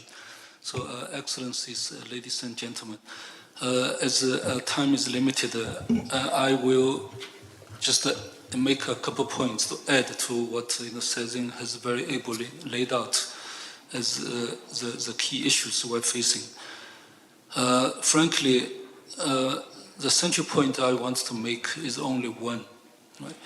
That is, the best chance we have to achieve the kind of economic transformation we want to achieve is to stick to the SDGs, right? To use the 2030 Agenda for Sustainable Development as the North Star of our collective action.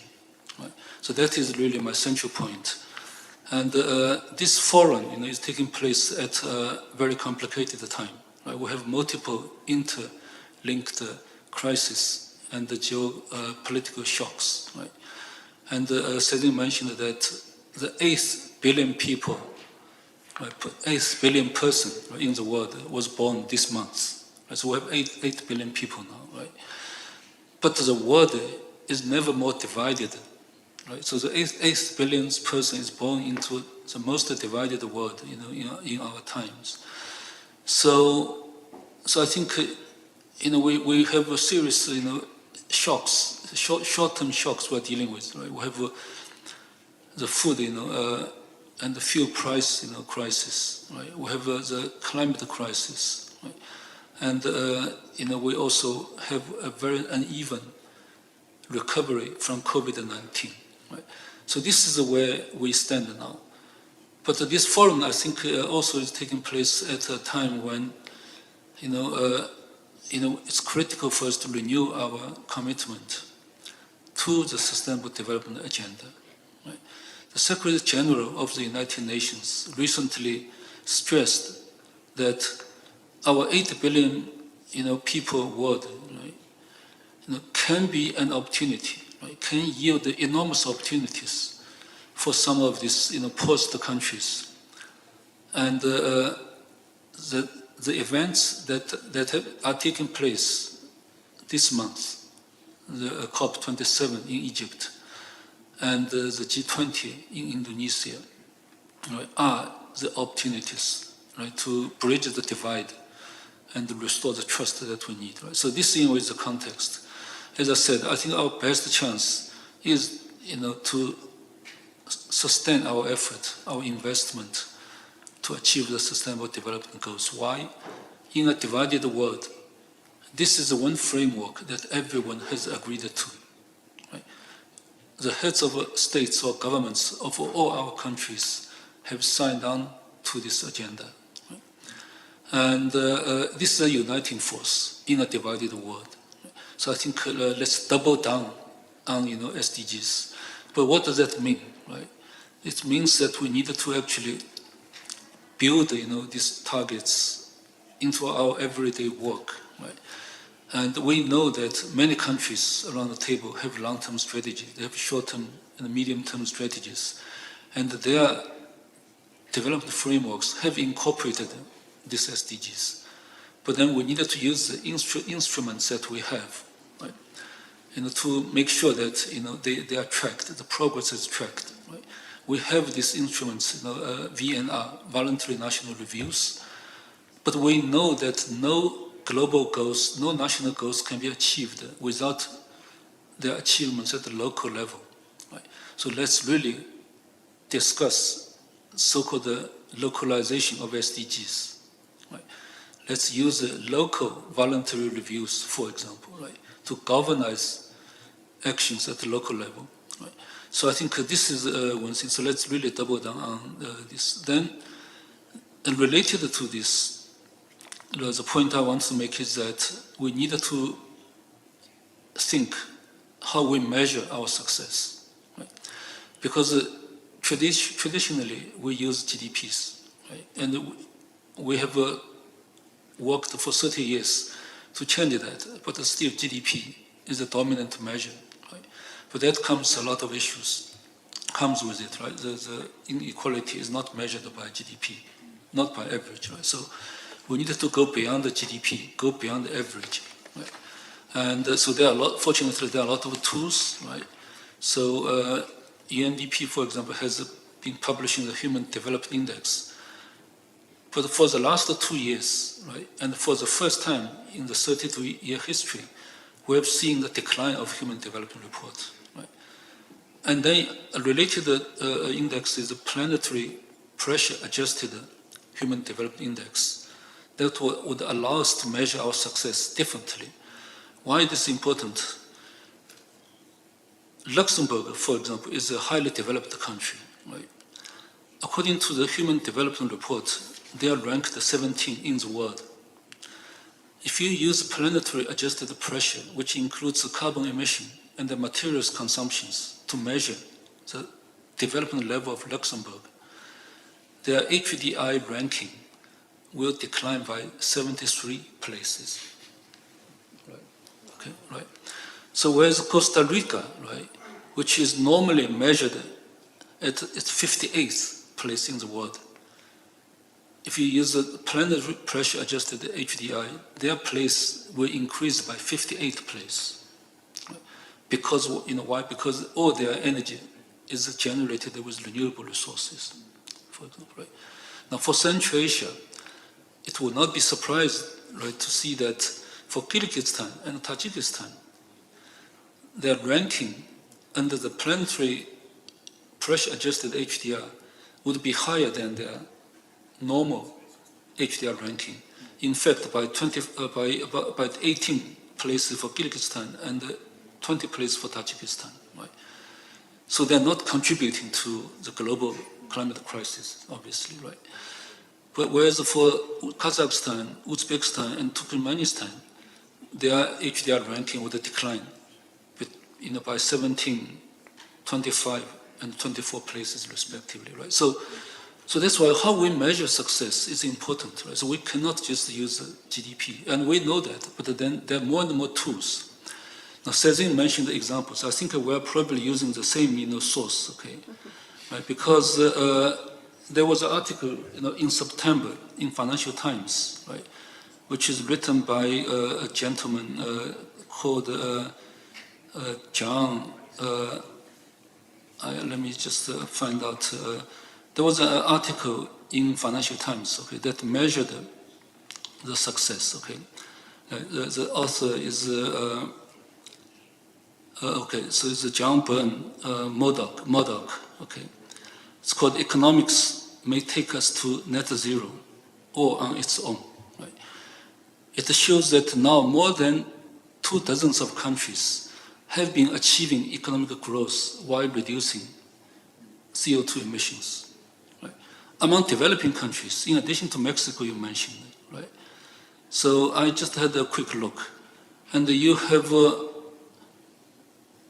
Ecuador, Egypt, right? South Korea, South Africa, and Thailand, right?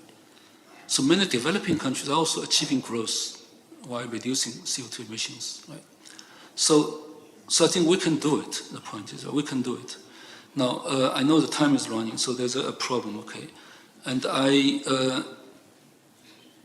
would say that I will not get into some other points that I wanted to mention.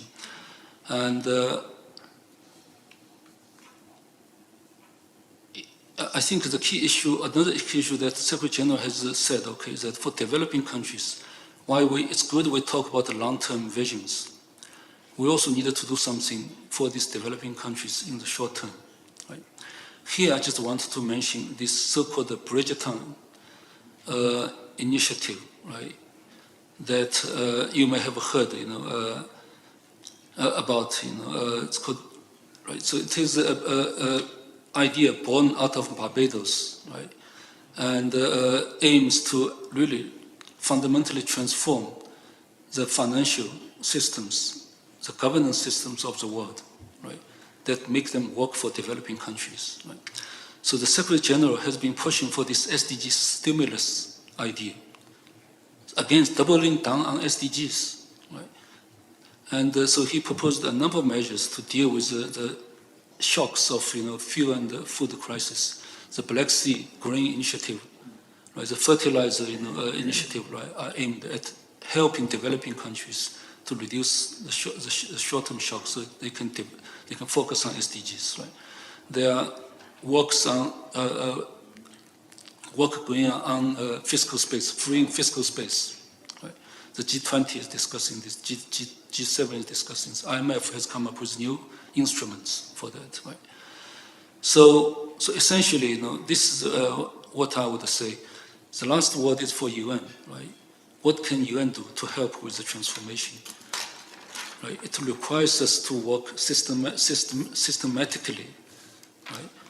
To use a systems change approach. Right? So we say to have a portfolio approach, to look at what we do together. Not just one agency needs to do so, but all agencies need to work together with our governments and our citizens, right? To really start with the larger question of what kind of society we want to be, and then how we can achieve this. Right? We were talking about the tariff issues in Kazakhstan, right? And in Kyrgyzstan as well. The tariffs are too low sometimes, especially in some of our countries, to attract investment. Right? So this question alone will lead you to the entire economic system, right? How you work to solve these problems. So with the last word is really the UN needs to work strategically, right? Pull our assets together so that we can add value to our governments in the push for SDGs. So thank you very much for listening. Thank you. Thank you. Yeah.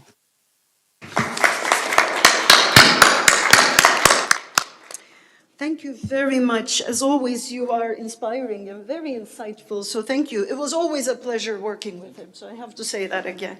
And I just wanted to quickly summarize. You have pointed out the centrality of the SDGs as a unifying concept in such a divided world. You've talked about measuring success, and that the growth model is already out. But even to the HDI model, there are things that we can add. I was quite surprised because you suddenly brought Tajikistan up by 20 points, so thank you for that.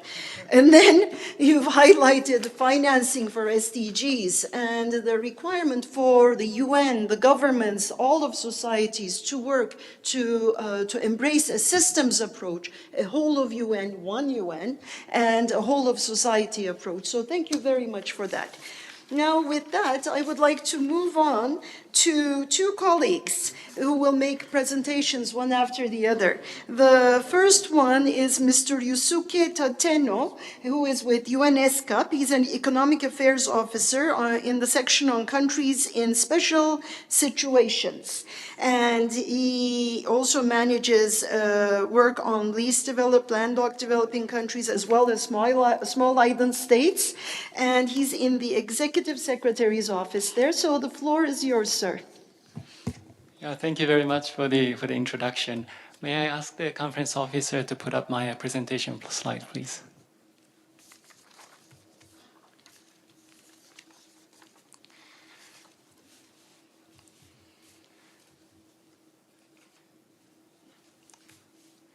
Okay, thank you. Excellencies, distinguished delegates, dear colleagues, it is my pleasure to provide an overview of the status, pace, patterns, and sustainability of the structural economic transformation of SPECA countries. And I hope my presentation can set the stage for the discussions of session 3 on sustainable economic transformation. So if you can go to the first slide.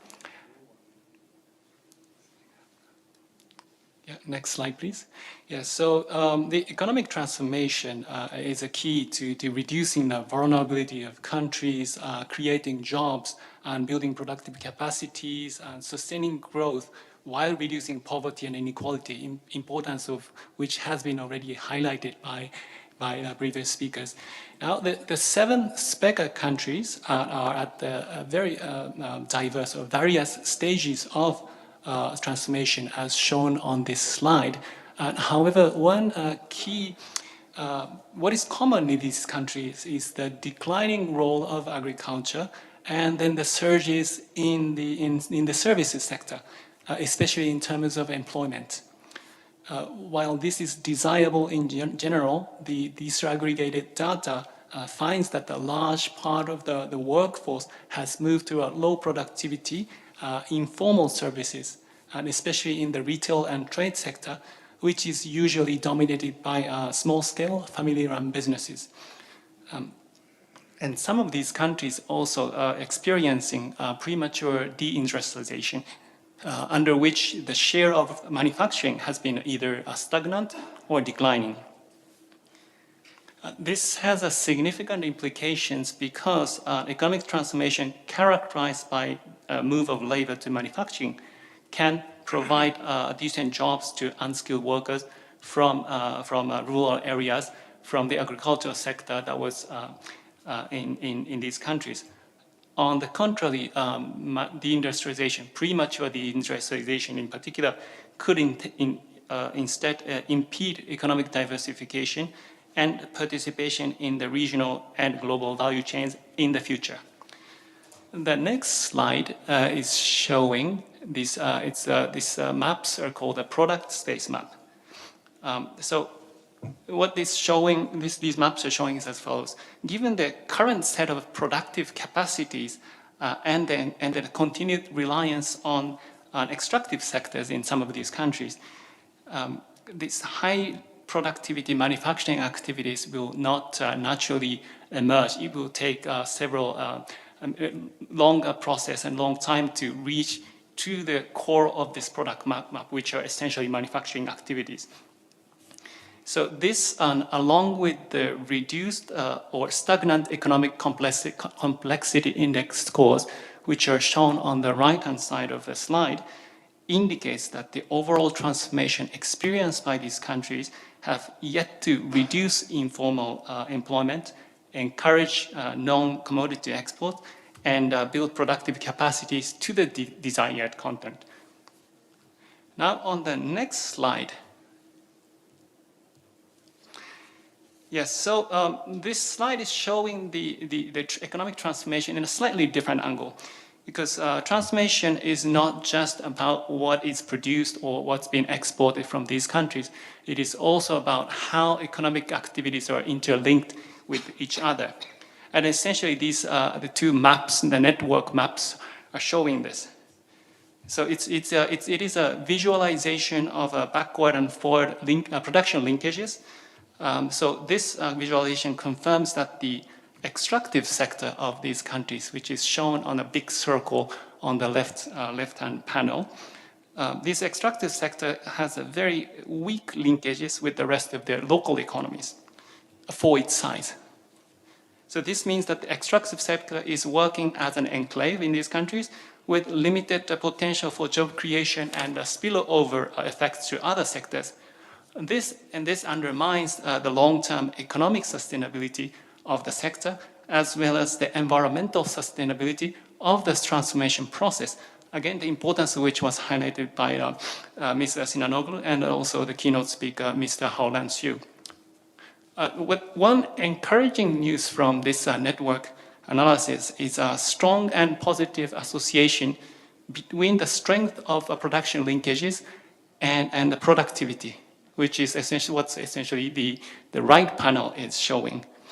So in this panel, what we have found in our analysis is that the agricultural productivity increases as backward linkages from the agriculture increases as the sector requires more machinery and high quality fertilizer, transport equipment, and financial services. Now, on the last slide, I would like to highlight a few points as way forward to tackle the challenges addressed so far and to enhance the sustainability of economic transformation. First, given this current set of productive capacities, economic diversification requires an active state policy that facilitates private sector development and foreign investment to fit the national development plans. Market forces alone will not drive manufacturing activities to bring new and sophisticated products into these countries. In an ideal case, industrial policy can guide investment towards higher technological content and promote innovations with strong production, backward and forward linkages to the rest of the economy. Without these linkages, the benefits of foreign investment, for instance, and the profits gained therein will leak out of the countries. Now that the emergency of the climate action is building every day, the role of the state is even greater. It involves, for instance, directing investment to fit climate-related targets away from resources and towards less carbon-intensive sectors. This can certainly increase the sustainability of the structural transformation process. Second, to support all these processes, the transboundary infrastructure is an essential prerequisite for any landlocked developing countries, because that can give access to the world economy and that can facilitate their value chain integration. And this can be achieved through landlocked and transit countries' cooperation and collaboration, and the multilateral processes aimed at coordinating and harmonizing international rules and regulations. And finally, SPECA countries can utilize or take advantage of some existing intergovernmental platforms, as well as technical cooperation facilities, such as ESCAP. We have colleagues from ECE, UNCTAD, International Think Tank for LLDCs, as well as the coordination led by the RCOs in respective countries. And as some of you may be involved or aware, the Vienna Program of Action for LLDC for the decade 2014 to 2024 is expiring in 2024. SPECA countries can utilize upcoming conferences to review the Vienna Program Action and to renew the commitment of LLDCs and transit partners to further drive economic transformation. In this context, ESCAP, in collaboration with an OHR LLS in New York and ECE, will organize a high-level final review conference of the Vienna Program of Action for the Euro-Asian LLDCs in late 2023. And we look forward to supporting SPECA countries, along with other LLDCs in the region, to form regional views and consensus as inputs to the next 10-year program for LLDCs. I would like to stop here. Thank you very much for your attention. Thank you very much. And I especially like the evidence-based case that you made for diversification and investment in productivity to create jobs and competition and all of that. And it's interesting, we don't always see a plea for government support, but here you again made a very good case for that. We can't just leave it to market forces. And in this region, the governments simply need to work together, because unless we have infrastructure investments transboundary, none of this is going to work. So thank you very much for that. Now let me invite from UNCTAD our colleague Andrei Bolesta, who has 20 years of professional experience in international development, working with developing economies, not just in Central Asia, but Asia, Africa, and Europe. He's worked with UNCTAD, UNDP, ESCAP in various positions. So the floor is yours. Thank you. Thank you very much, Madam Moderator. If I could have my presentation on, please. Today I will speak about productive capacities. Productive capacities are at the center of economic transformation. Productive capacities, domestic national productive capacities, are those which we need to work on in order to achieve sustainable development. And let me straight away address some of the issues which were presented by speakers before me. Productive capacities also serve the issue of pre-distribution policies. As you Cezin rightly mentioned, it is more important to build, to make sure that we ensure the distribution in a sense at the pre-distribution level. How can we do it? We can do it through building domestic national productive capacities. I will explain that during my presentation. Productive capacities are also aiming at system-changing approach, which was mentioned earlier by our keynote speaker, in which development issues are addressed in a holistic, economy-wide manner rather than sectoral project approach. If I could have the first slide, please, or second rather. Productive capacities, which I, with colleagues at UNCTAD, work on, are defined as productive resources, entrepreneurial capabilities, and production linkages. And this is the last element of productive capacities, is perhaps for this SPECA meeting of paramount importance. Because when we look at the production linkages, which also were examined in the previous presentation by Yusuke, it is important that they work not only within a national economy, but also that they are enhanced through the regional cooperation, through the regional production value chains, through the regional trade.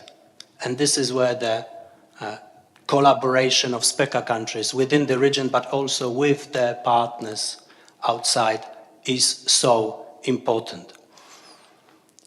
We at UNCTAD have measured productive capacities for 193 economies using a new index which is called Productive Capacities Index. This index has been developed in last several years, and it is very much a continuous process of ensuring that it captures the domestic productive capacities as well as possible.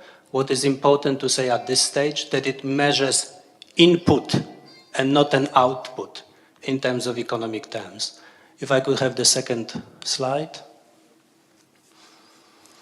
Productive capacities index is measured as a whole, but it also measured in, because it's a composite index, it is also measured in 8 separate dimensions, which we strongly believe contributes to the overall capacity of a national economy. And those components include energy, human capital, ICT, institutions, natural capital, private sector, structural change, and transport. Maybe the order which is presented on this presentation is not too logical, it's a bit unfortunate, but together they contribute to the entire productive capacities index which we estimated for the majority of countries in the world. If I could have the next slide, which actually presents the result of our measuring for the SPECA countries and for the 2 large economies which are in close proximity to the SPECA region, that is of China and of Russian Federation. As you can see, China has the highest score for overall productive capacities as measured by the Productive Capacities Index, but what is important in the context is basically the change and the rapid growth of various countries, particularly China, in terms of improving the overall score of productive capacities. This chart actually shows that there is some work which we need to do here in Central Asia amongst SPECA countries for them to improve their productive capacities. If I could have the next slide, please. Let me explain very briefly why productive capacities are important for national development. Well, in short, it is to ensure that national governments are in the driving seat of national development. What that means? That means you know best what is important for your countries, and you are the experts, and ultimately it will depend on you and your productive capacity how successful your respective countries are in terms of sustainable development. International community is here to support you, to facilitate the process, to create the platform for cooperation which is absolutely necessary. But ultimately, it is you who will be the owners of the success. This is you who are in charge and who have the capacity to ensure that sustainable development in your respective economies. I decided to divide the explanation why the productive capacities are important into sort of domestic aspects and international aspects. This is not maybe very scientific division, nevertheless, it serves the clarity of the presentation. So obviously the domestic aspects concern the addressing of development challenges through economic drivers and robust holistic approach in terms of policy formulation, implementation and institutional building. This is about a robust, broad, economy-wide approach to advance development and to address development challenges, to decrease reliance on extractive industries, to build manufacturing sector, modernize agriculture and build services. About Yusuke mentioned about the importance of manufacturing sector, I can only reiterate the role of manufacturing in creating productive jobs and reducing poverty. To diverse the national economy and to create jobs and build resilience. Especially the last issue is important in the context of various external shocks which influence sustainable development or influence development of and growth in many economies around the world. If I can have the next slide. The international aspects as to why productive capacities are important concern the benefit of regional integration processes. In order, you have to build productive capacities to facilitate international trade, to join the regional and global production value chains at a higher segment of value addition, and to address development challenges related to being landlocked. Landlocked countries must cooperate regionally, must cooperate with their international partners. It is important that they position themselves well in that cooperation. Well, meaning within the output or production of the higher segment of value addition as much as possible to benefit from international conditionality. Critically, the productive capacities serve the purpose of structural economic transformation that will create conditions for sustainable green and inclusive development. If I could have the next slide, actually the one before last, because for interest of time, I will not be discussing several issues. So if you can go further, another slide, and then another slide. Okay, let's stay here. How we at UNCTAD work on supporting countries in building productive capacities. We basically have a dedicated program to do it, which has several elements in it. First is the consultations with the government upon the government's wish to cooperate with us on building domestic productive capacities. We then train the policymakers and the statisticians and technical experts on how to use productive capacities index. But what is most important in that entire exercise, before we move towards implementing economy-wide program, is National Productive Capacities Gap Assessment. It is a document which clearly shows the gaps, sectoral gaps, in terms of policy formulation, which need to be addressed to eventually achieve sustainable development of a national economy.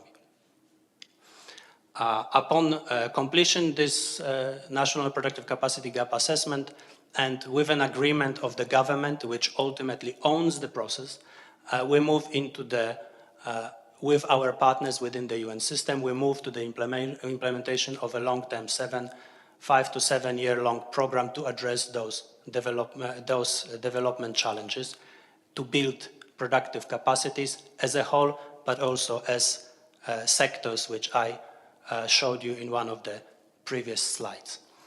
This is all from me. Thank you very much. Okay. Thank you very much. What impressed me so much about all of the speakers is that there's a thread going through all of them. You know, I moderate many meetings, and we don't always have that thread going. And I just wanted to emphasize a few aspects of that. Everybody has talked about diversification. Everybody has talked about sustainability, the environment, but people have also talked about, and I haven't emphasized it sufficiently, resilience. This has come about in all of the presentations, all of the discussions. But something else that's come out in this presentation, and it's the first time I'm hearing this, is about this Productive Capacities Index. I'm happy to hear of a climate or environment enhanced human development index, but this one is a new one, it's very complex, but it shows it helps us better understand why some countries are developing much faster than the others. So we look forward to those gap assessments. Thank you. And with that, I would like to now now we're going into the discussants. It's a different part of our session. Now, I would like to invite Mr. Kairat Torebayev. He will join us online. If somebody could tell me if he's there already. He is the Vice Minister of Trade and Integration in Kazakhstan. If my colleagues could confirm whether he's been able to connect. Здравствуйте. Are you there, sir? Здравствуйте, я в эфире.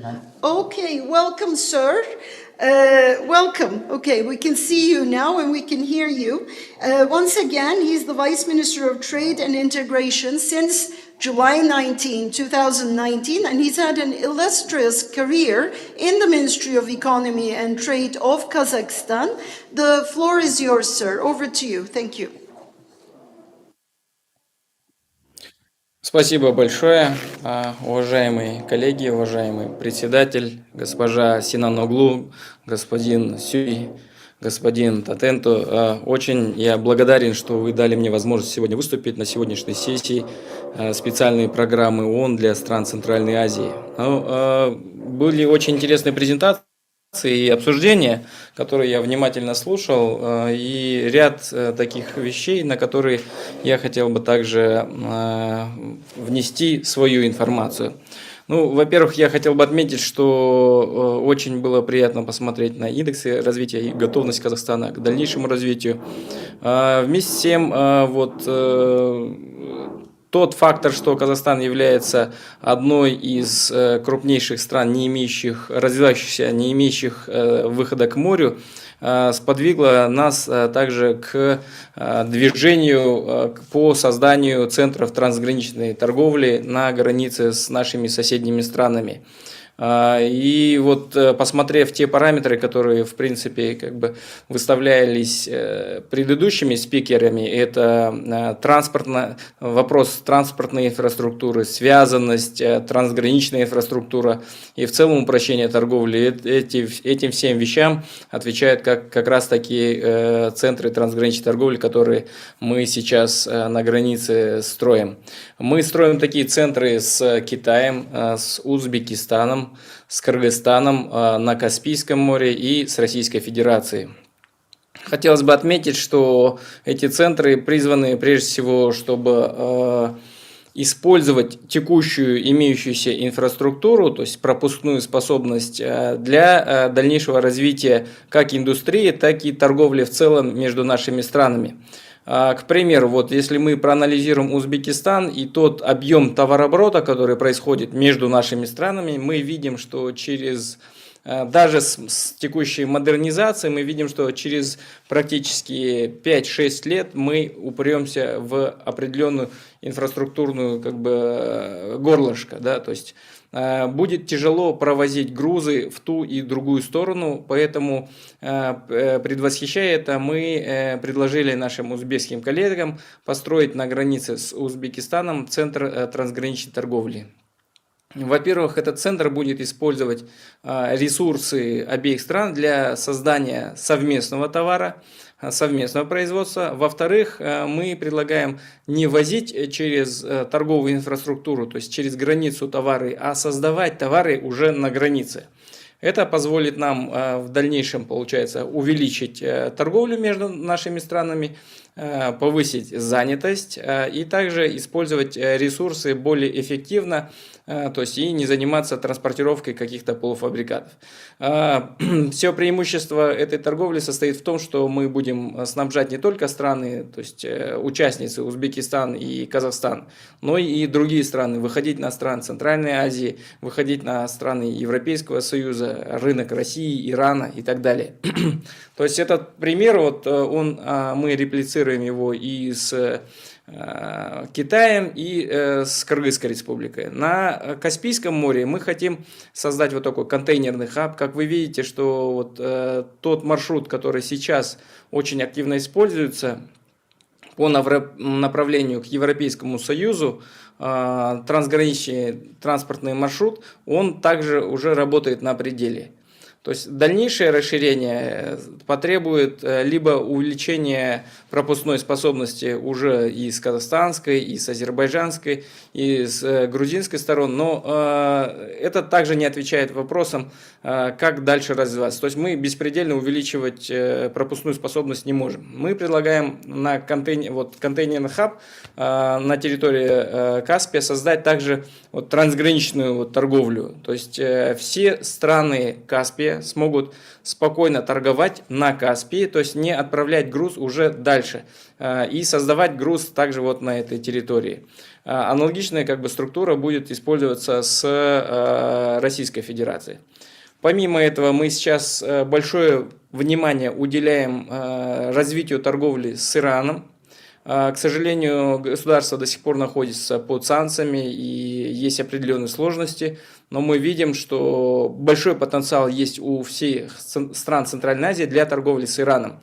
Поэтому мы ведем активную работу с иранской стороной. Как вы знаете, мы запускали транзитный состав, то есть поезд по направлению в Турцию. То есть вариант рабочий, и я счастлив, что наши коллеги географические коллеги, так сказать, Туркменистан дал нам беспрецедентные скидки на транспортировку этих грузов.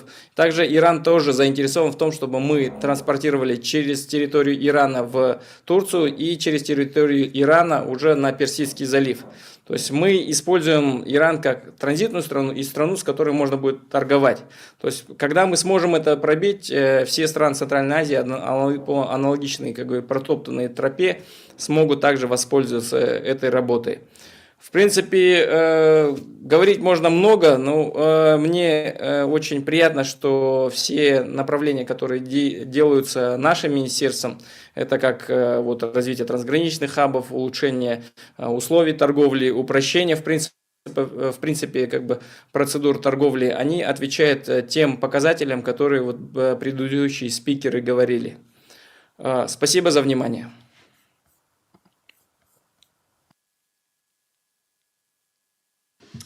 Thank you so much for this presentation, which I found extremely interesting because you gave us excellent examples, like really concrete examples of what you're doing both within the region but also outside the region, some of them quite innovative, either with one country or multiple countries, and also emphasizing the fact that we need to be quick. Because even if we produce, unless we establish these trade relations and invest in the infrastructure, we can easily hit our heads on a deadlock and not be able to trade and sell our production. So thank you very much for that very insightful presentation. Thank you. So with that, let me move on to the next speaker, and I'm very excited to present to you Mr. Dulgun Damdin Od. And I'm very excited because he is the executive director of the International Think Tank for Landlocked Developing Countries. And that is a think tank that was established in Mongolia while I worked in Mongolia. And I know him very well, and I was so happy to see him here. And I would strongly recommend for all landlocked countries, landlocked developing countries, to benefit from that think tank. They have very good networks, access to excellent academic partners, and have already proven themselves to be very successful. So the floor is yours, sir. Thank you, Madam Moderator.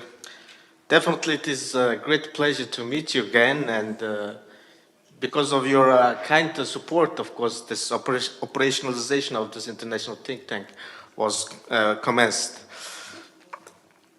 So also I would like to thank the government of Kazakhstan and ESCAP and UNEC for the kind invitation to this very important and very timely event for landlocked developing countries especially.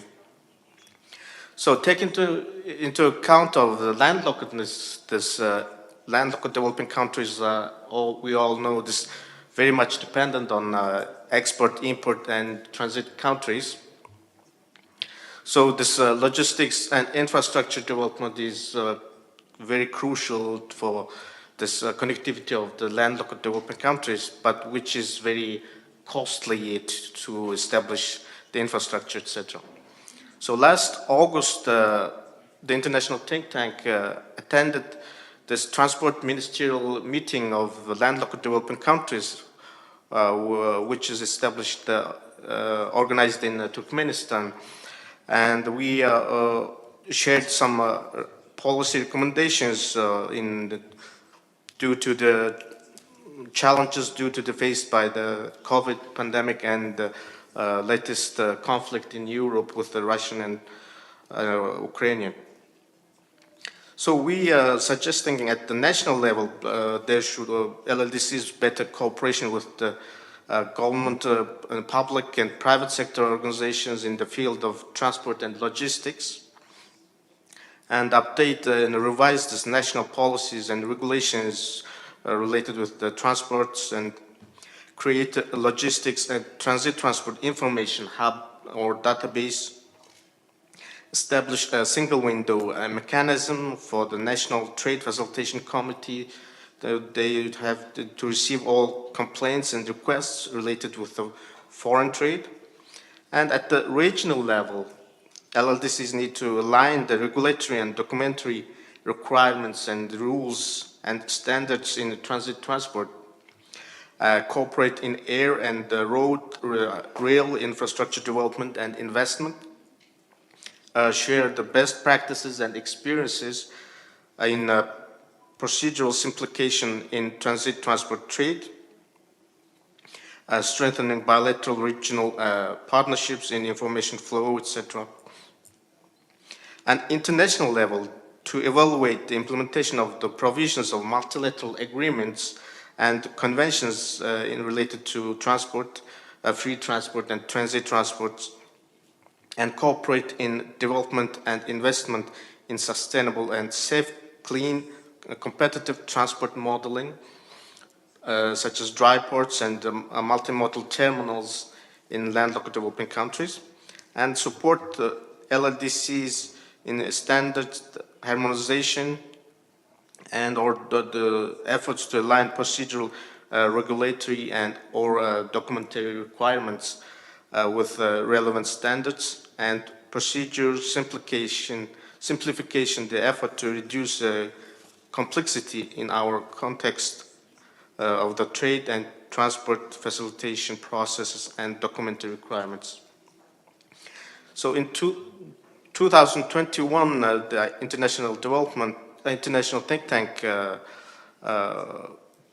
conducted this project with in terms of co-deployment and connectivity. We tested this web-based portal and simulation for corridors with support in collaboration with the UN ESCAP, which this portal is to assess and evaluate this economic efficiency and benefits of the infrastructure of corridors for government planners of Kazakhstan, Kyrgyz Republic and Mongolia. And the ITT agreed to host this portal to share with other landlocked developing countries. So again, this transport and infrastructure connectivity is a key component of the trade facilitation. So in terms of trade facilitation, also the ITT LLDC has a recommendation of concerted action towards joining this international trade systems and cooperation with the transit development countries, supports from the international community and development partners, and involvement of private sector, which are a very crucial part of the economy, and multidimensional approaches such as implementation of policies and measures aimed at economic restructuring, and development of productive capacities as developed by the UNCTAD, and the export-led growth, diversification of higher value-added products and activities and destination of imports, and greater engagement in the regional and global trade. So in order to accelerate this trade facilitation, it is necessary to develop this ICT sector. And during the COVID pandemic and post-pandemic, this all LLDCs acknowledged that e-commerce is vital for economy. But it still needs to urgent actions by the government of LLDCs in terms of ICT development. So, but LLDC is again dependent on the neighboring countries in terms of connectivity to internet, and ICT development index by the International Telecommunication Union, the most of the landlocked developing countries ranked after the 70 or 100 countries. So our, again, the policy recommendations is like to provide targeted support for LLDCs for policy update and development and financing new technology and infrastructure and innovation development, and of course increase the investment and funding to the ICT and soft hard infrastructure development under this Vienna Program of Action, and develop this regional approach to address the connectivity challenges and create enabling and environment for supported development of ICT. So today also the member countries all mentioned this climate change, and of course there's a huge impact of negative impacts on LLDCs caused by the climate change and global warming, etc. So international think tank also starting to collaborate with international organizations regarding this climate change, and we already started some potential cooperation with this Green Climate Fund, and in terms of this evaluating all this climate change actions to mitigate the impacts, and ITT-LLDC will focus on LLDC's challenges caused by the climate change, etc.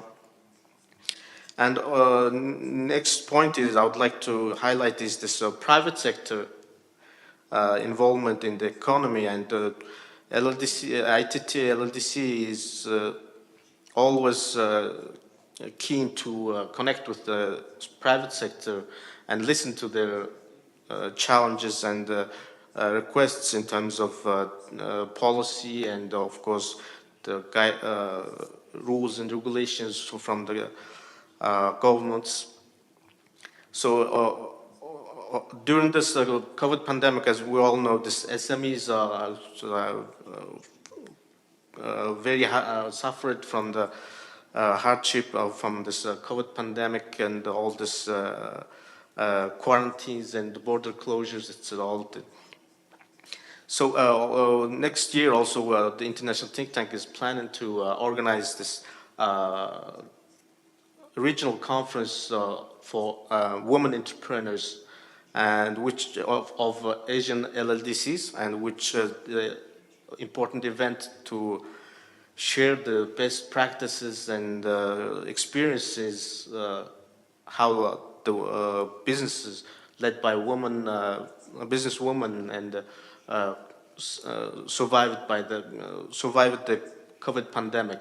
So definitely we will invite all the Asian LLDCs in this gender-related event, and hopefully also we will learn from each other, especially at this, among the LLDCs. Is sharing the experiences is very important. And thank you. This is it for me. Okay, thank you very much. I'm so impressed as to how much you have evolved and how much mature now the think tank is, the variety of things that you deal with. And just for the purposes of this exact discussion that we're having, I would like to emphasize that so far we've talked a lot about investments in infrastructure, international agreements and everything, but you've highlighted something else, the importance of simplification and standardization, and the importance of digital solutions in all of this. I was especially happy to hear of the portal that you've talked about with simulation, and encourage everybody to benefit from that. So thank you very much, sir. And now I would like to invite the chief economist of the Karek Institute, Mr. Hans Holzhacker. He was the lead economist of IFIs, of banks, and he's been in many academic institutions, so he comes with a lot of experience. I don't quite know where he's sitting right now. Yes, he's over there. So, sir, the floor is yours. Thank you. Thanks a lot, Madam Moderator, and let me start out with congratulating ESCAP, UNEC, and Kazakhstan for this rich and very informative conference. Already very informative, even so we are only in the half of time, so I'm looking forward to learn a lot more. May I ask for my presentation? Thanks a lot. So yes, I'm from the Karek Institute. Karek means Central Asian Regional Economic Cooperation. It's a program promoted very strongly by the Asian Development Bank, but also by other development partners. And it's an intergovernmental organization of 11 countries, 5 Central Asian countries, Azerbaijan, Georgia, Mongolia, Afghanistan, Pakistan, and the People's Republic of China. And because of these 11 countries, I will speak about this Karek region. However, there's a big overlap, obviously, with the SPECA countries. So still, I think we find a common language. Next slide, please. Because this conference was already so rich, I probably will not say anything very surprising, or rather echo what already has been said. But let me point to 4 topics. But before I come to this, I think my main message is that we have faced fundamental tasks in a fundamentally changed global environment. And how drastic the changes are, just we were talking about this already a lot, but just let me tell you that Nouriel Rubini just wrote an article calling what is going on the age of mega threats. So serious. And McKinsey Global Institute just came out with a report showing new epochs and calling what we are in now a new era. So again, fundamental. So the 4 topics which we have already touched on and we're speaking quite a lot, and me too, will be, these 4 topics are technology push, which is needed as the catching up of the current economies with developed economies has slowed, and also global stagflation looms. Secondly, greening, adaptation, and disaster management, while the world is highly off track to limit global warming to the Paris Agreement target of 1.5 degrees Celsius. Thirdly, inclusion and equality amidst heightened socio-political antagonism globally and in the CARIC region as well. And fourth, international cooperation while defending own region's interest in a much more partitioned world. Next slide, please. So this just shows, comes back to this issue of slowing, of catching up. We just heard that GDP is a problematic measure, and gross national income maybe even more. However, what this chart shows you a little bit, and I don't speak here about single countries so much, I will not speak about single countries so much, but more about the region average. And if you look at this average thick red line, you see fast catching up until 2013, 2014, and then we move sideways here compared to US GNI per capita. However, it gives you some picture of that the catching up, as I said, has slowed. And one conclusion from this is that a new productivity push is needed. Next slide, please. So core, as we also discussed here already, of this technological revolution is digitalization. And current countries have done a lot. All have digitalization plans, but even more is needed, especially in the corporate sector. Actually, the government sectors are doing better than the private sector, interestingly, because we have all these programs, so we need to work more with the private sector. And these blue things here means that these countries are below average in terms of digital adaptation, the index. But again, since then, many programs had put in place. Next slide, please. So coming back to greening and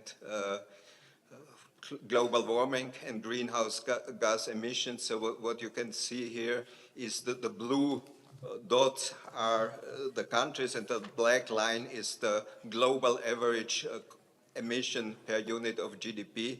And as we already discussed here, so Kazakhstan, Turkmenistan, the PRC, and Mongolia have quite high emissions per unit GDP. And things have to be changed, and all CARIC members have submitted their nationally determined contributions already, and now implementation is key, of course. Next slide, please.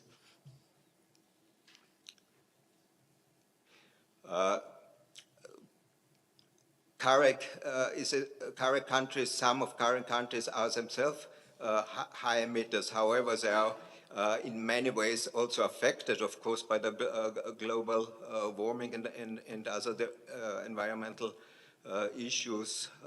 And we just saw now the heavy floods in Pakistan. And we're talking here already about glacier melting. We know about droughts, and we're speaking of Afghanistan, especially with regard to drought. So they are affected, but they are also affected in terms of their exports, because especially Kazakhstan, for example, has a really high export share of mineral fuels, Turkmenistan, of course, as well, and others. And as Europe is going, at least in the long term, to decarbonize, this will affect the exports of the region, and also other exports. Some of them are highly water intensive. So it's time to diversify and time to move more downstream resources.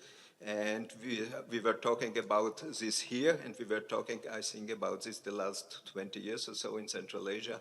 But now the situation becomes really critical, and thank you for the previous speakers for pointing to concrete measures on what to do. Next slide, please.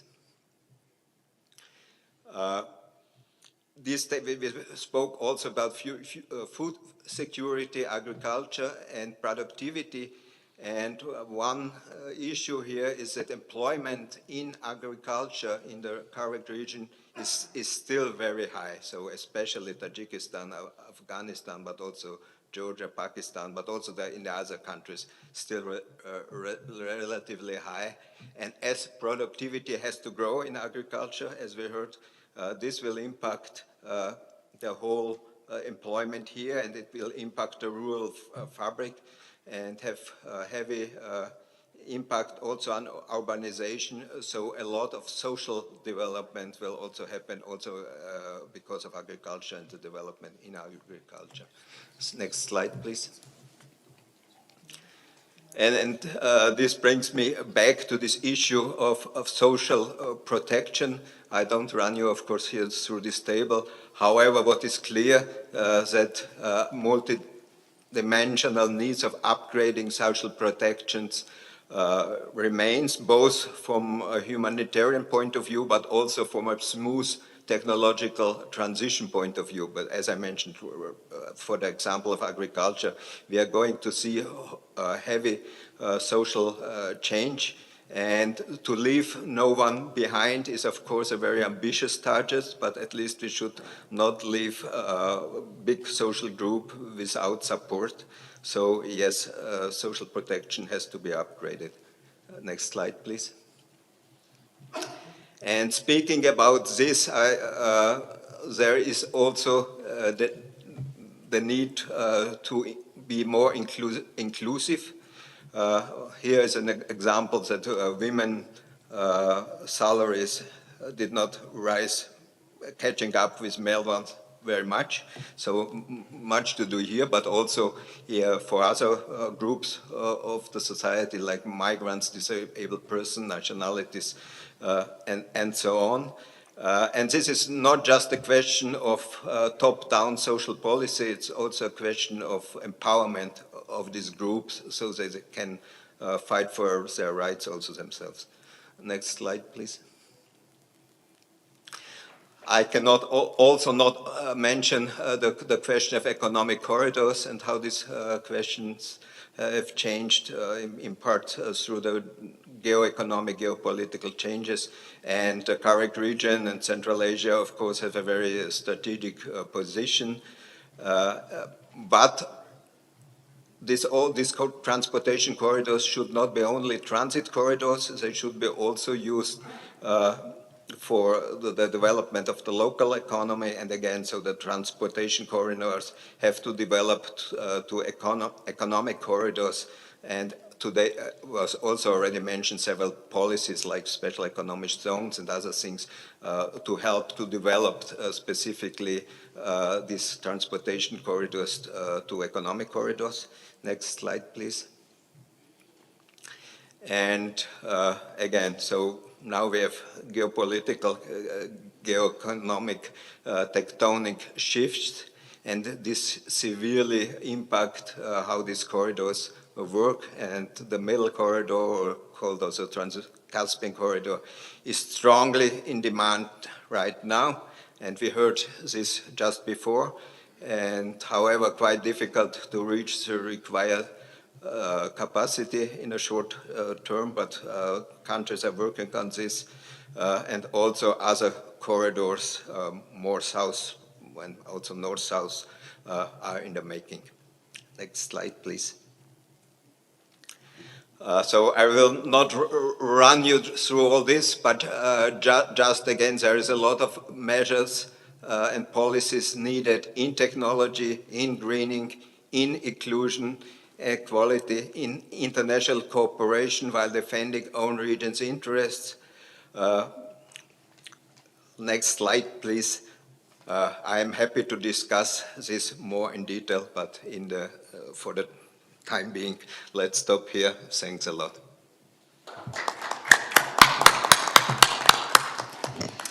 Thank you very much. In addition to mentioning megatrends, what I noted and what I really liked about your presentation is, we're going through geopolitical tectonic shifts, as you said, but instead of being afraid of them, they're actually offering some opportunities, especially for this region. And how can this region best benefit from that? I think that's a new angle. But also, thank you very much for emphasizing disaster management, disaster risk reduction, urbanization, and once again, also coming back to the topic of inclusion and mentioning especially the situation of gender. We were looking at the wages in Central Asia, in the SPECA countries, and there is so much more to be done, and you saw it. The trend is actually going for the worse, not for the better. So we have to very seriously look into all of these. So thank you very much, sir. Now, our last speaker today will be Ms. Elizabeth Turk. She's the Director of Economic Cooperation and the Trade Division in UNECE. She deals with so many topics. I don't want to go into all of them, but it's cooperation, partnerships, innovation, market access, and many more. She's also worked with UNCTAD in the past and comes with a wealth of experience over many years. She's online. Let's see if she's there so we can connect. Ms. Turk? I can hear you, Madam Chair, and I can see myself. Seems that I'm now visible in the room as well, no? You are, and we can hear you very well. So over to you. Thank you. Thank you, Madam Chair. And a great pleasure for me to be part of this year's SPECA meetings, and particularly to be part of this panel on sustainable economic transformation. It's been a great panel with amazing speakers, and I think a very inspiring keynote speak, and then some very sort of information-rich presentations with data and charts and facts, and also some very practical examples that we heard from countries and experts sharing their presentations. Now, my role is a commentator, and I will use that role by maybe picking up on the last slide that Mr. Holzhacker just shown us. And he only showed it to us very briefly, but I think there were some key themes emerging from this slide. So on this last slide by our expert from CAREC, there was a reference to innovation and technology, science, national innovation infrastructure, and technology transfer. On that slide, we also had a reference to investment, foreign direct investment. And on that slide, we had a reference to trade, sustainable supply chains, resilient supply chains. Now, these are all really important topics, and they happen to be amongst the topics that UNECE's Economic Cooperation and Trade Division deals with. And it's interesting to see that these topics are really also at the core of the UN's development agenda. And if we look at Agenda 2030, if we go back to the Addis Ababa Action Agenda some time ago now, but instrumental in terms of our SDG framework, we can see that we have there references to innovation, including science and technology, private finance and investment, and international trade. And I'm really convinced that innovation, investment, and trade, they can help address these imminent, deep structural challenges that we are facing globally and in the region. Now, I'm emphasizing can, because they can help us promote sustainable transformation. They can help us address the triple planetary crisis. manage the green energy transition. They can maybe help us address the social and economic effects from COVID and the spillovers from the war in Ukraine. But this positive contribution is not automatic. And I think here we are at the core of the call for sustainable economic transformation. So I will be delighted to share with you some examples of what we do in UNECE in the Economic Cooperation and Trade Division, and what we do together with SPECA countries and also the region. And I hope that this is some inspiration for the way forward. So let me start with innovation. And innovation is really pertinent because here in Geneva, we just had our intergovernmental meeting on innovation. We finished yesterday, and we focused on transformative innovation. That's innovation that really transforms societies and economies, that is of the scale and nature that it creates real impactful change. And let me flag here that we were delighted to welcome Uzbekistan as a new vice chair to the Bureau for this work in Geneva. Now, why is innovation so important? Innovation will be central for addressing the triple planetary crisis. Innovation will be central for addressing climate change and the environmental challenges. Innovation, with its close relationship to entrepreneurship, to startups, it will also be crucial for economic resilience, for jobs, for addressing some of the social challenges. And of course, innovation will be crucial for harnessing the benefits from digitalization. So building a strong and vibrant innovation ecosystem with the best possible innovation governance, innovation policies, and innovation processes, clearly oriented towards sustainability and inclusivity, that's a crucial task for countries around the globe and in the SPECA region. And at UNECE, we are delighted, together with ESCAP, to service the SPECA Working Group on Innovation.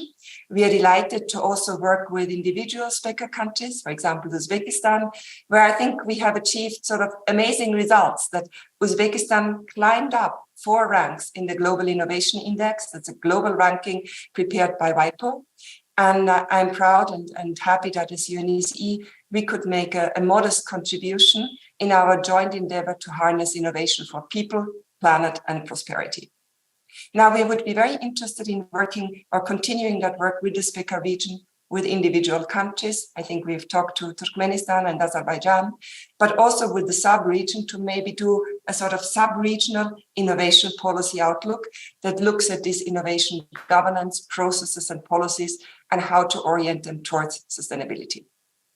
Now, very briefly, on his last slide, Mr. Holzacker also referred to investment, foreign direct investment, including the need to diversify investment partners. So again, investment, both domestic and foreign investment, will be crucial for meeting the many challenges, the triple planetary crisis, particularly for moving towards the green transition. Now, as there is a specific session on investment trends, I won't say much on it, but just to point out that overall the situation for Central Asia is not rosy in terms of trends and outlook. It's not rosy in terms of concentration of FDI on extractives, and it's not rosy in terms of absence of linkages and spillovers. And these last 2 points clearly have this economic and social angle that we are discussing here today in this session on sustainable economic transformation. Now, in UNECE, we focus on a very specific angle to investment. We focus on infrastructure investment. So that would be investment for connectivity. That would be investment for the green transition, be it green energy transition, solar, photovoltaic, water, also waste to energy, quite important for the circular economy. And of course, we also cover investment into basic infrastructure, public services, such as water and sanitation, the social services that are so crucial for the social dimension and for many SDGs. Now here again, there is scope in the SPECA region for mobilizing through public-private partnerships, the private investment part to complement the public investment part. And we know this is not easy. Many public-private partnerships have failed in the past. In fact, public-private partnerships have been heavily criticized for their failure. And I think that is very much part of the story that, Madam Chair, you mentioned at the beginning, sort of this like more conventional economic thinking. And that's also why UNECE has developed its own approach to public-private partnership, namely PPPs for the SDGs. And that's really a UN approach to PPPs. And I'm delighted that just recently this autumn, the UNECE team traveled to Uzbekistan, to Kyrgyzstan, to sort of like put in motion further work on PPPs for the SDGs.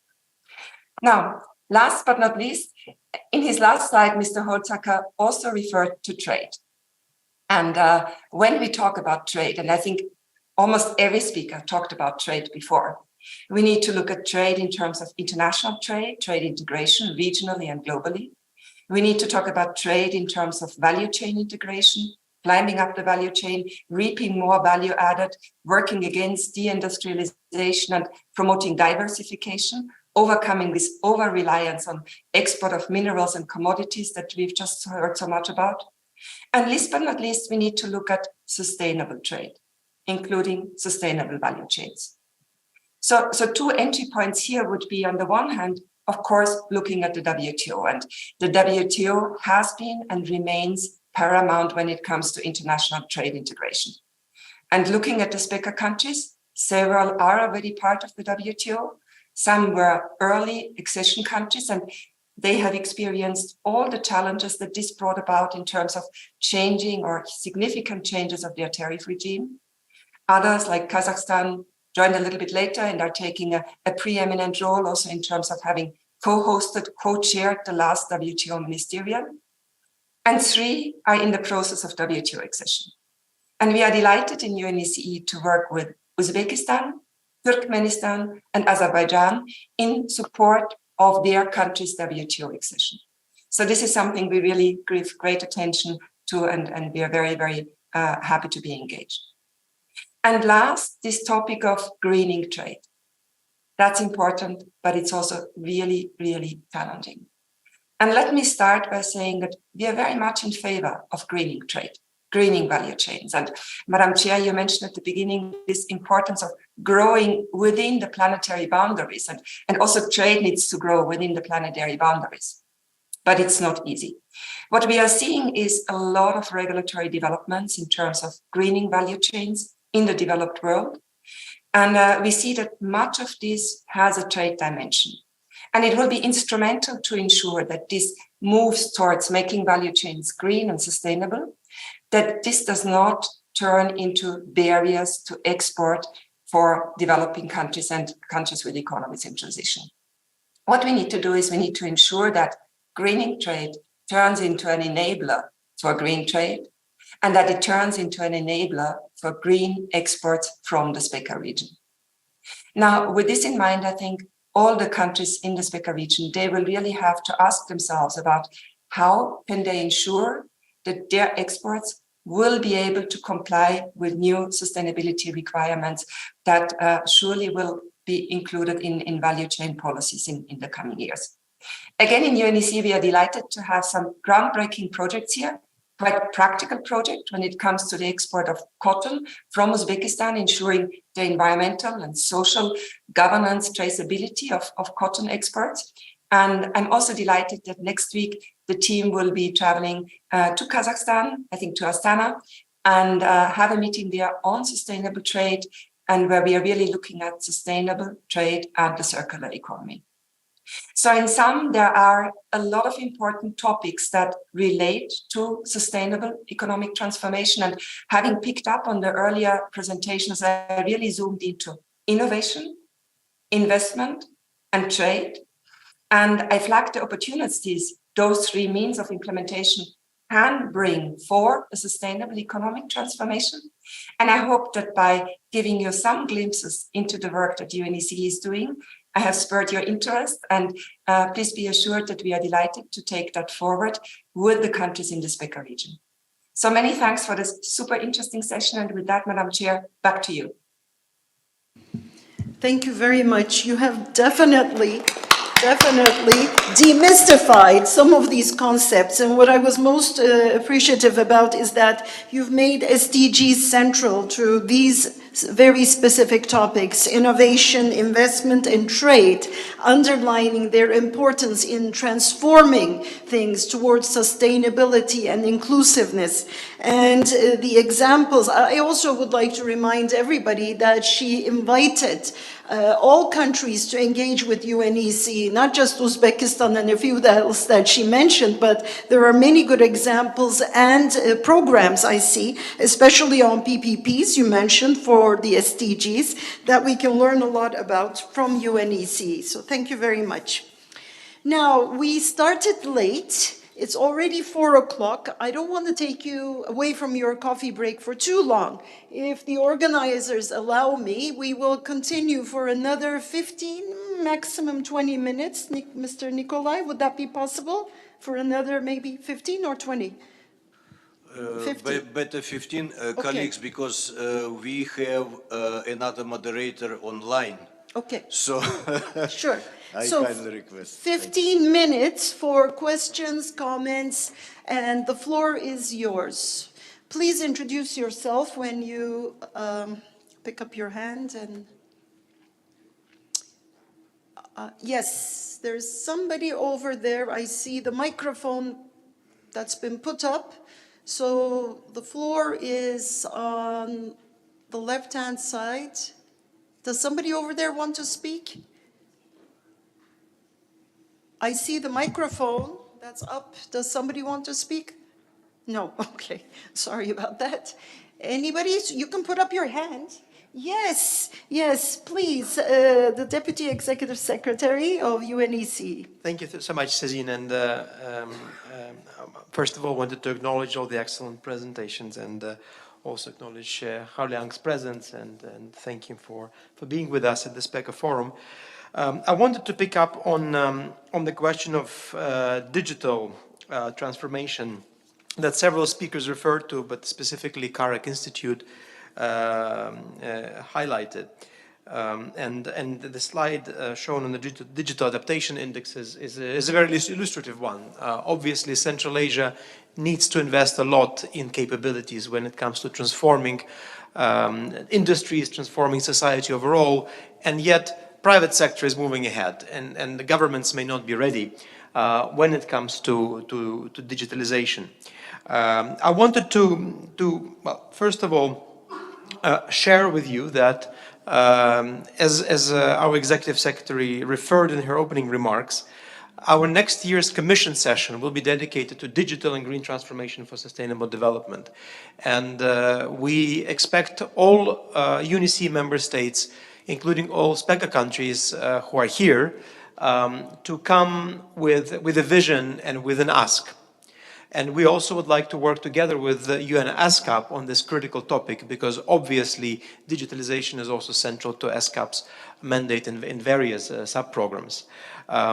Secondly, I wanted to let you know that as part of this broader effort, we would like to join forces with ITU, International Telecommunications Union, which is a leading UN organization dealing with digitalization and internet governance and technologies more generally, and perform a very quick but hopefully useful mapping of current gaps in capacities and gaps in support that our program countries have. And we will have a special focus on Central Asia.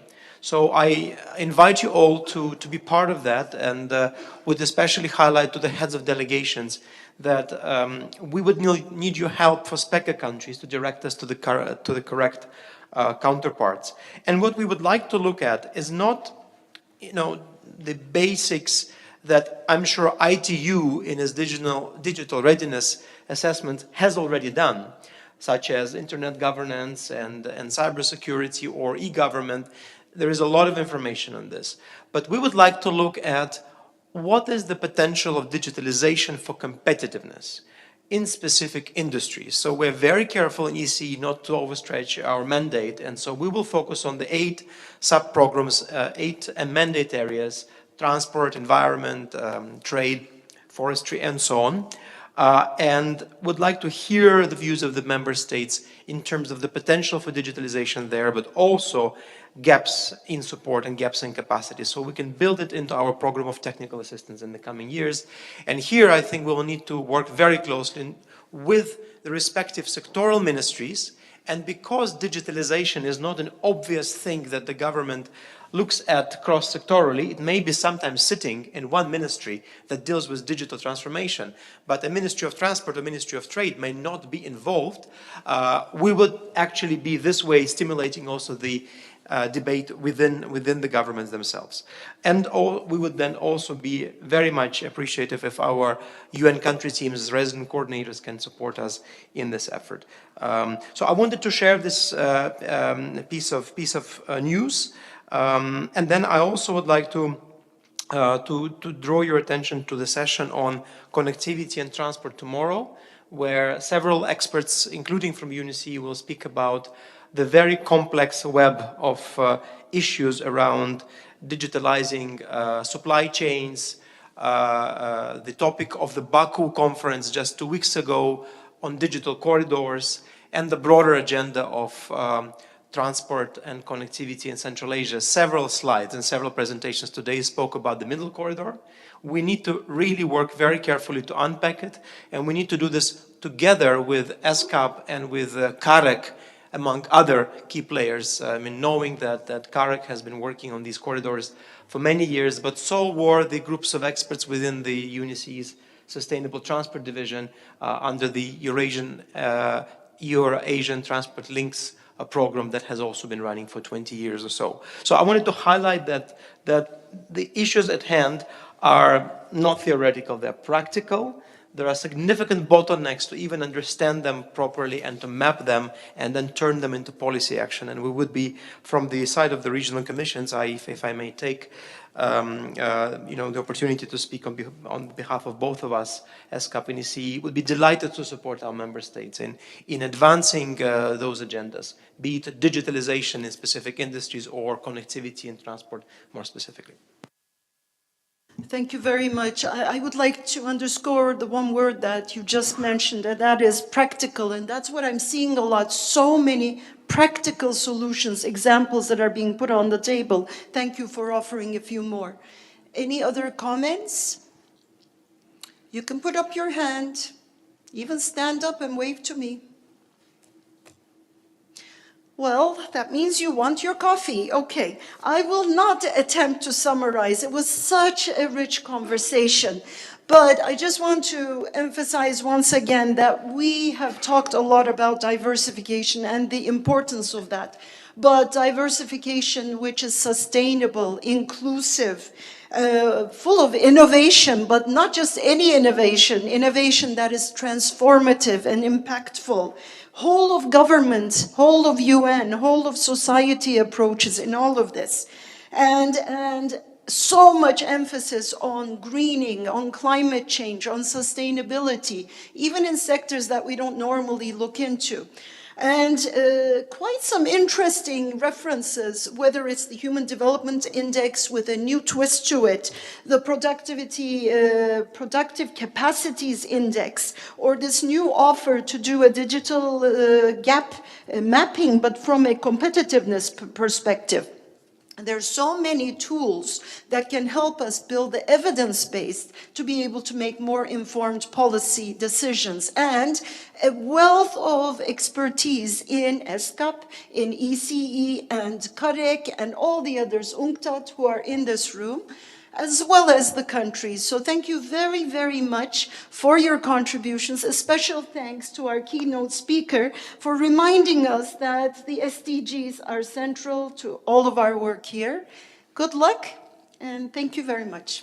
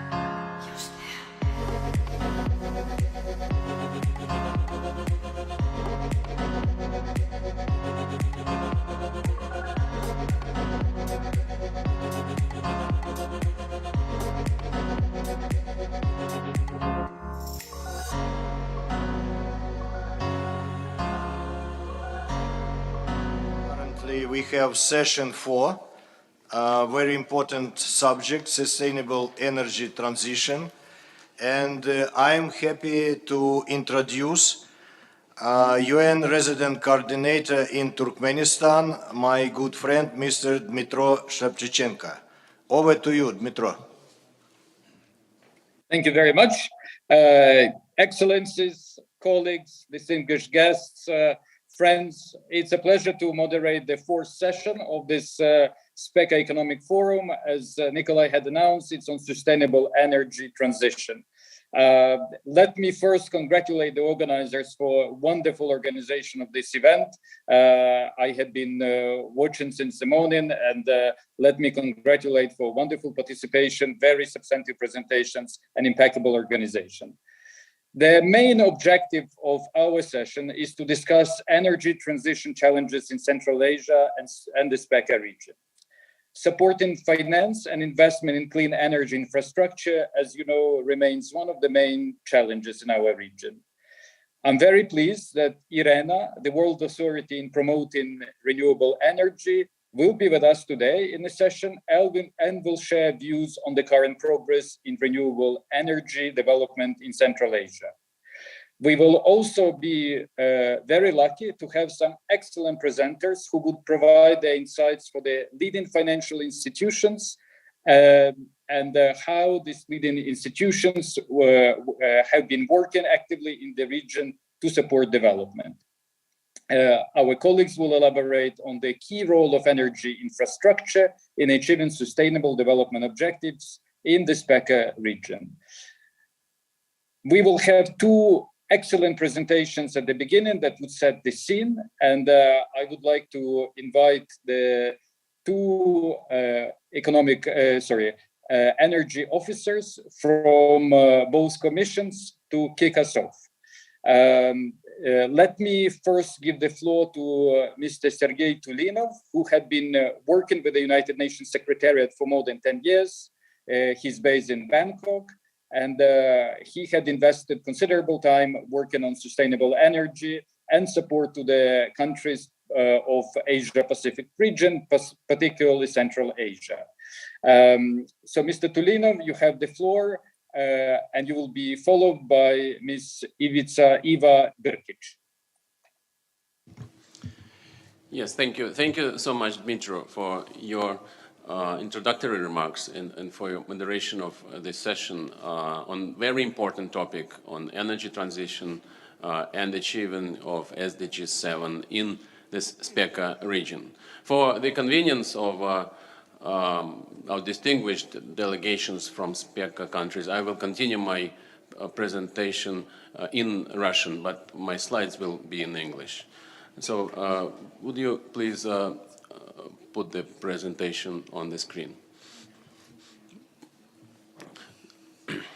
Итак, уважаемые господа, уважаемые коллеги, я думаю, что сейчас мы несколько слов, несколько минут поговорим о важнейшем секторе экономики, который влияет, конечно, на экономическое развитие стран СПЕКи и на все, без исключения, сектора и отрасли экономики. Мы поговорим об энергетике и о том, каким образом достичь тех целей, которые были поставлены мировым сообществом и самими странами-членами, включая стран СПЕКа, для того, чтобы развивать энергетику наиболее устойчивым образом, наиболее чистым образом и с наименьшим воздействием на климатическую систему.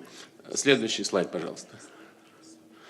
И когда мы говорим о энергопереходе, energy transition, мы подразумеваем работу по достижению следующих целей. В первую очередь мы говорим о цели устойчивого развития 7, которая в свою очередь подразумевает 3 цели, которые мировое сообщество согласилось достичь к 2030 году. Это достижение полного универсального доступа к современным энергоуслугам к 2030 году. Цель 2 – это значительно увеличить долю возобновляемых источников энергии в энергобалансе. И цель 3 – удвоить глобальный рост энергоэффективности, то есть сделать энергосистемы более эффективными.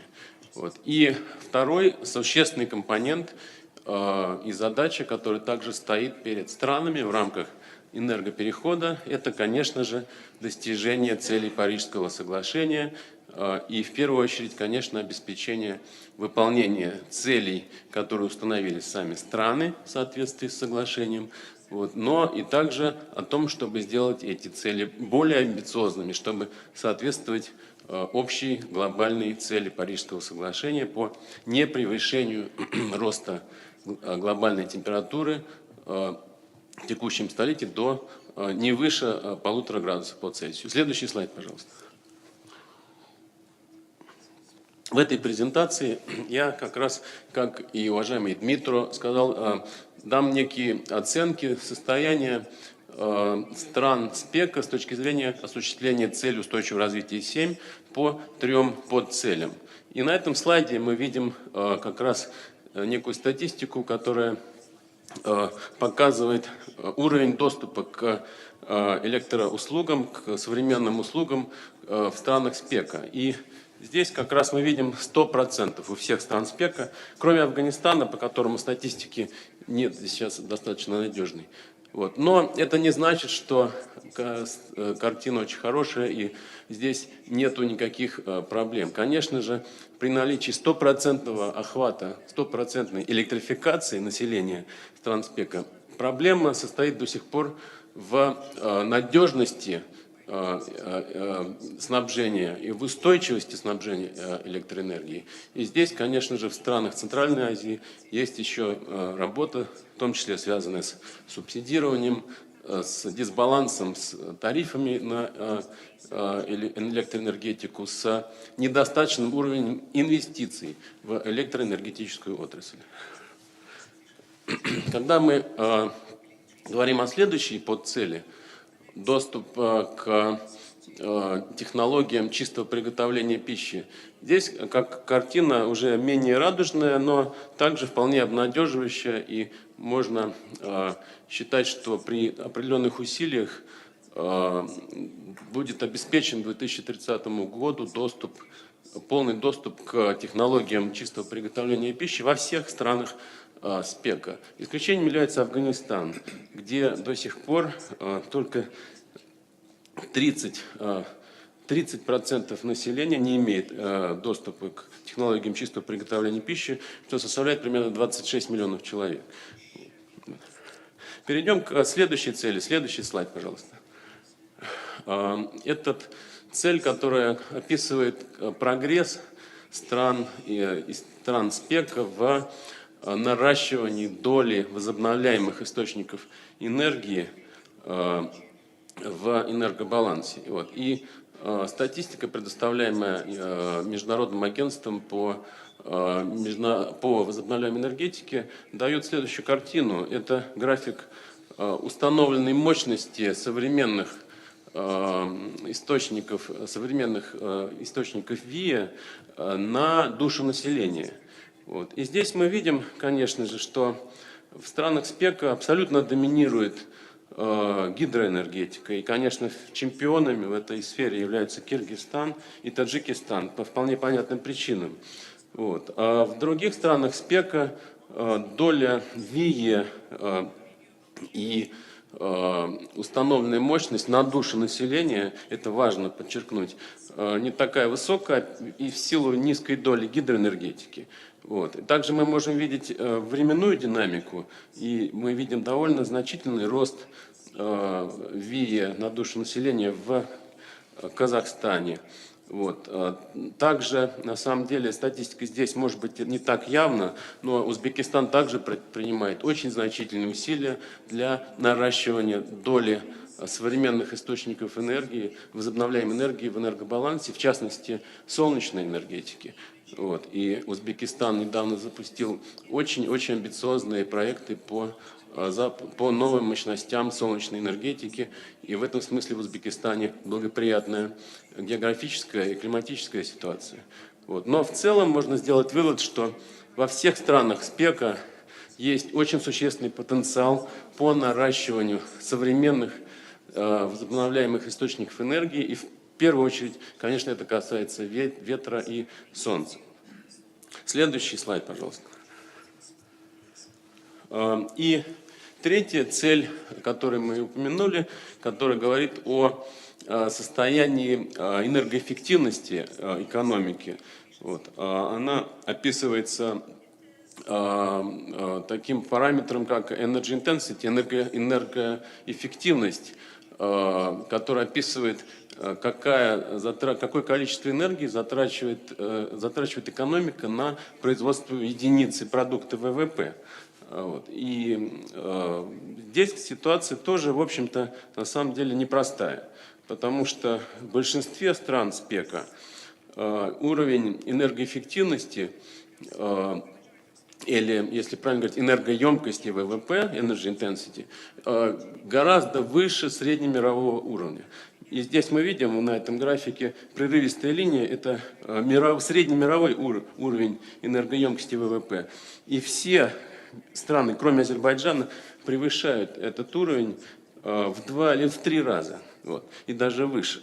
Вот. На это есть, конечно же, вполне логичные объяснения, потому что в большинстве стран СПЕКа энергетический комплекс является драйвером экономики, является основным вкладом в экономику. И энергетический комплекс является очень энергоемким, включая добычу энергоресурсов, включая их транспортировку. Вот. Также, конечно, играет роль и структура экономики, климатические условия, географические условия.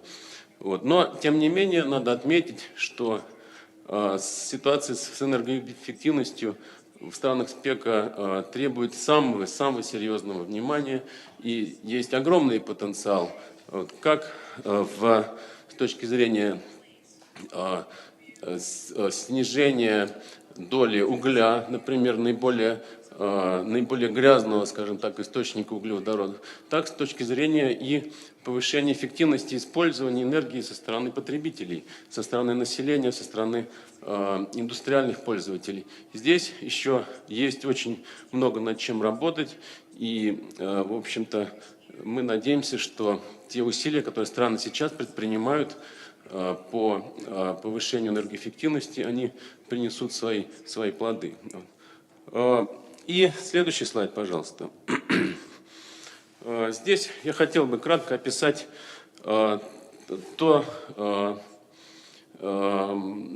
основную структуру производства электроэнергии в всех странах СПЕКа.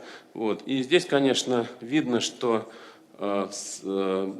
углеводородные источники все еще доминируют в структуре производства электроэнергии. И в странах СПЕКа ведущую роль играют в производстве электроэнергии уголь и газ. Вот. И на национальном уровне, конечно, этот энергобаланс зависит еще от национальных условий, от географических условий. Так, например, в Казахстане это уголь более 70% электрогенерации из угля.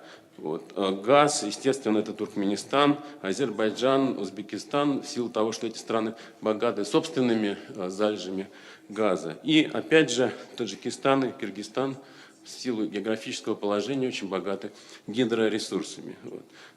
Но во всех этих странах, к сожалению, пока что доля современных ВИЭ, как солнце и ветер, достаточно низка, как я уже говорил, но страны работают над тем, чтобы увеличивать долю ВИЭ, работают с банками, с агентствами развития, и, в общем-то, во всех странах существуют программы увеличения ВИЭ. Вот. Но явно, что эта работа должна быть, конечно, усилена, и для этого есть все необходимый потенциал, и нельзя сказать, что есть возможности, конечно же, необходимы дополнительные финансовые инвестиционные ресурсы для того, чтобы нарастить производство электроэнергии. из современных источников. Последние два слайда, следующий слайд, пожалуйста.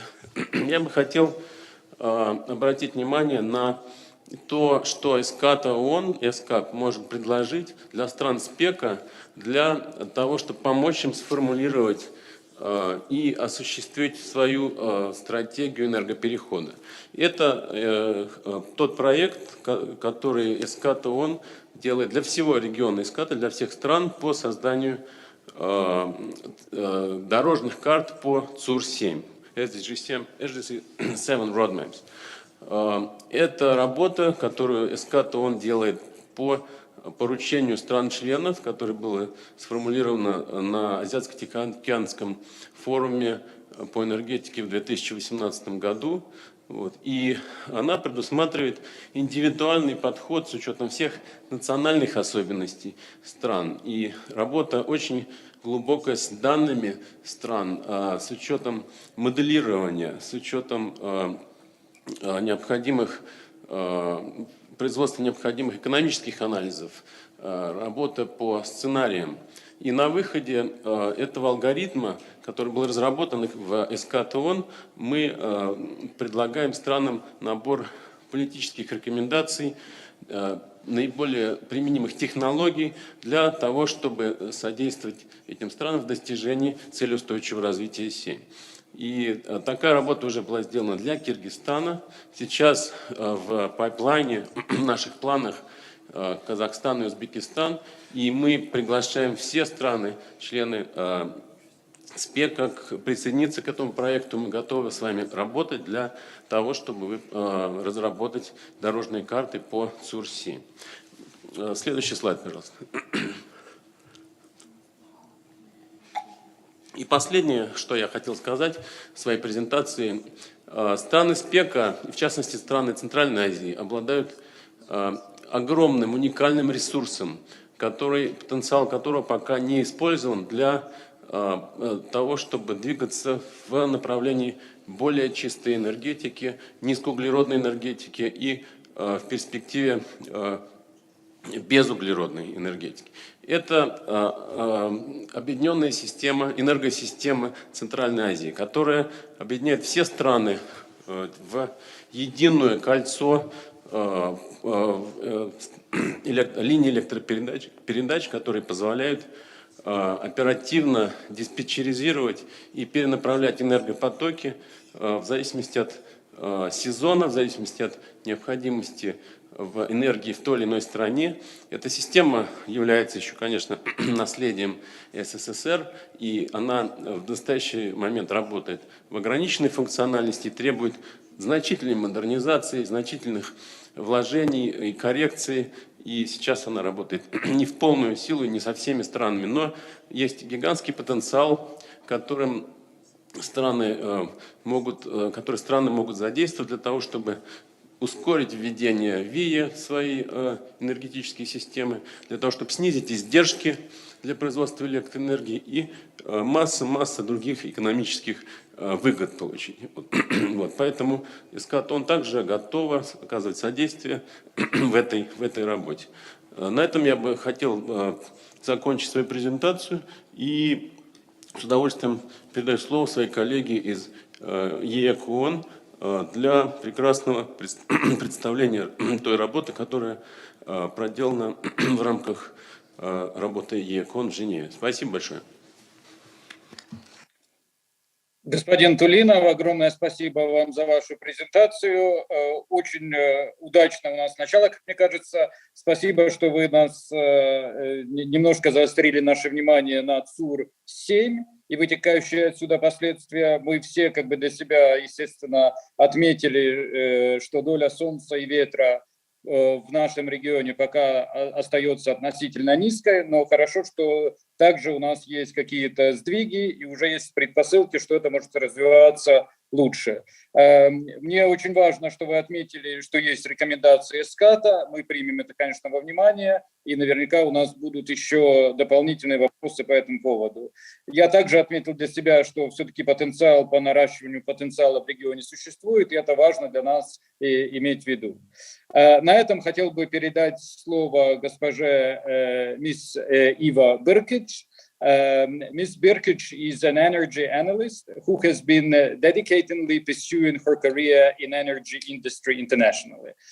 She has a lot of credentials, had worked for Atomic Energy Agency in Vienna, for PetroChina in Beijing, had been working for the Westwood Global Energy Group in London. So she's a specialist in her area. She focused on carbon neutrality, and it would be very interesting of what Eva would tell us about, of course, realization of SDG 7 and energy transition in our region.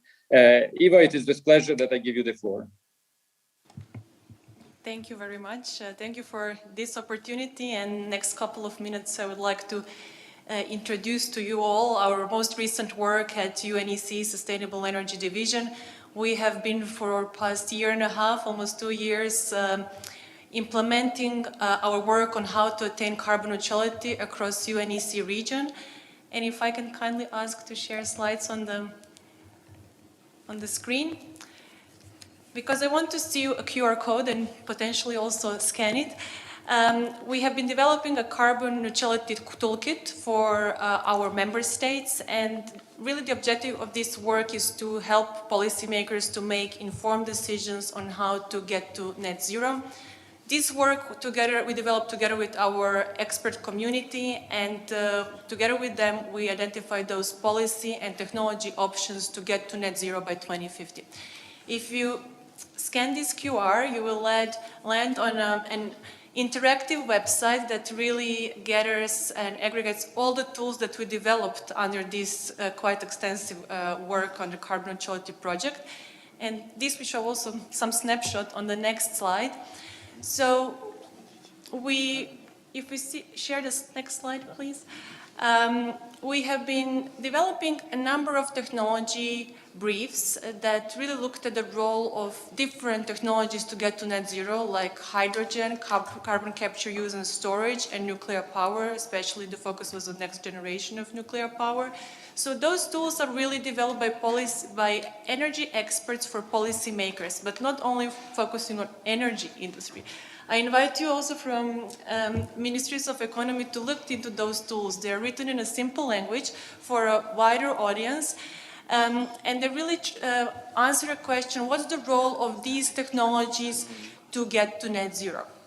We recently, actually last week at COP27 in Egypt, launched also a brief on carbon neutral energy intensive industries. Here we actually assess the role of solutions and carbon and technologies like hydrogen, CCUS, electrification to really reach carbon neutral energy intensive industries.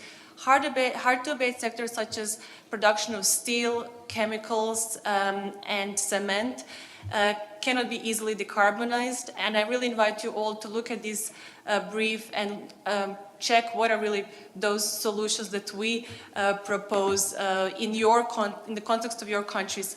I think it can be very interesting too. There are also two publications that we developed based on extensive modeling, energy modeling work that we conducted together with two institutions. And here we really looked at the different scenarios and assessed different pathways how to get to net zero. And now for the next couple of minutes, I really want to zoom with all of you on one region, Central Asia. We're working also on data for the Caucasus, where we will look in depth for data for Azerbaijan. But next couple of minutes, I would like to use this opportunity to share with you some findings from our work on Central Asia. If we go to next slide, I would like to share with you what concept was actually our starting, but also in a way concluding position.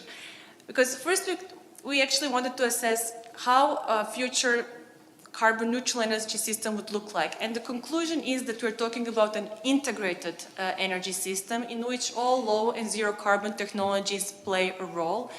A system in which energy resources are distributed and in which, as you can see on the slide, different sectors are interconnected and they most importantly communicate to each other. So this was really the core of our work, and this concept we are now developing even further when under the Committee on Sustainable Energy at the UNEC, we're also assessing what's the role of the resilient energy system. And what you see on the slide is was a starting position which we are now developing further.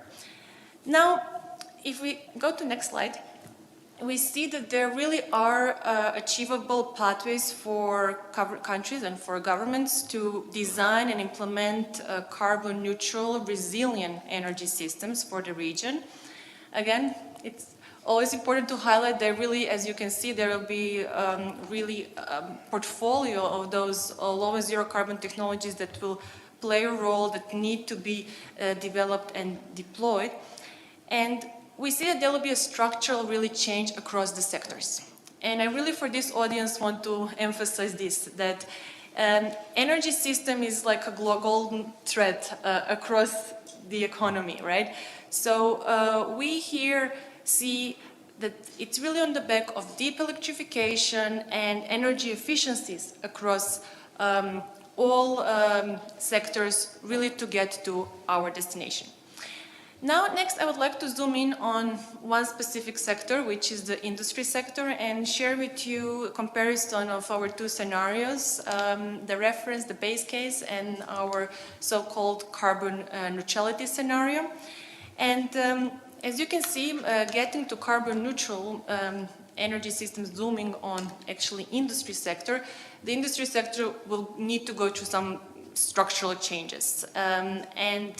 This will only be possible through improved industrial energy efficiency, through electrification of industrial processes that can be electrified, and through deployment of technologies like hydrogen CCUS.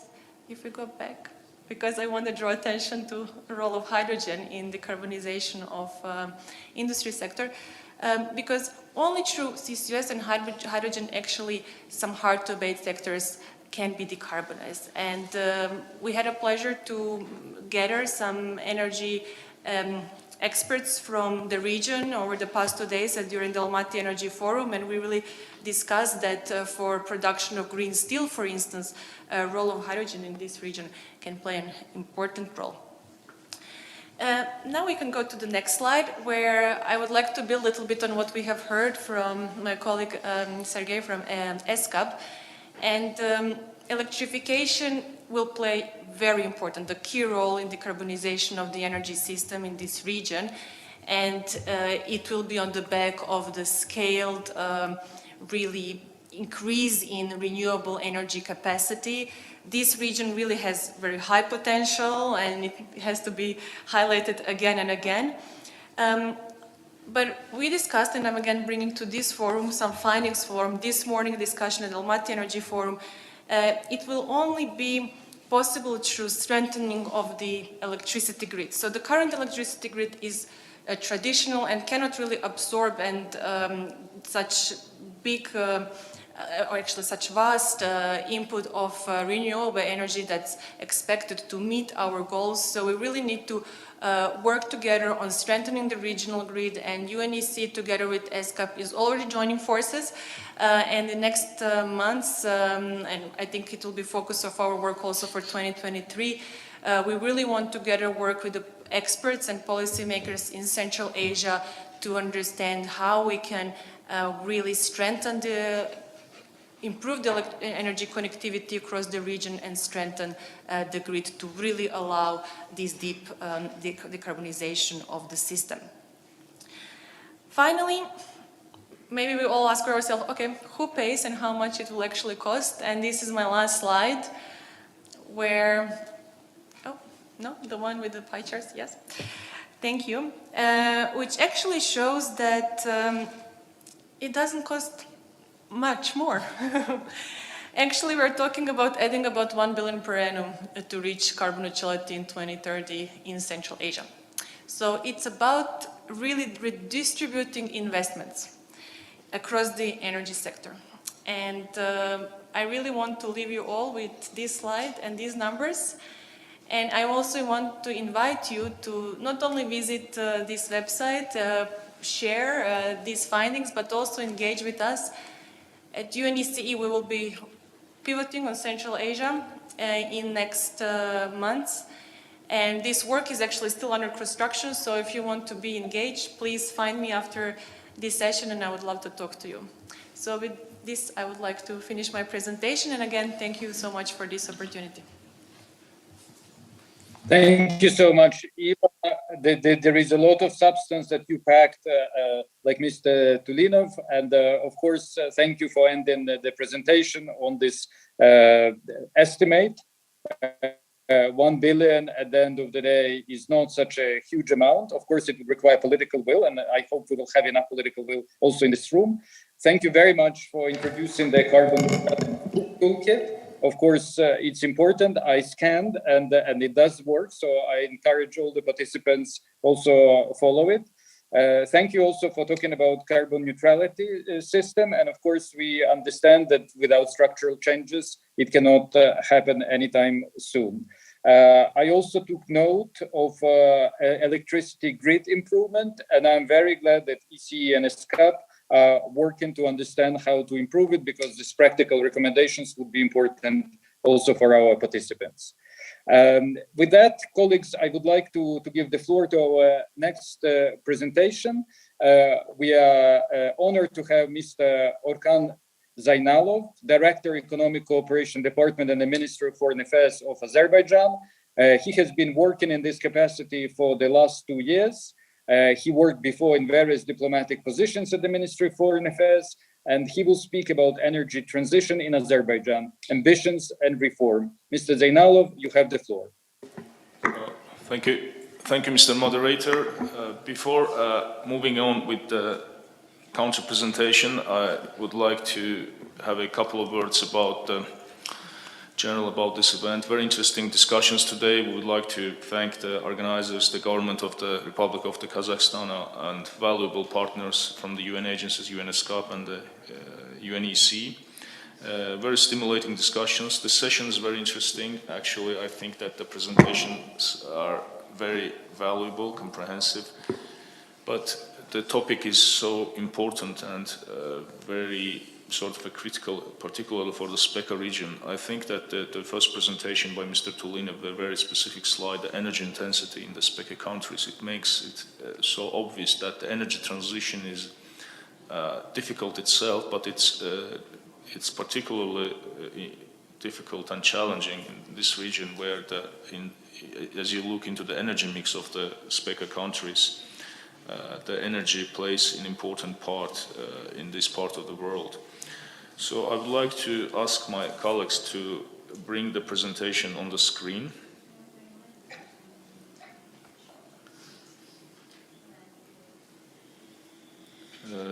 Today's meeting actually is coinciding with the COP27 in Sharm el-Sheikh, and actually the motto for this meeting, the Decade of Action, is very symbolic, as the world is watching how the world community will deliver on the commitments. Generally, the SPECA countries are belonging to the non-Annex 1 countries, except Afghanistan, and it also makes us in a similar boat in terms of the challenges and expectations from the climate process. But at the same time, you know, the crisis soaring in Europe and in different parts of the world is also make it obvious that cutting the investment, drastic cuts in the investment in hydrocarbons and in traditional energy is not just the only way to reach the energy transition goals. Energy, of course, is a driver of the economic growth, but at the same time, economic development has always been associated with the negative impact on the environment. COVID-19 pandemic, the data on the COVID-19 obviously suggested that economic growth needs to be slowed down for environmental sustainability. But ask the countries, including in our region, which country is interested in slowing down the economic growth? It must also ensure the quick growth, environmental sustainability, and the energy security. So where is the balance? Where is the right balance? There is no one-size-fits-all and a single universal recipe for all the countries. This is obvious, at least from Azerbaijan's point of view, that the recipe should be custom-made, should consider the national circumstances and other issues, so that the balance should be ensured in this area. We think in our position that the natural gas is a transitional fuel, and it's also the sort of a cleanest fossil fuel, which will play in the coming decades a pivotal role in the energy transition process. Additional gas supply will also ensure that additional benefits in terms of this energy security and decarbonization. Of course, the investing in technologies such as carbon capture, CCUS, direct air capture, and other technologies equally important. It's also important that smooth energy transition is about adopting the framework ground rules for all the participants. So transparency, general the market rules for the investors are also, private sector are also necessary elements. When you are also setting the common global target, the issue of the CBDR, the principle of the common but differentiated responsibility also comes to the mind, and in this case also we have to note that significant portion of the emissions comes from the developing countries. However, the capital inflows, sort of finance to these countries, are limited. If the goal is to reduce the emissions to reach zero level, so the developing countries, the non-Annex 1 countries also must ensure access to clean energy investments. So I would like to move on with the presentation. Next slide, please. If possible, I would ask maybe to colleagues to zoom down. I don't know if it's readable for all, but generally here you can see Azerbaijan is accountable for only 0.15% of global greenhouse gas emissions. Nevertheless, we have enhanced our ambitions voluntarily based NDC, 40% reduction in greenhouse gas emission and net zero goal for the liberated territories by 2050. Also, the mainstreaming of the SDGs is one of the priorities of the government. Next slide, please. Next slide.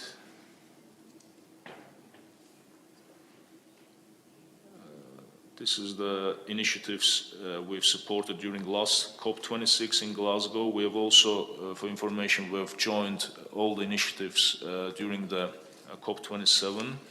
So it's still ongoing. Next slide. Yeah, as I mentioned, the mainstreaming the SDGs into the national development plans is one of the priorities, and the national priority roadmap, Azerbaijan 2030, has 5 priorities. One of them is the clean environment and counter of green growth, with 2 important elements of the high ecological environment and green energy zone. Next slide, please, colleagues. So here you can see the general targets by the government for the coming years. The target of increasing the share of renewables in total installed capacity from current 17% to 30% by 2030, again reducing greenhouse gas emissions by 40%, and the new declared goal to transform the liberated territories into a green energy zone, as well as to establish a net zero zone within these territories. Next slide.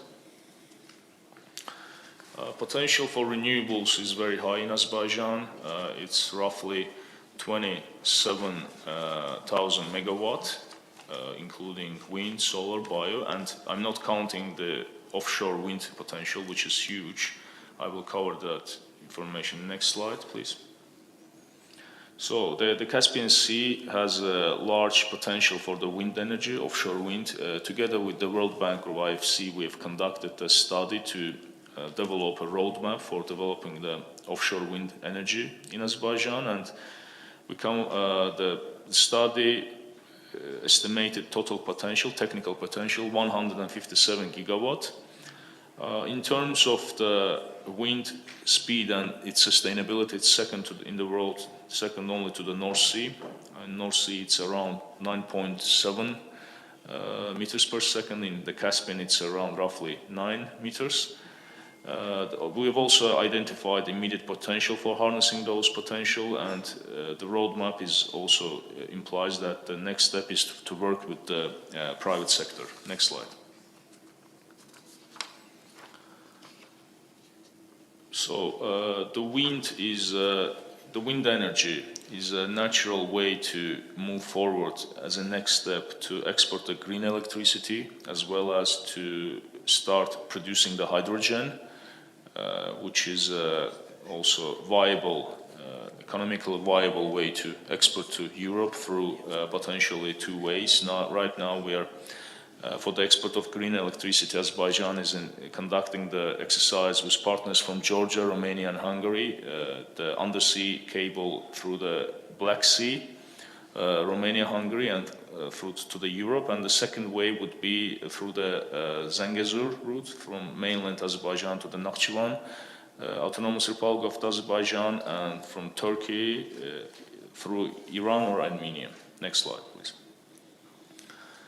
So the liberated territories are now declared as a green energy zone, and we are calling to the foreign investors, foreign companies to come to work to invest in those territories, in those clean technologies, green technologies, energy efficiency solutions, and etc. Next slide.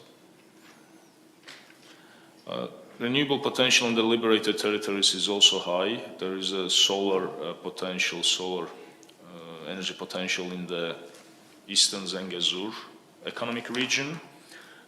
We've started the investment agreement, implementation agreement with the BP to develop the solar energy project in these territories.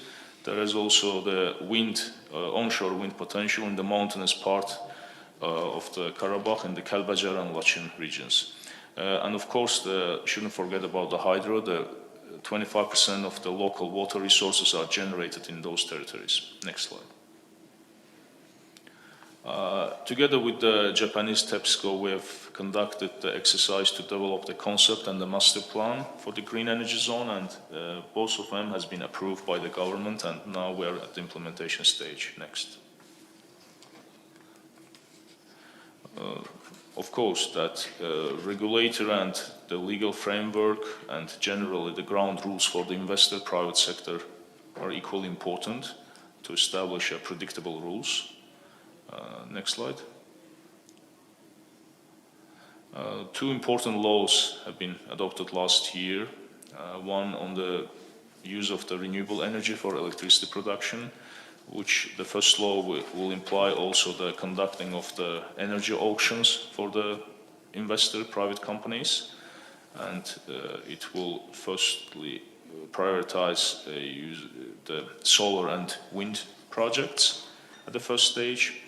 And the second law on the rational use of the energy resource and energy efficiency, which will imply the establishment of the National Energy Efficiency Fund. The fund which will not be established by the state or central budget, but will rely on other sources. There are also other, as you see, documents which are basically aiming to improve the environment, the business environment, investment climate, and to incentivize the renewable green investments in the country. We're closely working with the EBRD to work on the active consumer support mechanism and the auction rules. Next slide. Within the next slides, you can see that several projects, we can go to the previous slide maybe. So, no, next. Okay. One of the most important projects is the wind power plant investment agreement and signed with the Saudi Arabia Aqua Power. So groundbreaking ceremony held this year, and we're expecting that it will be operational. The commercial operation will start in the third quarter of next year. And this is 100% foreign direct investment based project. Next slide. Another is a solar power plant project for 230 megawatt with the Masdar of the UAE. And both projects, these investment projects, based on with the special government guarantees, which is the power purchase agreement, guaranteeing sort of a fixed price for a certain period for the private investor, creating predictability, and transmission connection agreement, guaranteeing that the production volumes will be connected to the grid. And offtake contract is normally 20 years for the contracts. Next slide. In June this year, there are also two important agreements has been signed with Masdar. Total 4 gigawatt, 2 gigawatt offshore wind and 2 gigawatt onshore solar and wind projects with potential upwards to 10 gigawatt. As mentioned, those new volumes will be will be too much for the national grid to absorb. So for this case, we're also considering the export potential and export routes, as mentioned, to Europe through Georgia-Romania Black Sea subsea cable and the Zengezur corridor and Nakhchivan. Next slide. Here you can see the guarantees and the tax rebates for the investors, additional guarantees, tax holidays, we're guaranteeing offtake, guaranteed connection, and then there is a tax rebates within 7 years for the certain renewable projects. No VAT. So all those elements are really strong incentives for the private investor. There is also the issue of the tariffs. Sometimes several investors, the private sector, are the first issue is the tariffs, but for the tariff section, we will always mentioning that this is the renewables is always the industry of the scaling up, and sometimes entering the market, the early comers are always benefiting for coming early, investing early, and then scaling up within the certain market. Next slide. Here you can see that general the potential list of the projects open for implementation for investors, both in the liberated territories and beyond, generally in Azerbaijan and all the areas. And of course, that important issue is the rooftop PV projects, the installation of the EV ecosystem, electric vehicle ecosystem infrastructure, PV installation in public buildings, and of course, last but not least, the hydrogen projects to develop the hydrogen industry. Next slide. Next. Okay, thank you so much for your attention. And once again, thank you for the opportunity. Mr. Zeynalov, thank you very much for this comprehensive presentation about ambition and reforms in Azerbaijan. I think there were some interesting know-how that you shared with us and some lessons learned for us. I particularly, of course, took note of transparency and establishing ground rules. I think that would be valid for all countries that would go through similar ambition and reforms. And of course, as a UN official, I can only welcome your reduction in NDCs, which is very important. And I think in Sharm el-Sheikh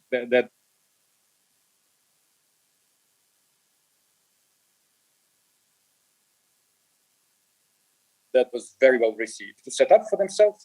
And of course, thank you for explaining the potential for renewables in Azerbaijan. Colleagues, now I would like to go for our next speaker. And I would like to offer a floor to Ms. Alma Zhukenova, Deputy Director, Department of Renewable Energy Sources at the Ministry of Energy of Kazakhstan.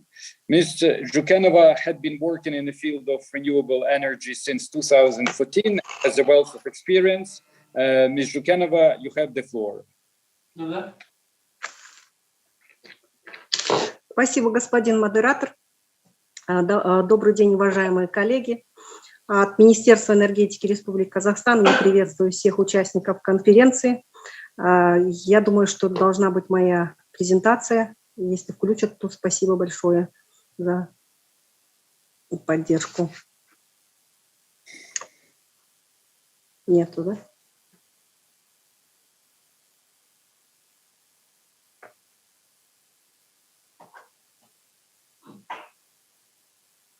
Организаторов нету, да? Там презентации нету?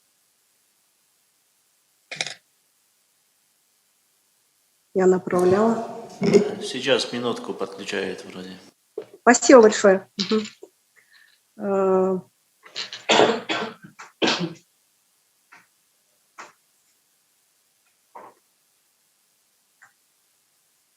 Я начну.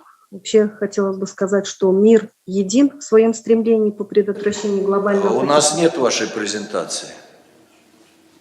Ну ладно. Мир един в своем стремлении по предотвращению глобального потепления. И так в рамках перехода к низкоуглеродному развитию необходима интеграция экологически чистых источников энергии. Климатическая повестка становится одним из важнейших вызовов для энергетической отрасли по всему миру и новой культуры человечества.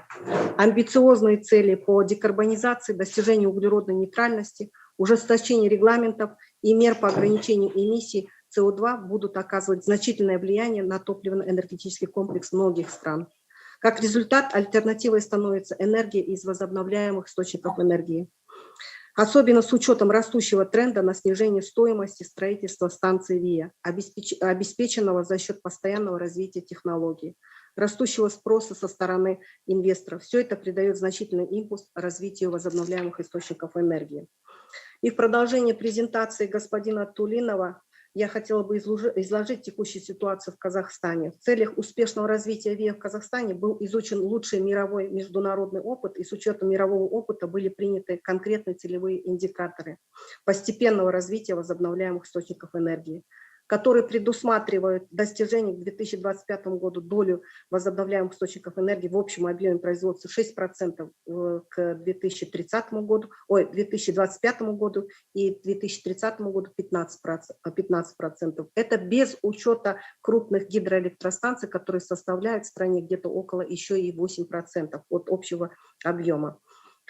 2020 год был рубежным периодом исполнения индикатора ВИА в концепции перехода Казахстана на зеленую экономику. 3% доля в общем объеме ВИА, то есть это, в основном это солнечные и ветровые электростанции, объем производства электроэнергии по итогам 2020 года была полностью обеспечена.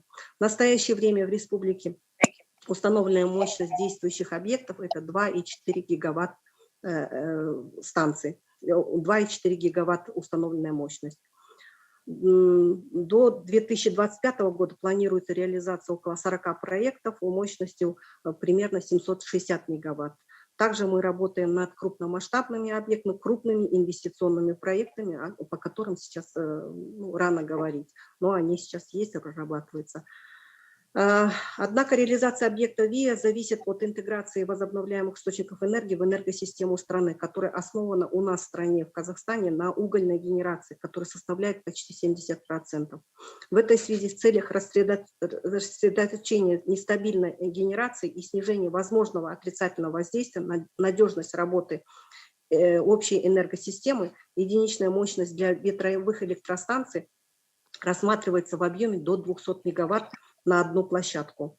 Также отмечаем, что необходимым условием для дальнейшей интеграции нестабильных ВИА является практическая реализация проектов по строительству маневренной генерации, регулирующих гидроэлектростанциями, и оснащение ветра и электростанций, солнечных электростанций системами накопления энергии. Казахстан поступательно развивает ВИА и является приверженцем международных обязательств по климату. Вот на слайде, который я бы вам могла показать, я хотела сказать о том, что у нас с 2009 года был принят закон о поддержке использования ВИА. В 2013 году была принята концепция по переходу к зеленой экономике, где были утверждены конкретные целевые индикаторы. В 2014 году были утверждены фиксированные тарифы для проекта ВИА, который дал старт развития ВИА в очень быстром темпе. В 2016 году Казахстан присоединился к Парижскому соглашению по изменению климата. В 2018 году был запущен аукционный механизм по отбору проекта ВИА. И в 2020 году Казахстан присоединился к глобальному движению по достижению углеродной нейтральности. И в этом году мы работаем над стратегией достижения углеродной нейтральности до 2060 года.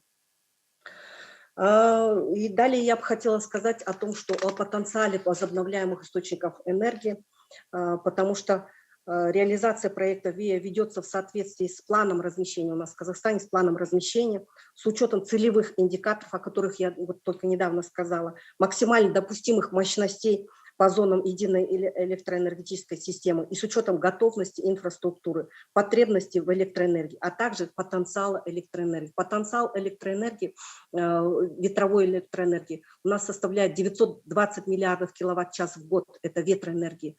Энергия солнца составляет 2,5 миллиарда киловатт-час в год. Энергия воды 62 миллиарда киловатт-час в год. К сожалению, по биогазу и по геотермальной энергетике у нас таких данных нету, но мы сейчас работаем над этими технологиями и тоже будем в дальнейшем развивать эти технологии.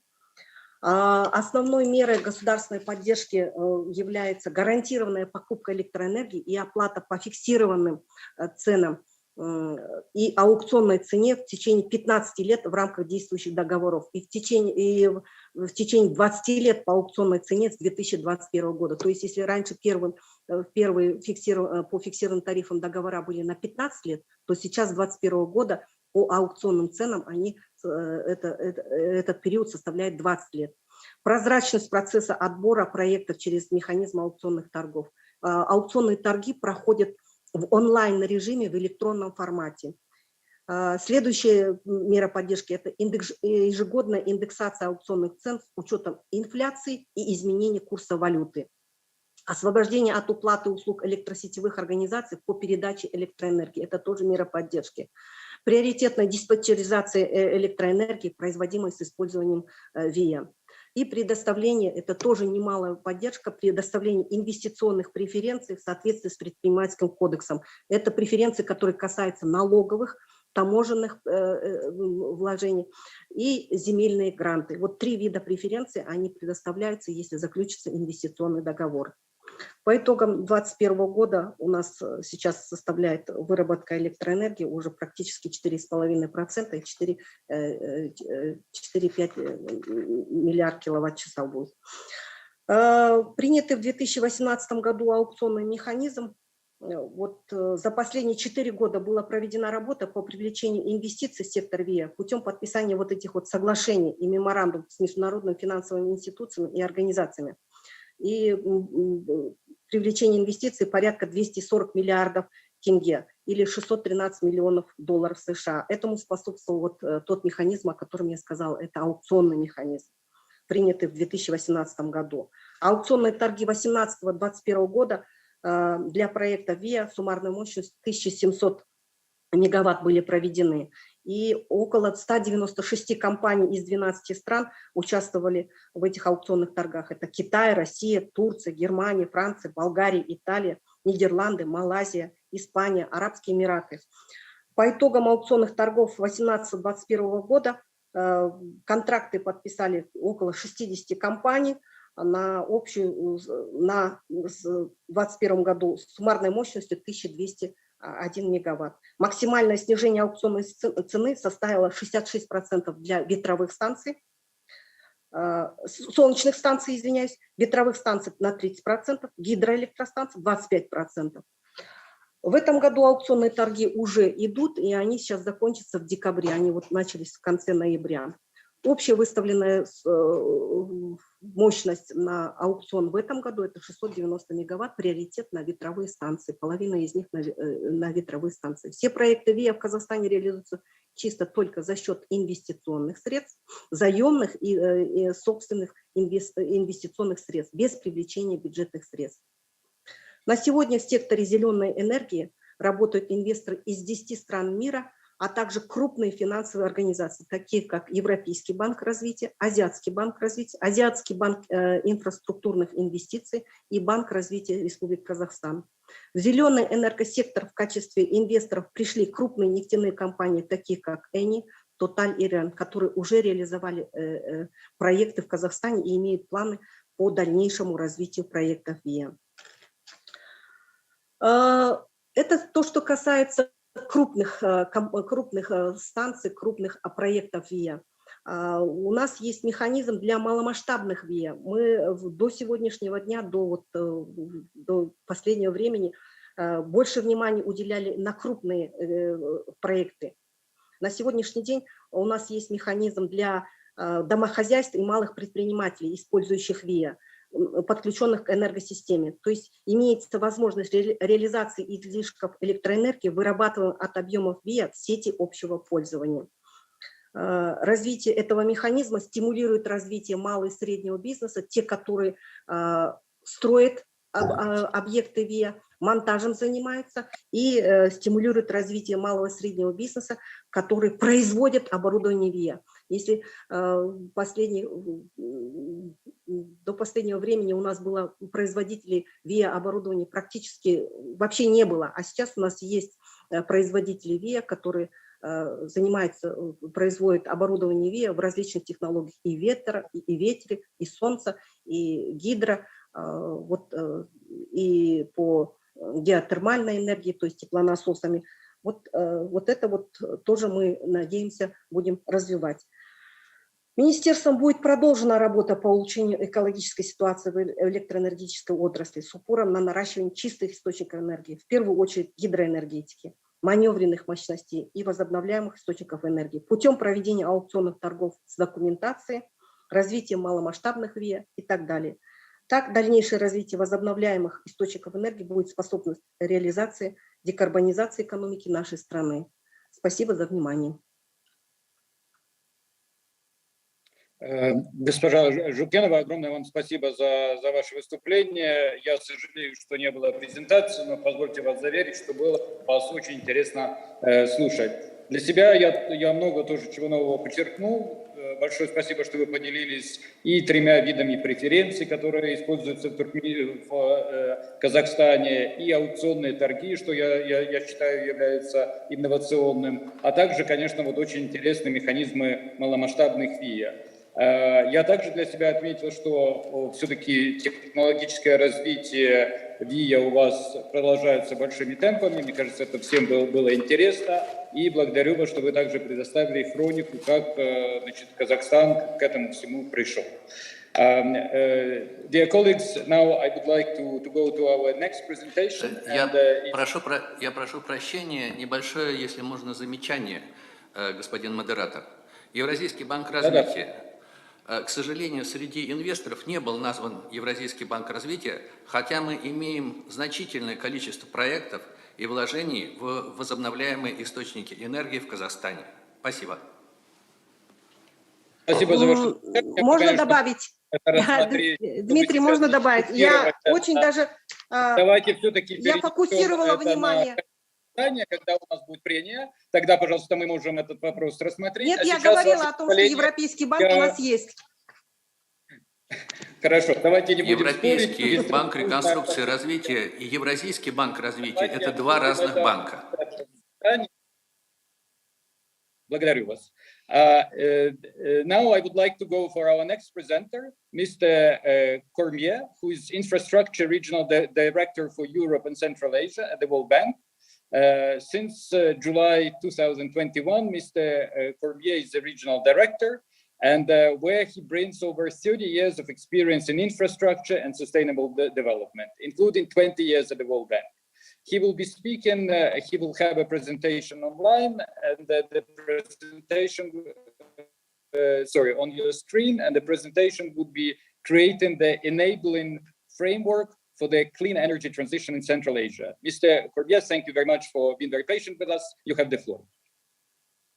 So thank you so much, Dimitri, and I wanted to first thank ESCAP and UNECE and also the government of Kazakhstan for organizing this event, and a very good set of speakers. I've already learned a lot. What I wanted to do, so greetings from Tashkent, and apologies I couldn't come in person, but what I wanted to do is to switch gears a little bit and come back to the first presentation. We heard from Sergey that in this region, in the SPECA region, the countries are not, let's say, the clean energy transition is not going as fast as other regions. And I wanted to touch base a bit about why that is and give you a sense from a financier of how we look at this. So what does it take to, so next slide, please.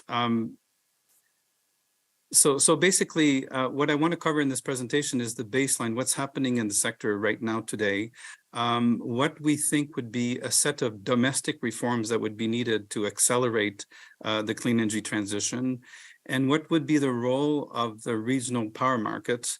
And finally, what does it look like? Can countries afford this? And what would it look like from a country perspective, taking Kazakhstan as an example? So what's happening in Central Asia, and I think it also is viable for Azerbaijan and Afghanistan. There is what we would say an underinvestment, and most of the problem, the reason there's an underinvestment in clean energy is because there's a lack of price signal. So the tariff that users pay is actually smaller than the cost of the technology, and therefore there needs to be significant subsidies in the sector. So that means that private investors don't come, and they come if there's a sovereign guarantee or if there's a credit enhancement mechanism to be able to attract them, and tax breaks, as we've heard. Apart from that, there's also high system losses. The losses in the region are around 20%, 21%. The utilities are not always financially viable because of these issues, and so we end up with what we would call a low cost recovery. I'm just in Uzbekistan today, and we were talking to the Minister of Finance. He was telling us that the cost recovery in the sector, in the power sector here, is 70%. The Kyrgyz Republic is 65%, and Tajikistan is 35%. So that leads to, let's say, a huge burden on the budget. And for instance, the quasi-fiscal deficit of Uzbekistan is about 1.5% of GDP and goes up to 4.4% of GDP in Tajikistan. So that leaves with untapped renewable energy resources, and of course a system that is perhaps doesn't have enough renewable energy and with security energy security concerns. Next slide, please. So what can be done about this? I think most countries are working on the reform, so that's the good news. So at the domestic reform level, prima facie, what you need is essentially subsidy reform or tariff reform, which is on the right hand side on the top, and many utilities are now looking at how to improve governance of utilities and how to have key performance indicators and so on, and so that's great. We think though that the World Bank does a benchmarking analysis on the regulatory indicators for sustainable energy, which is called RISE, which essentially looks at the market rules for both renewable energy and energy efficiency in the region. And as you see, these numbers are from 2019. So apologies, I think there are countries that have done more reforms, but basically, it's the overall score is a bit mixed. The result, Kazakhstan is readiness for the sustainable energy from a regulatory perspective is 70%. The Kyrgyz Republic 51%, and so on. Azerbaijan numbers were in 2019, 48%, and Afghanistan was 25%. So not only, so the first slide was saying that there's a significant problem on price signals and therefore investors don't come. But the other issue is that there's market reforms needed to be able to bring certainty for renewable energy and energy efficiency. So next slide, please.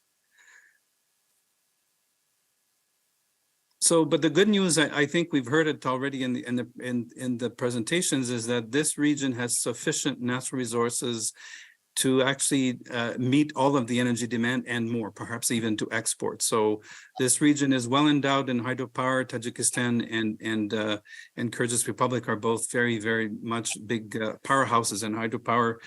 Just to give you a sense, the Tajik numbers already, Tajikistan relies highly on hydropower, but they have 25 times the technical potential of hydropower than they have today. So real significant. In wind, we saw numbers from the Caspian Sea, and Azerbaijan was telling us that they have 150 gigawatt of potential, but lots of other countries. So the Kyrgyz Republic, Kazakhstan has significant wind resources, and it's shocking, but solar resources are also even higher across the board, and the technical potential is in hundreds of gigawatts. So basically, this region has significant resources. We actually think that electricity trade will be needed So to be able to unlock this, because mainly what happens is that the supply side, so the supply of the renewable energy is not close to the demand centers, which are mostly the urban centers. And sometimes the demand is across the border. So just to give an example of Rogun in Tajikistan, very large hydropower under development. It doesn't, the Tajikistan cannot absorb all of that power. And in order to develop that renewable energy, Tajikistan will have to export renewable energy to other countries. So power trade is important to absorb renewable energy, to reach the economies of scale that we're talking about, and to essentially bring competition and be able to bring down the costs. So to give you another example, in Europe, prior to the energy crisis, hydropower was the marginal technology, and hydropower is quite cheap, and therefore it brought enough there was significant resources that it would bring down the overall cost of the system in Europe. So so basically we think renewable energy energy trade is important to achieve these net zero targets across the region. Next slide, please.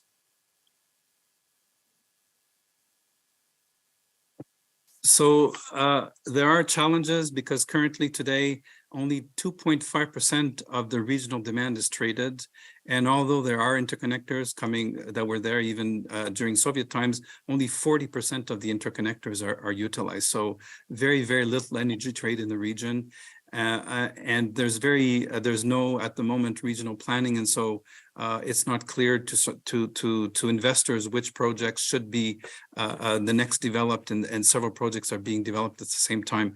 So this slide talks about what are the technical barriers to regional energy trade, and we think that the technical barriers can be fairly easily addressed. Not easily, but at least the solutions are there. So a market-based approach towards a regional energy trade can be adopted. When there are subsidized electricity traded between countries, there needs to be a security of payment to make sure that the buyer is going to be paid and so on. So the seller is going to be paid, sorry. And there needs to be a common approach, let's say, to energy planning and as well as water. So water resources in the region are scarce for some countries, and some countries would be, let's say, reluctant to increase trade if it meant that they would have less water according to the water sharing rights that already exist. So countries need to take into account when they do energy trade to look at the water rights that they've already have in place. But and above all, I think we've heard it all earlier. The governments don't have sufficient funds to be able to finance the clean energy transition, and therefore the regional investment platform has to be able to attract private capital. But overall, the regional energy trade would actually reduce the overall cost of transition across the region by a significant amount. Next slide, please. But in order to reinvigorate, let's say, the regional power market in Central Asia, what's needed is not just technical solutions, but political solution and political will. And so this is sort of saying that there are several things that need to be done. Countries need to be able to trust each other in the trade and not feel that the seller is going to, let's say, drop or come back on the agreements. There needs to be cohesion in terms of proper planning, that everyone else is working on making off-takers as viable as possible, and that there's a regional, let's say, investments happening where countries and investors from the region can participate. And so we do think that there's a need for political will in the region to be able to let's say, accelerate the regional energy trade. Next slide.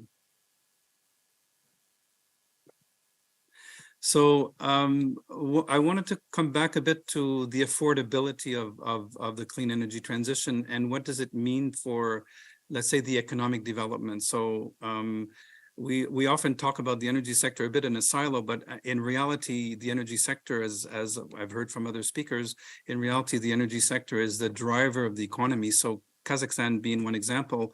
Kazakhstan has done very well in its economic model. It's got good sustained growth. And of course, they've been able to do that by mostly exporting oil. They have a lot of oil. And domestically, they've been able to supply energy through coal, and they have significant amounts of coal. So we've been doing what we call country climate development reports, which looks at not just climate change targets, but what does it mean for the development of the country?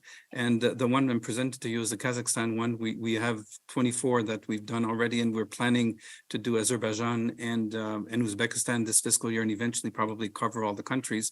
But for Kazakhstan, our assessment is that if let's say what's happening in Kazakhstan, as I said, is that the economic growth has been great, but the productivity has been stalling for several years, and there's a concern that the country may not be able to grow as fast.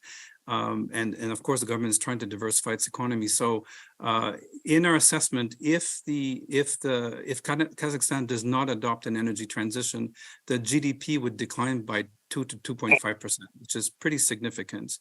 And on the other hand, if Kazakhstan embraces a clean energy transition and essentially decarbonizes its power sector first, it would essentially provide an economic stimulus. So we think that the economy would grow positively with that, and the cost is significant, but still manageable. So the cost to the government would be 1.4% of GDP per year. Now that may sound like a lot, but I started by saying that there are a lot of inefficiencies in the energy sector in this region, and Kazakhstan currently pays 2% of GDP for subsidies. So if it managed to reduce its energy subsidies and protect the poor, but then invest that money into a clean energy transition, it could essentially provide the economic stimulus needed to make the transition.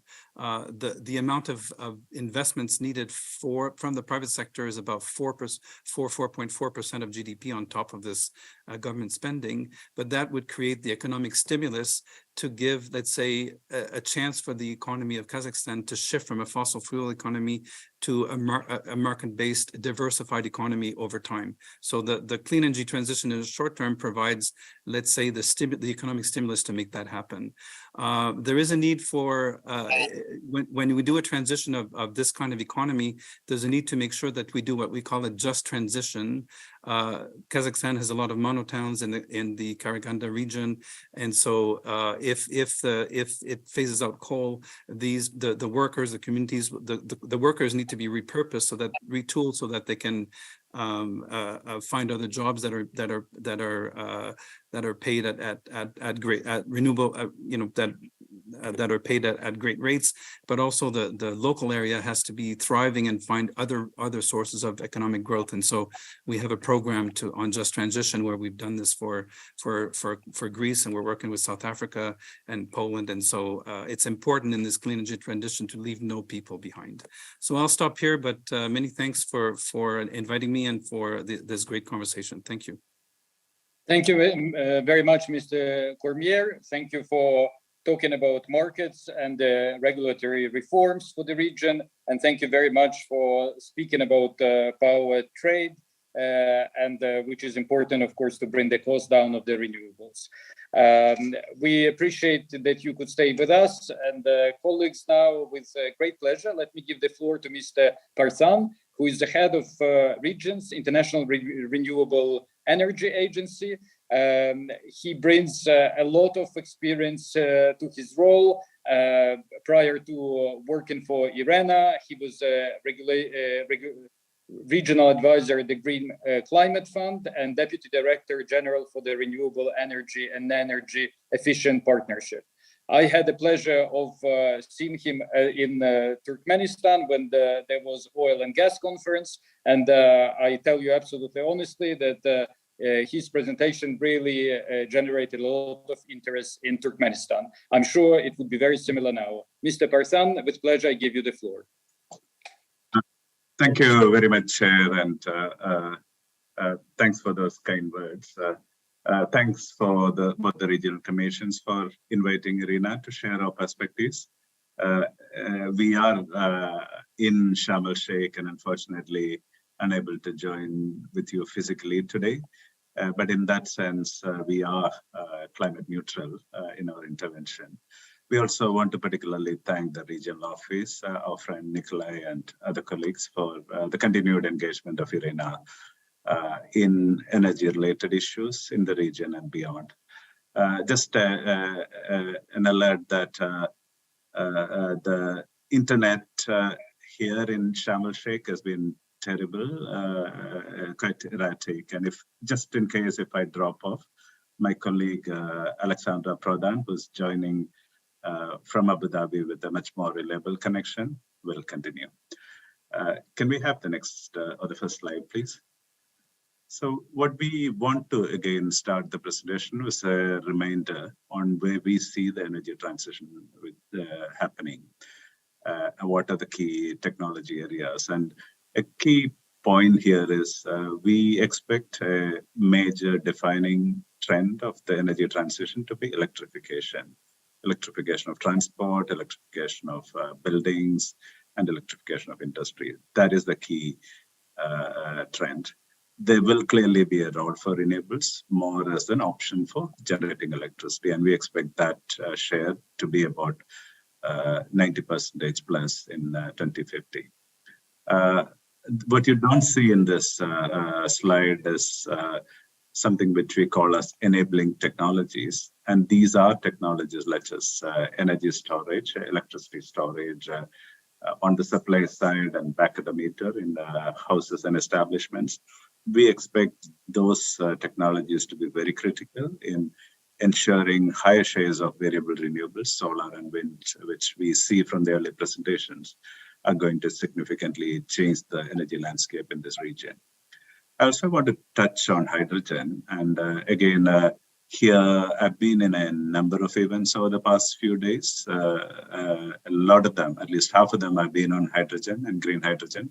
And we are actually in about an hour launching another new strategy, this time for the G7 under the German presidency, as to how G7 countries could take leadership on hydrogen. And there we'd like to share some perspectives as well. If we can go to the next slide. The reason I wanted to focus on hydrogen is that we see hydrogen as an important factor in the energy transition, but not the most important determinant. We expect, as we saw in the last slide, hydrogen to play a relatively smaller role to electrification at about 10%. And the need for hydrogen stems from hard to abate sectors, some of which was referred to by Eva's presentation, industry, heavy industries in particular, but also aviation and navigation. But hydrogen is not going to be the key solution. And this is something which we have seen a number of interest and stakeholders projecting hydrogen and CCUS as the key solutions. But we'd like to underline that hydrogen will play an important role, but its role will be determined on how the electrification progresses and how the cost of energy storage will develop. Can we go to the next slide? There is also an aspect about financing of hydrogen, and we do have a clean hydrogen project accelerator, which we have developed with the World Economic Forum. So we're seeing a lot of projects which are being announced, several hundreds of $billions. Yesterday, in a discussion we had with Latin America, Brazil, indicating that they would invest $100 billion on hydrogen, and they would be able to produce hydrogen at a sub $1 cost per kilogram. So these are interesting statements, but there are a number of question marks about some of these assumptions. So the reason why we wanted to underline this is that a number of IRENA members, the countries from the SPECA region, have approached us on support with hydrogen, and we would again like to share our perspectives and guide you to ensure that these plans are well thought through. Already today, about 135 countries globally have some sort of hydrogen strategy or hydrogen roadmap. So there seems to be a lot of emphasis which is being placed on hydrogen. And also there are interesting perspectives around the color of hydrogen, whether it's green or blue or gray, or even this talk about pink hydrogen. So these are factors to be considered. And there is a lot of work which needs to be done on standardization of guarantees of origin, what are the requirements for greening of hydrogen, and also importantly, hydrogen or gas markets are something which is a combination of transport plus conversion. And so the transportation through pipelines or shipping through as ammonia are also important factors. So we see several countries without those transport infrastructure getting into the hydrogen bandwagon. So this is something to be addressed and approached in a careful manner. Can we have the next slide, please?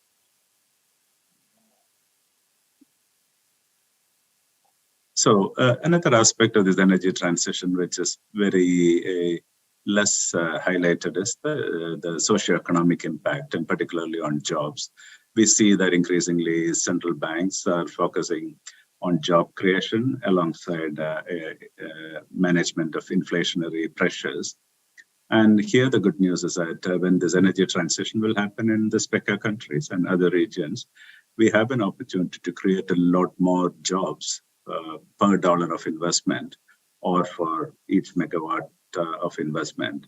And what is quite interesting, and we did recently launch a study which showed that technology which is currently some of the most cost-effective in levelized cost of energy terms, and which is growing very fast, the solar photovoltaics, can employ twice the number of women than conventional oil and gas industry. So this is something that we see in a number of events that we organize, that the number of women who are active in renewable energy is significantly higher than the traditional sources. So there are those socioeconomic benefits in particular that affect women. Another point here is that despite the pandemic and significant loss of jobs across the economic sectors, renewable energy jobs have continued to grow. And this shows the resilience of the sector, and even the investments have continued to grow, and the jobs have also grown. So this seems like a very attractive option for countries which are restructuring their economies and trying to divert investments from existing traditional fuel sources, energy sources to the new and emerging low carbon energy technologies. The next slide, please. There are a couple of reports that we launched here in Sharm el Sheikh. The one is how much countries are reflecting renewables in their NDC. So we see that this has become the most important mitigation option. But again, a reflection of renewables targets and commitments in NDC is not enough. And this is really something that the countries are having a reality check moment, that the level of international climate finance, either through the flexible the financing mechanisms of the convention or through the multilateral development or bilateral development bank systems, have actually been far short of what should have scaled up this level of ambition. Now, here another point which is also becoming quite clear is that energy transition is unlikely to happen financed by external financing sources.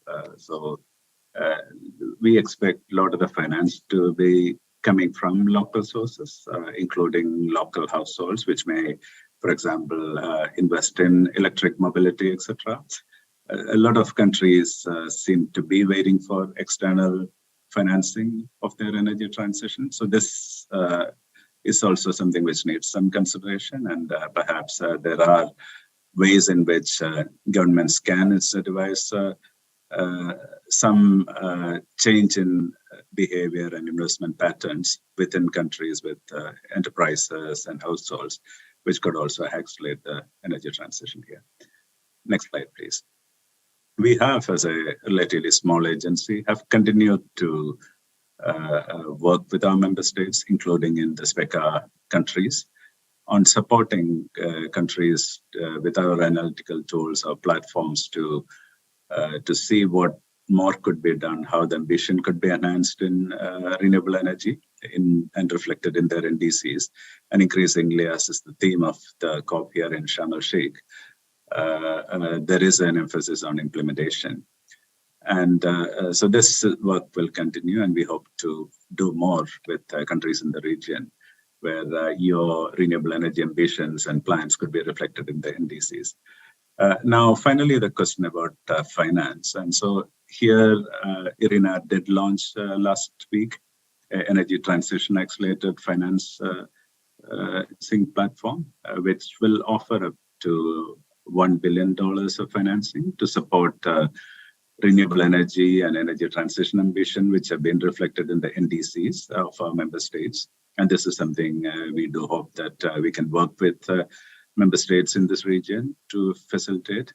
We did have a 400 million commitment from the Abu Dhabi Fund for Development, which is already announced by the country.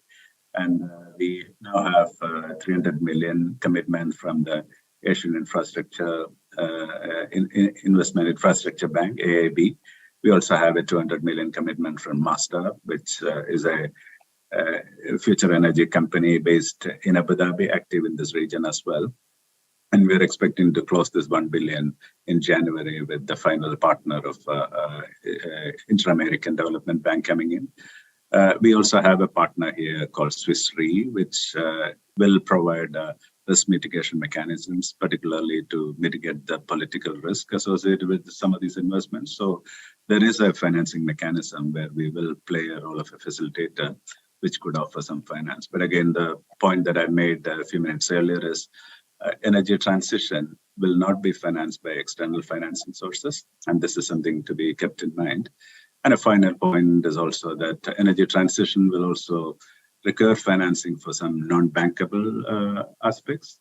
So yesterday, there was this announcement from the G20 summit in Bali that there is a JETP platform for 20 billion for Indonesia. Day before yesterday here in Sharm el-Sheikh, there was this announcement of the South African $8.5 billion JETP platform. So the financing of phasing out of existing and often non-viable coal power assets and perhaps other fossil fuel assets, which are going to be non-bankable, is going to be a critical financing challenge for this region and beyond. So here, I'm sure that key institutions on this panel, like the bank, World Bank, and others, will have interesting financing mechanisms which could be deployed as well. Next slide, please, which I believe would be my last slide. So thanks again for this opportunity to join, and we do hope that some of these inputs from IRENA are useful for this discussion. We will continue to engage with both the economic commissions and our member states in the region to support your ambition on energy transition. Thank you very much for having us. Mr. Parsan, thank you very much for this presentation. We particularly appreciate that you connected to us from Sharm el-Sheikh.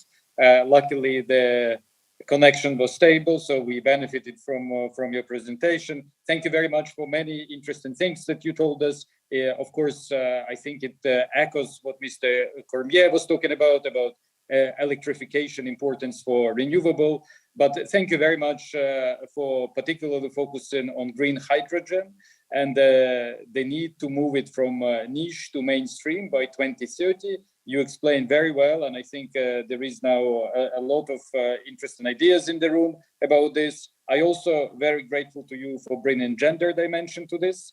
And thank you once more time for IRENA for all the work and for connecting with us. Colleagues, I would like to slightly look at the time schedule. And unfortunately, we are running a bit late. So that's why I would like to ask the next three presenters, and they all have wonderful presentations to make, because we had a number of interconnected issues already that we can follow from one presentation to another. So perhaps if you have something of this sort in your presentation, maybe there is a chance to reduce your presentation and save a little bit of time for questions and answers. With that, let me go to Ms. Indira Zhankina. She's a banker at Energy Eurasia, European Bank for Reconstruction and Development, and she is responsible for structuring and executing energy deals in Kazakhstan. Ms. Zhankina, you have the floor. Many thanks to Dmitro for that kind introduction. Dear guests and dear speakers, ladies and gentlemen, it's my pleasure to join you on SPECA Economic Forum on Greener and Safer Future to exchange views on the importance of sustainable energy transition. I hope that our conversation and interaction today will be fruitful and spark increased momentum for the development of clean energy in the region. The discussion is no longer a choice, but a necessity. This decade must mark the turning point during which the transition to carbon-free sources of energy takes place and accelerates. If you could please open my presentation at the first slide. Thank you. Next one, please.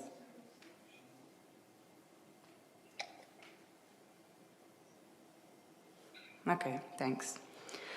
So, sustainable development is in the bank's DNA. The EBRD launched its climate action efforts in 2006, when the bank adopted its initial sustainable energy initiative, with priority investments in energy efficiency and renewable energy sources to decrease a very high energy intensity of the economies in our countries of operation. Through the new green economy transition approach approved last year, the EBRD will further increase green financing to more than 50% of its annual business volume by 2025, in line with its strategic priorities. As you can see from the slide, Energy Eurasia MEA team, covering Eurasia, Middle East and Africa, has invested in energy sector over 9 billion euros through almost 350 projects. For the purpose of this presentation, I would like to focus on Kazakhstan, on EBRD work in Kazakhstan. Next slide, please.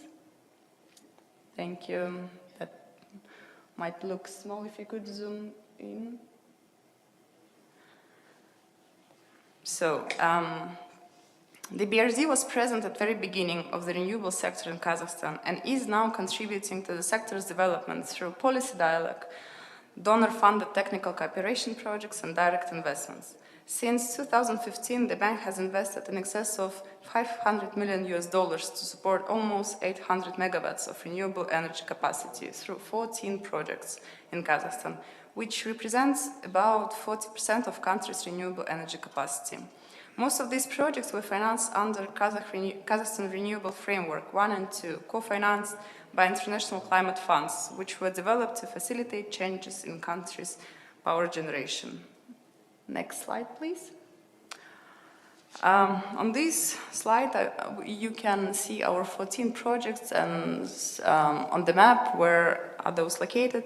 The bank has supported most foreign investors working in the renewable sector in Kazakhstan, including the country's first utility-scale solar back in 2015, structured as non-recourse project finance transaction.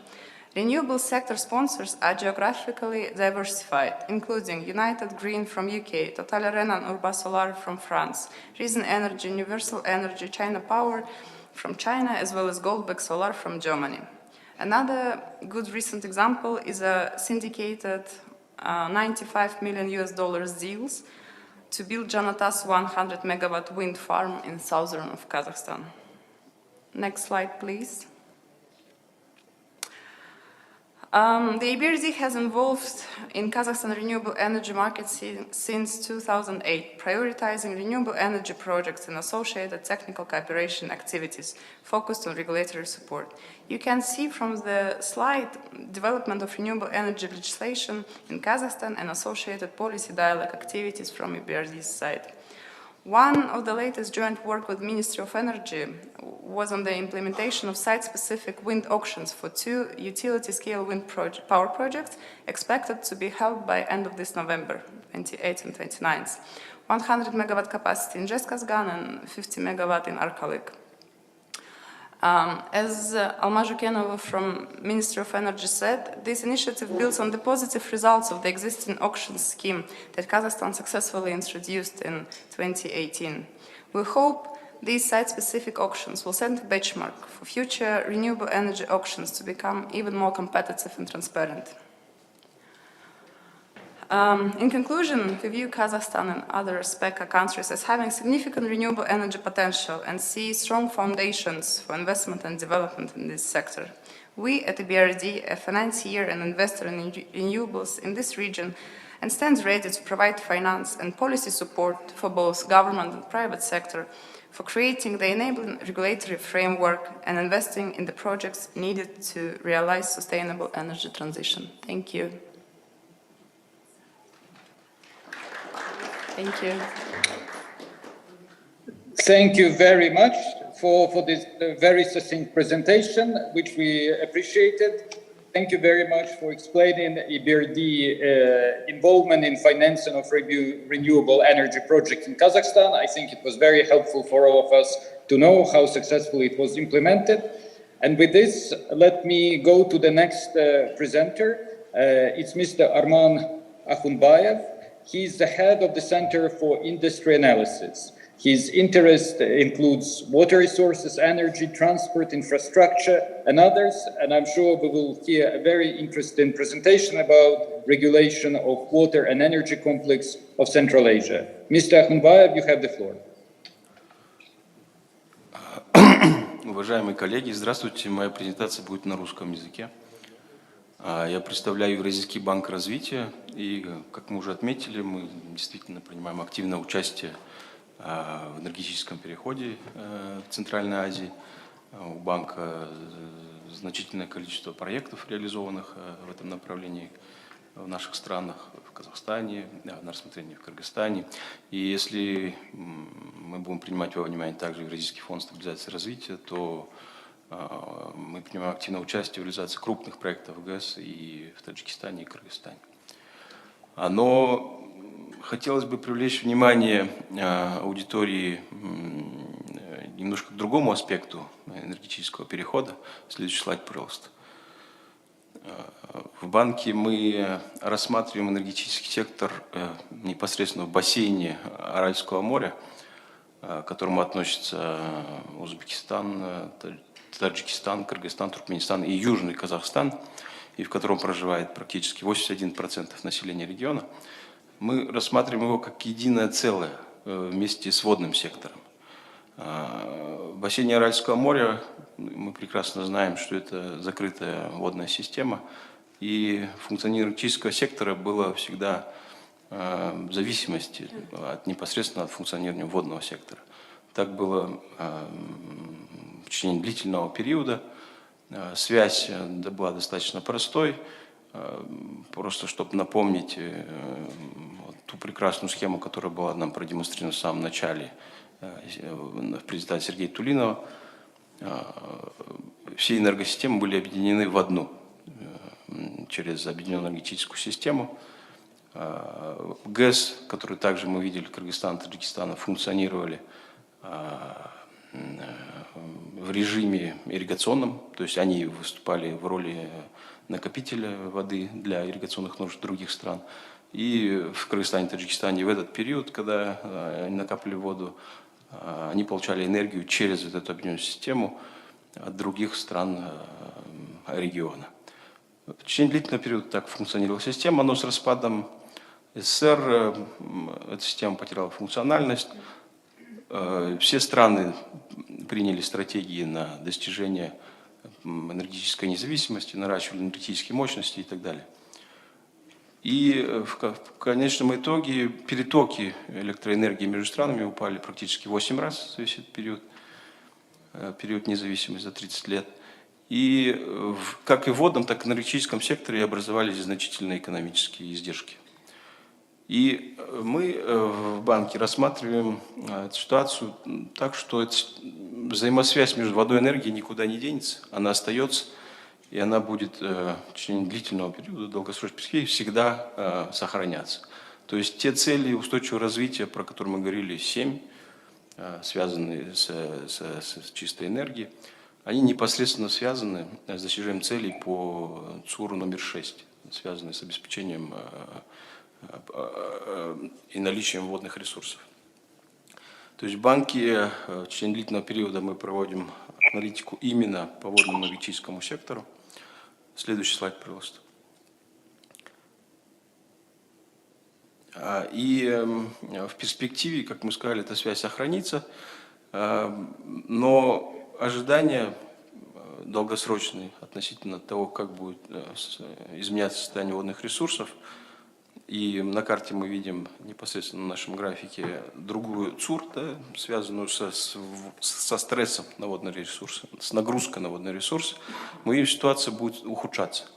Для многих регионов Центральной Азии она ухудшится до 3 раз в перспективе 50-го года, согласно практически всем климатическим моделям.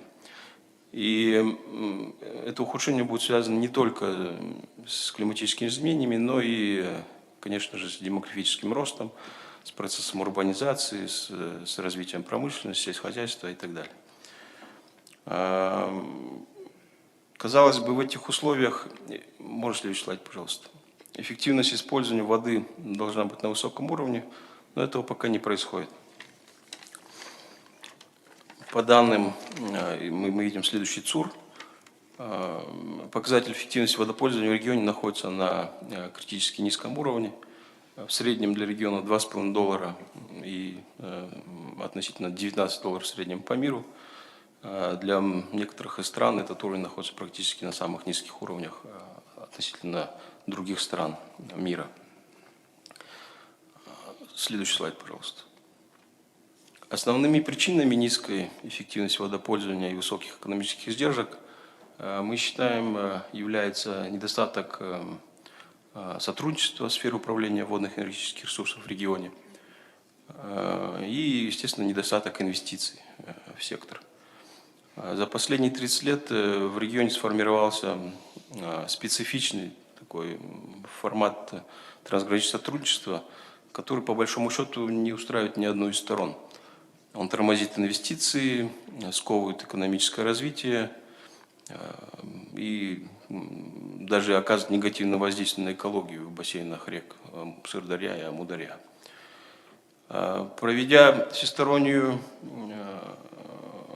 диагностику ситуации, мы пришли к однозначному выводу, что кооперация в управлении водно-энергетическими ресурсами несет максимально выгодные для всех стран Центральной Азии.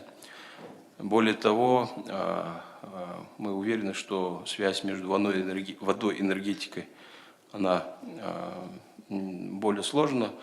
Она является основой общей регионализации в регионе. То есть именно через воду и энергию происходит усиление сотрудничества в регионе. И, соответственно, затем во всех других сферах экономики и в промышленности в том числе. Следующий слайд, пожалуйста.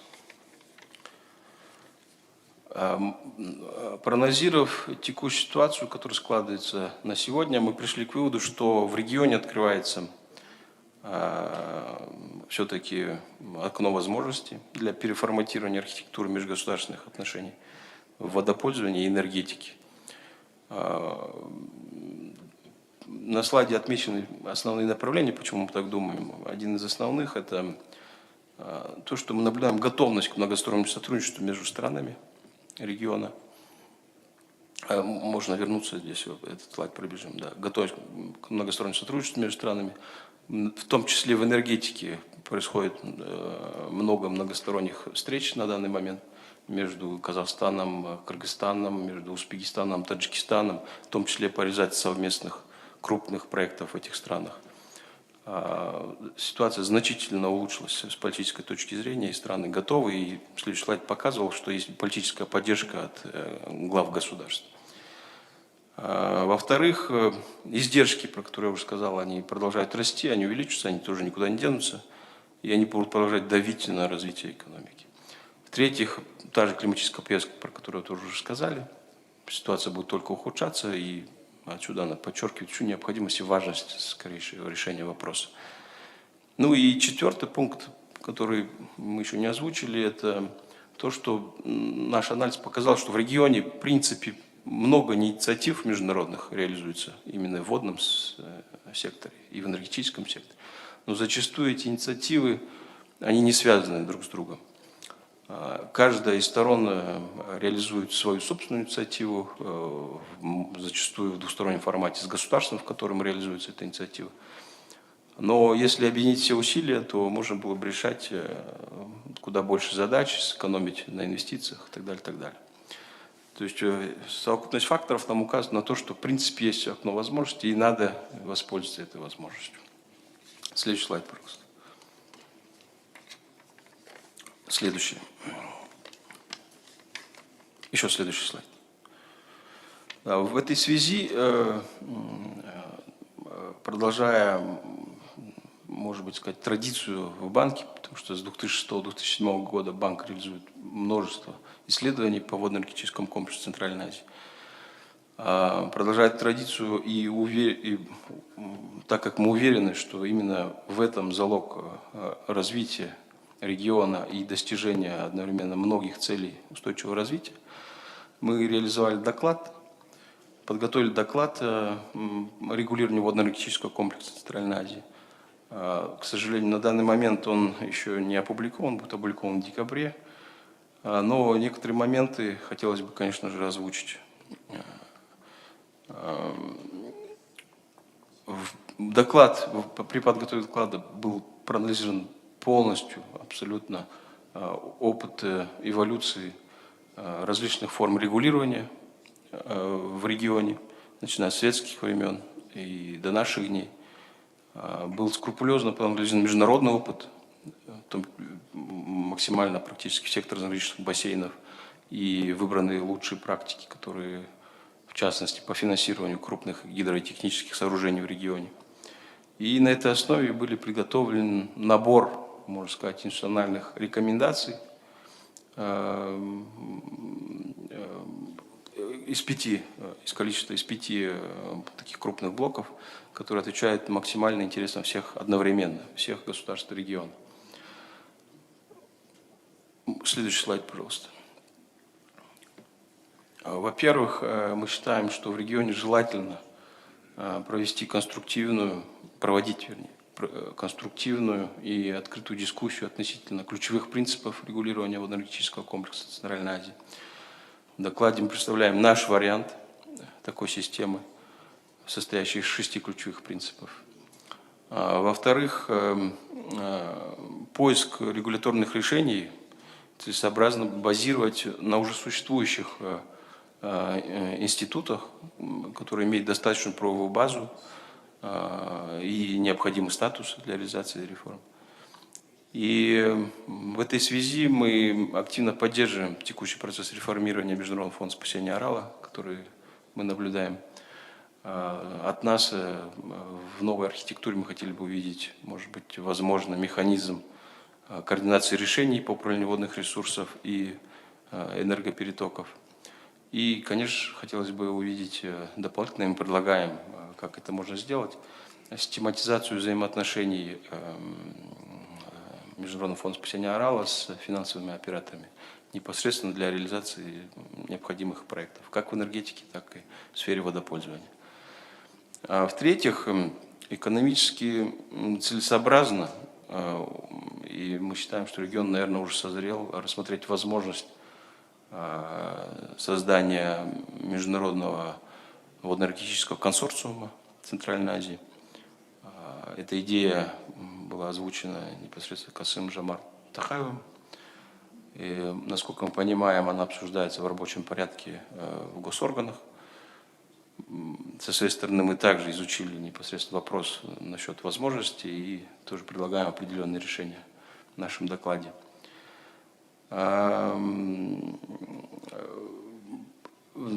Предлагаем мы, возможно, 2 формы.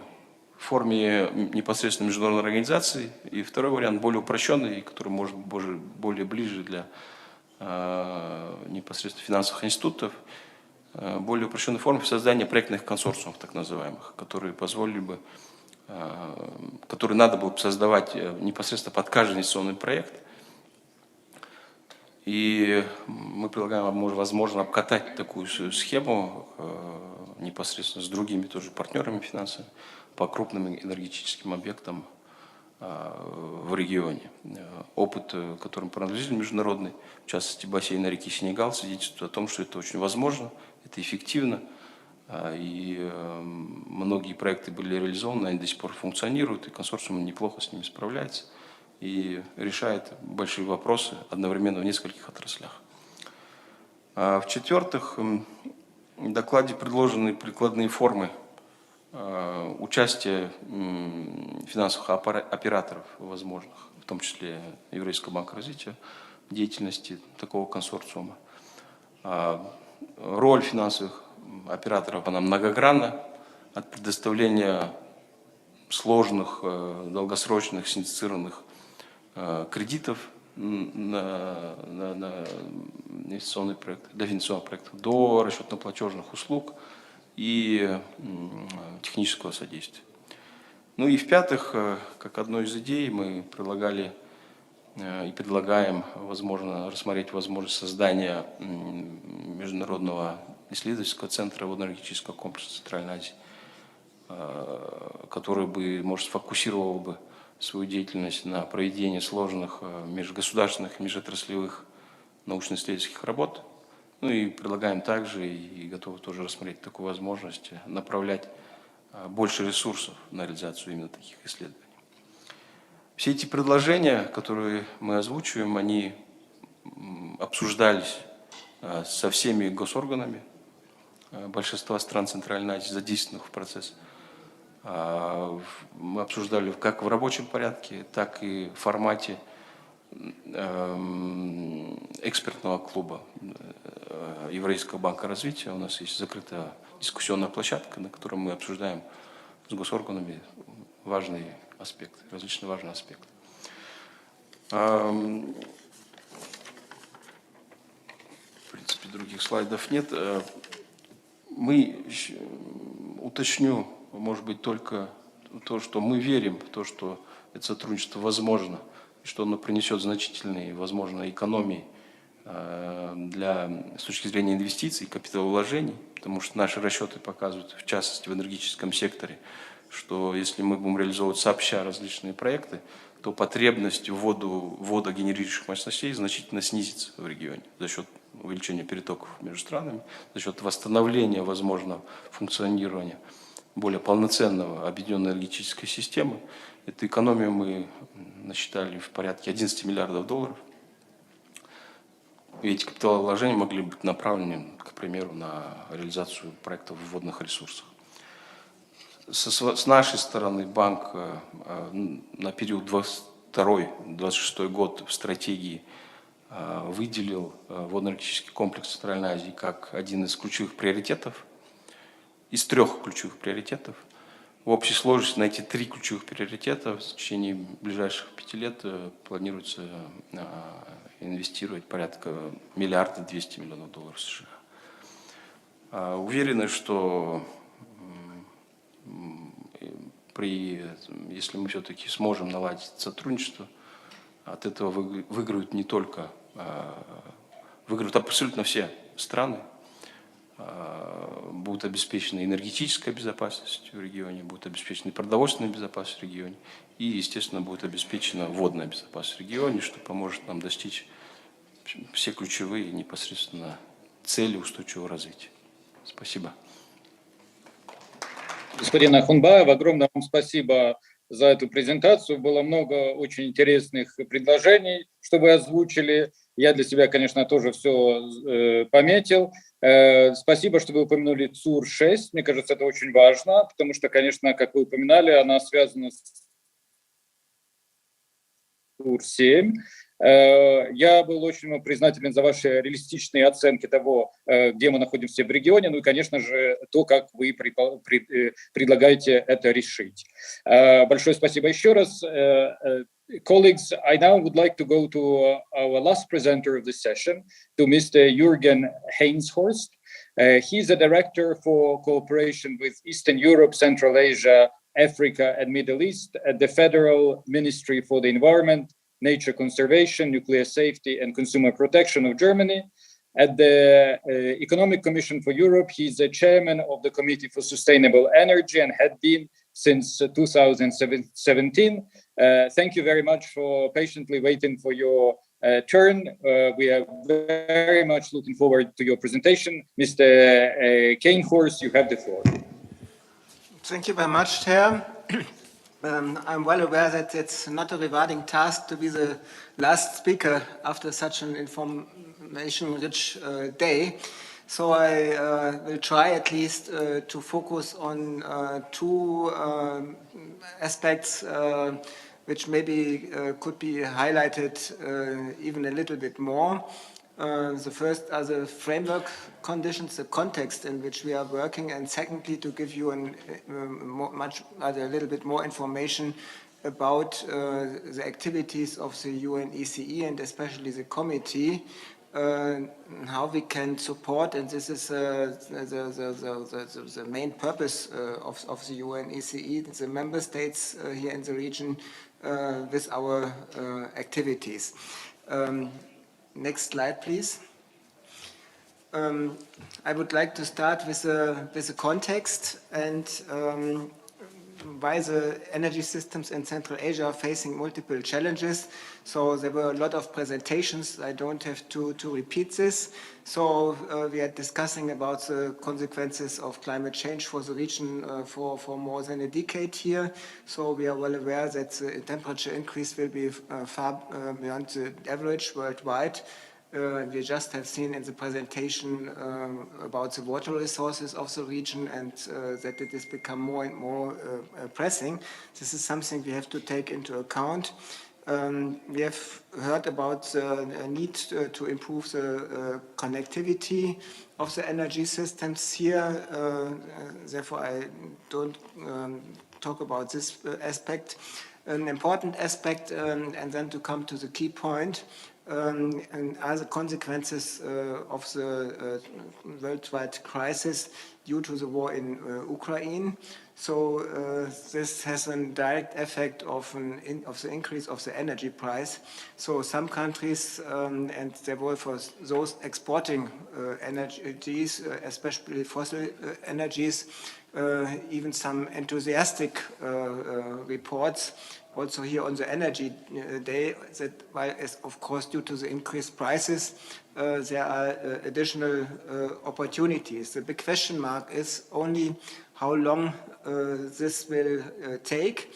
And the question is if under these circumstances that we have to do the decarbonization, investments which typically pay off only after 15 or 20 or 30 years, new investments will be the right approach, or if they would produce stranded assets.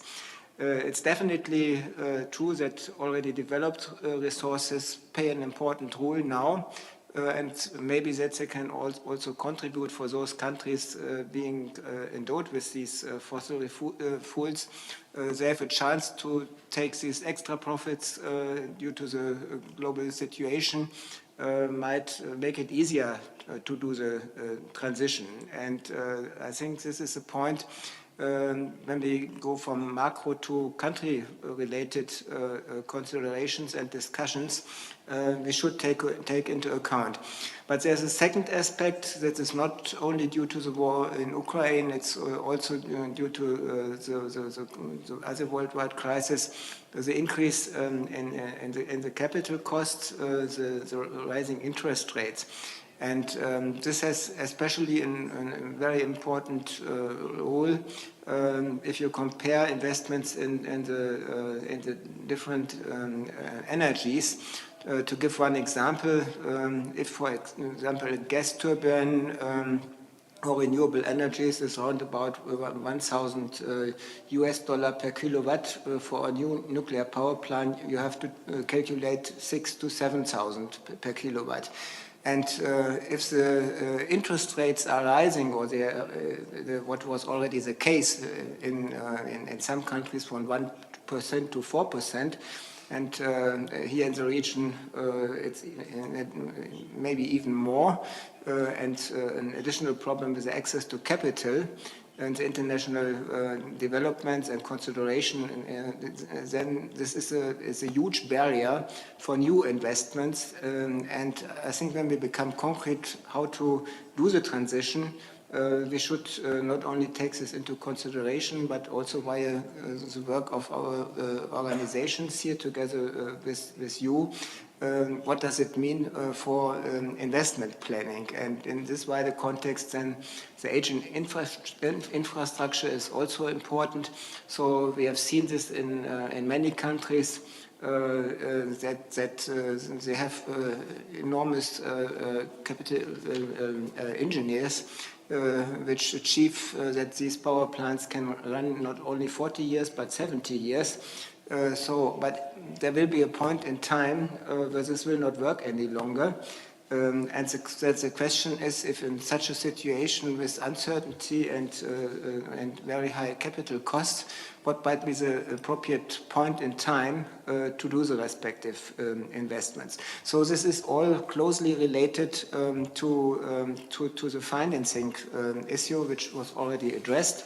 So the key point also in our considerations is that the investment conditions have to be improved, which means investment security and secondly, cost recovering tariffs, does not mean that we do not have in mind the social dimension, but there are better ways of the allocation of funds than to do it via subsidizing of the energy prices. So this is a point which can be discussed.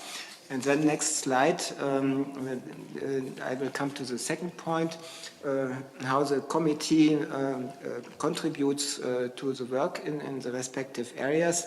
The first one is the pathways to sustainable energy. We had such activities, including this region, for many years. Due to the changed framework conditions I just explained, these pathways might be put in question, so we have to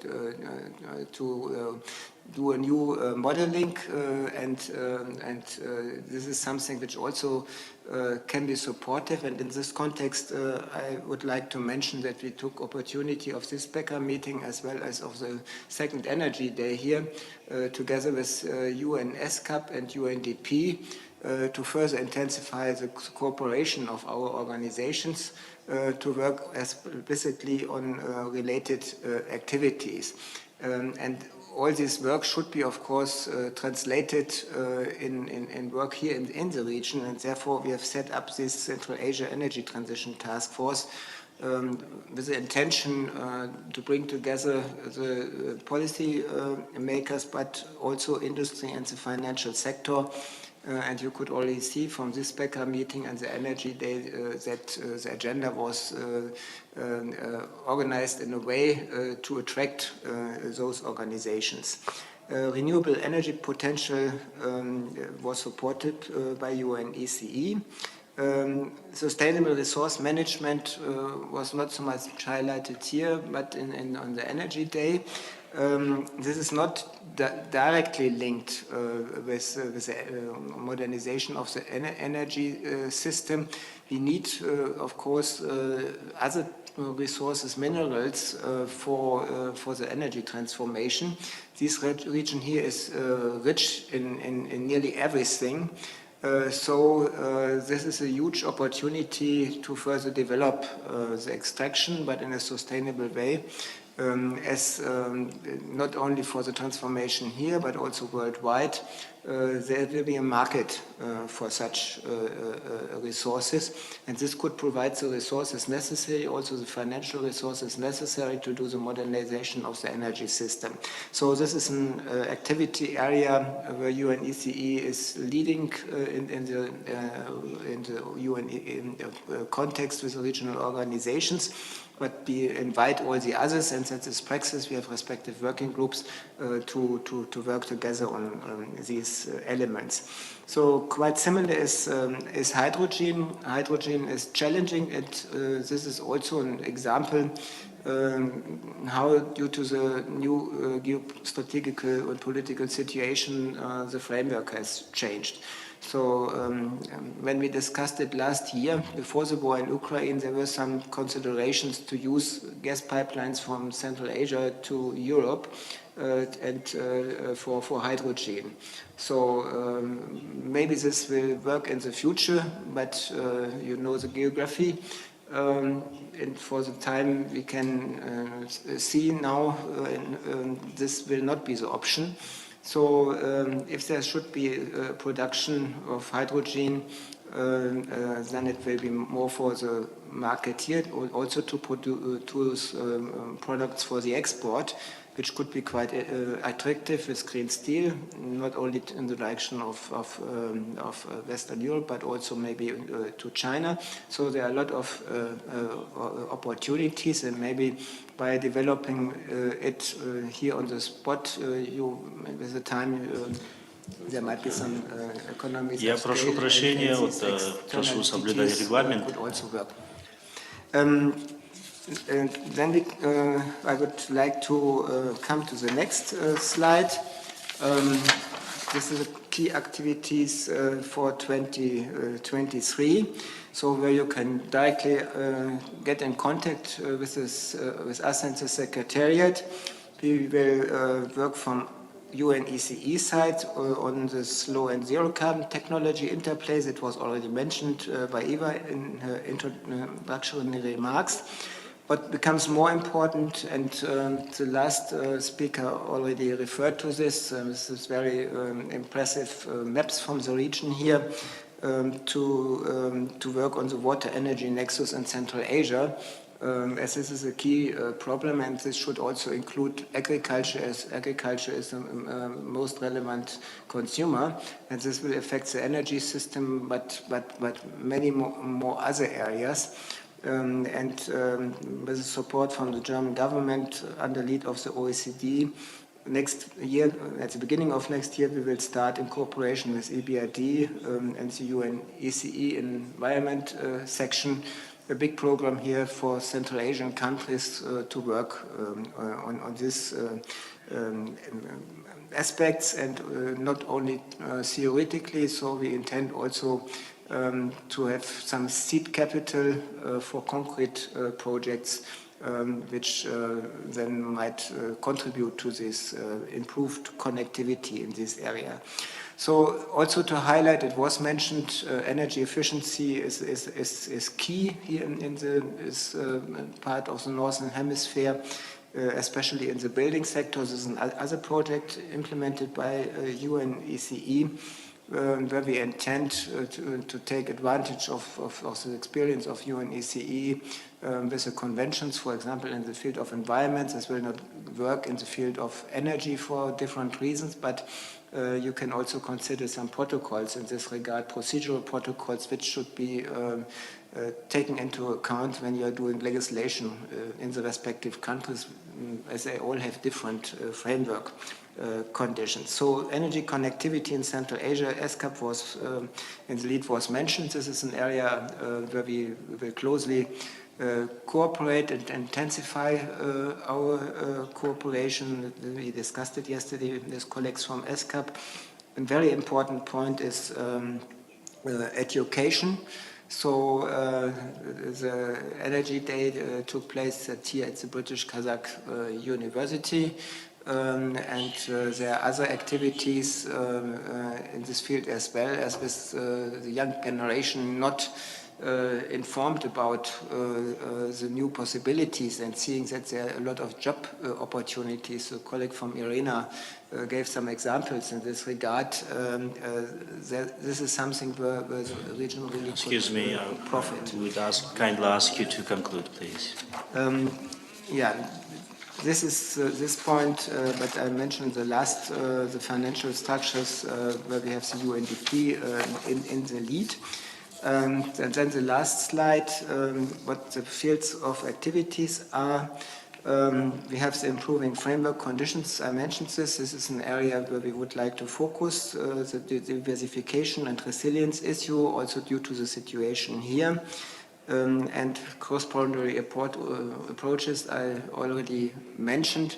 But we are open as UNECE, of course, as member state driven, if there are proposals here from the countries of the region to take these considerations also on board. Thank you very much. Thank you very much, Mr. Kindhorst. It's not easy to speak the last in the plethora of such a wonderful speakers, but I think you managed to keep our attention quite focused. And thank you very much for providing the context of energy system in Central Asia. That was very important also. So essentially, your presentation had connected to many presentations of previous speakers. And I think now we have a much more holistic picture of course, sustainable energy in this region. Colleagues, we came to the end of our presentation. Of course, sustainable energy transition has many different sides to this and different angles. But of course, it's probably not possible to cover all. I understand, of course, that we are running out of time. So let me see if there is anybody who would like to take the floor. There were some small discussions that happened before. I think those issues were resolved. We would have around 10 minutes. I'm looking at the organizers. So if anybody from the audience would like to take the floor, please either raise your hand or send the message in chat.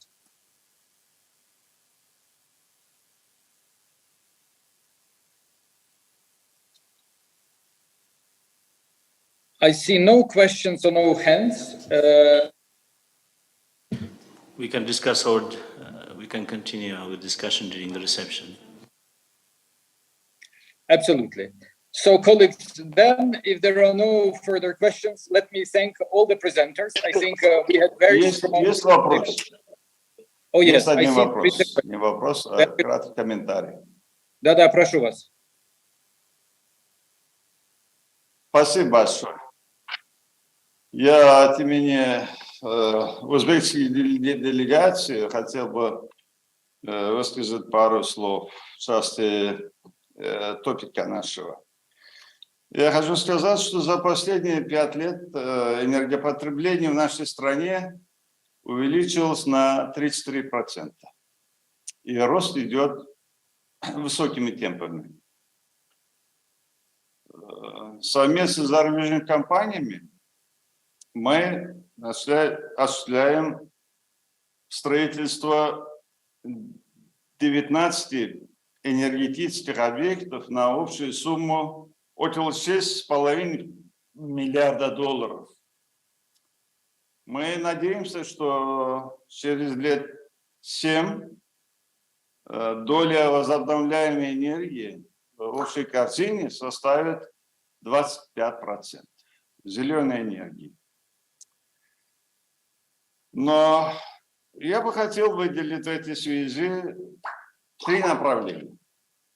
Первое направление – это выработка электрической энергии. Второе – это передача электрической энергии. И третье – это использование электрической энергии. Я бы хотел попросить наших уважаемых организаций ESCAP, Европейской экономической комиссии, международные финансовые институты, организации уделить особое внимание на вопросы повышения эффективности использования электрической энергии, особенности энергосбережения, которые занимают очень большую многофункциональную платформу, начиная от объектов жизнеобеспечения, технологии, транспорта, связи, производства материалов, строительства, сооружений, зданий, домов и так далее, с очень высоким коэффициентом энергосбережения. Я хочу сказать, что в этом плане по обеспечению энергоэффективности Узбекистан, например, уступает Великобритании 10 раз, Германии 7, Соединенным Штатам Америки 5 раз. Возьмем другой фактор. На 1 киловатт час электрической энергии мы производим всего $1 ВВП. В то же время в Франции $5. Я уже не говорю о других странах. Резерв находится вот в этих делах.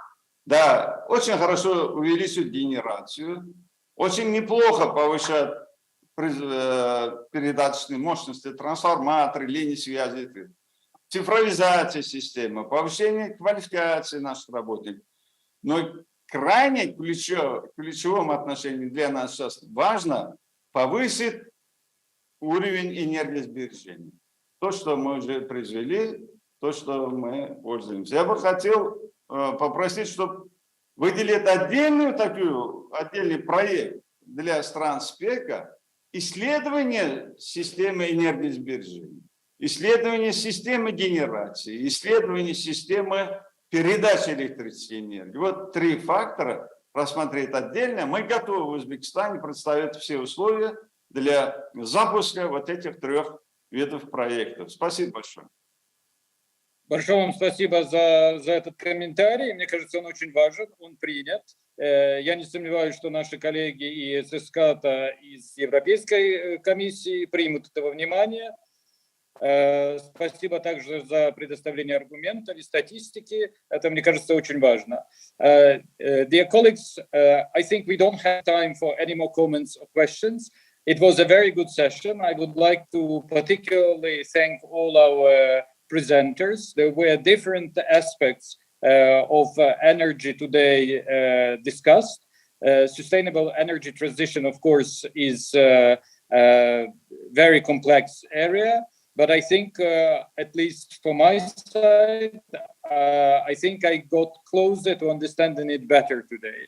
So with many thanks to the presenters, I would like to close this session and wish you a very fruitful discussions tomorrow. Let me thank one more time to the organizer for such a great organization of the event, and let me give them the floor in case they would like to make an announcement for further events.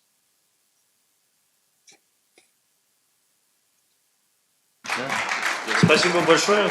От имени правительства Республики Казахстан приглашаем всех на ужин.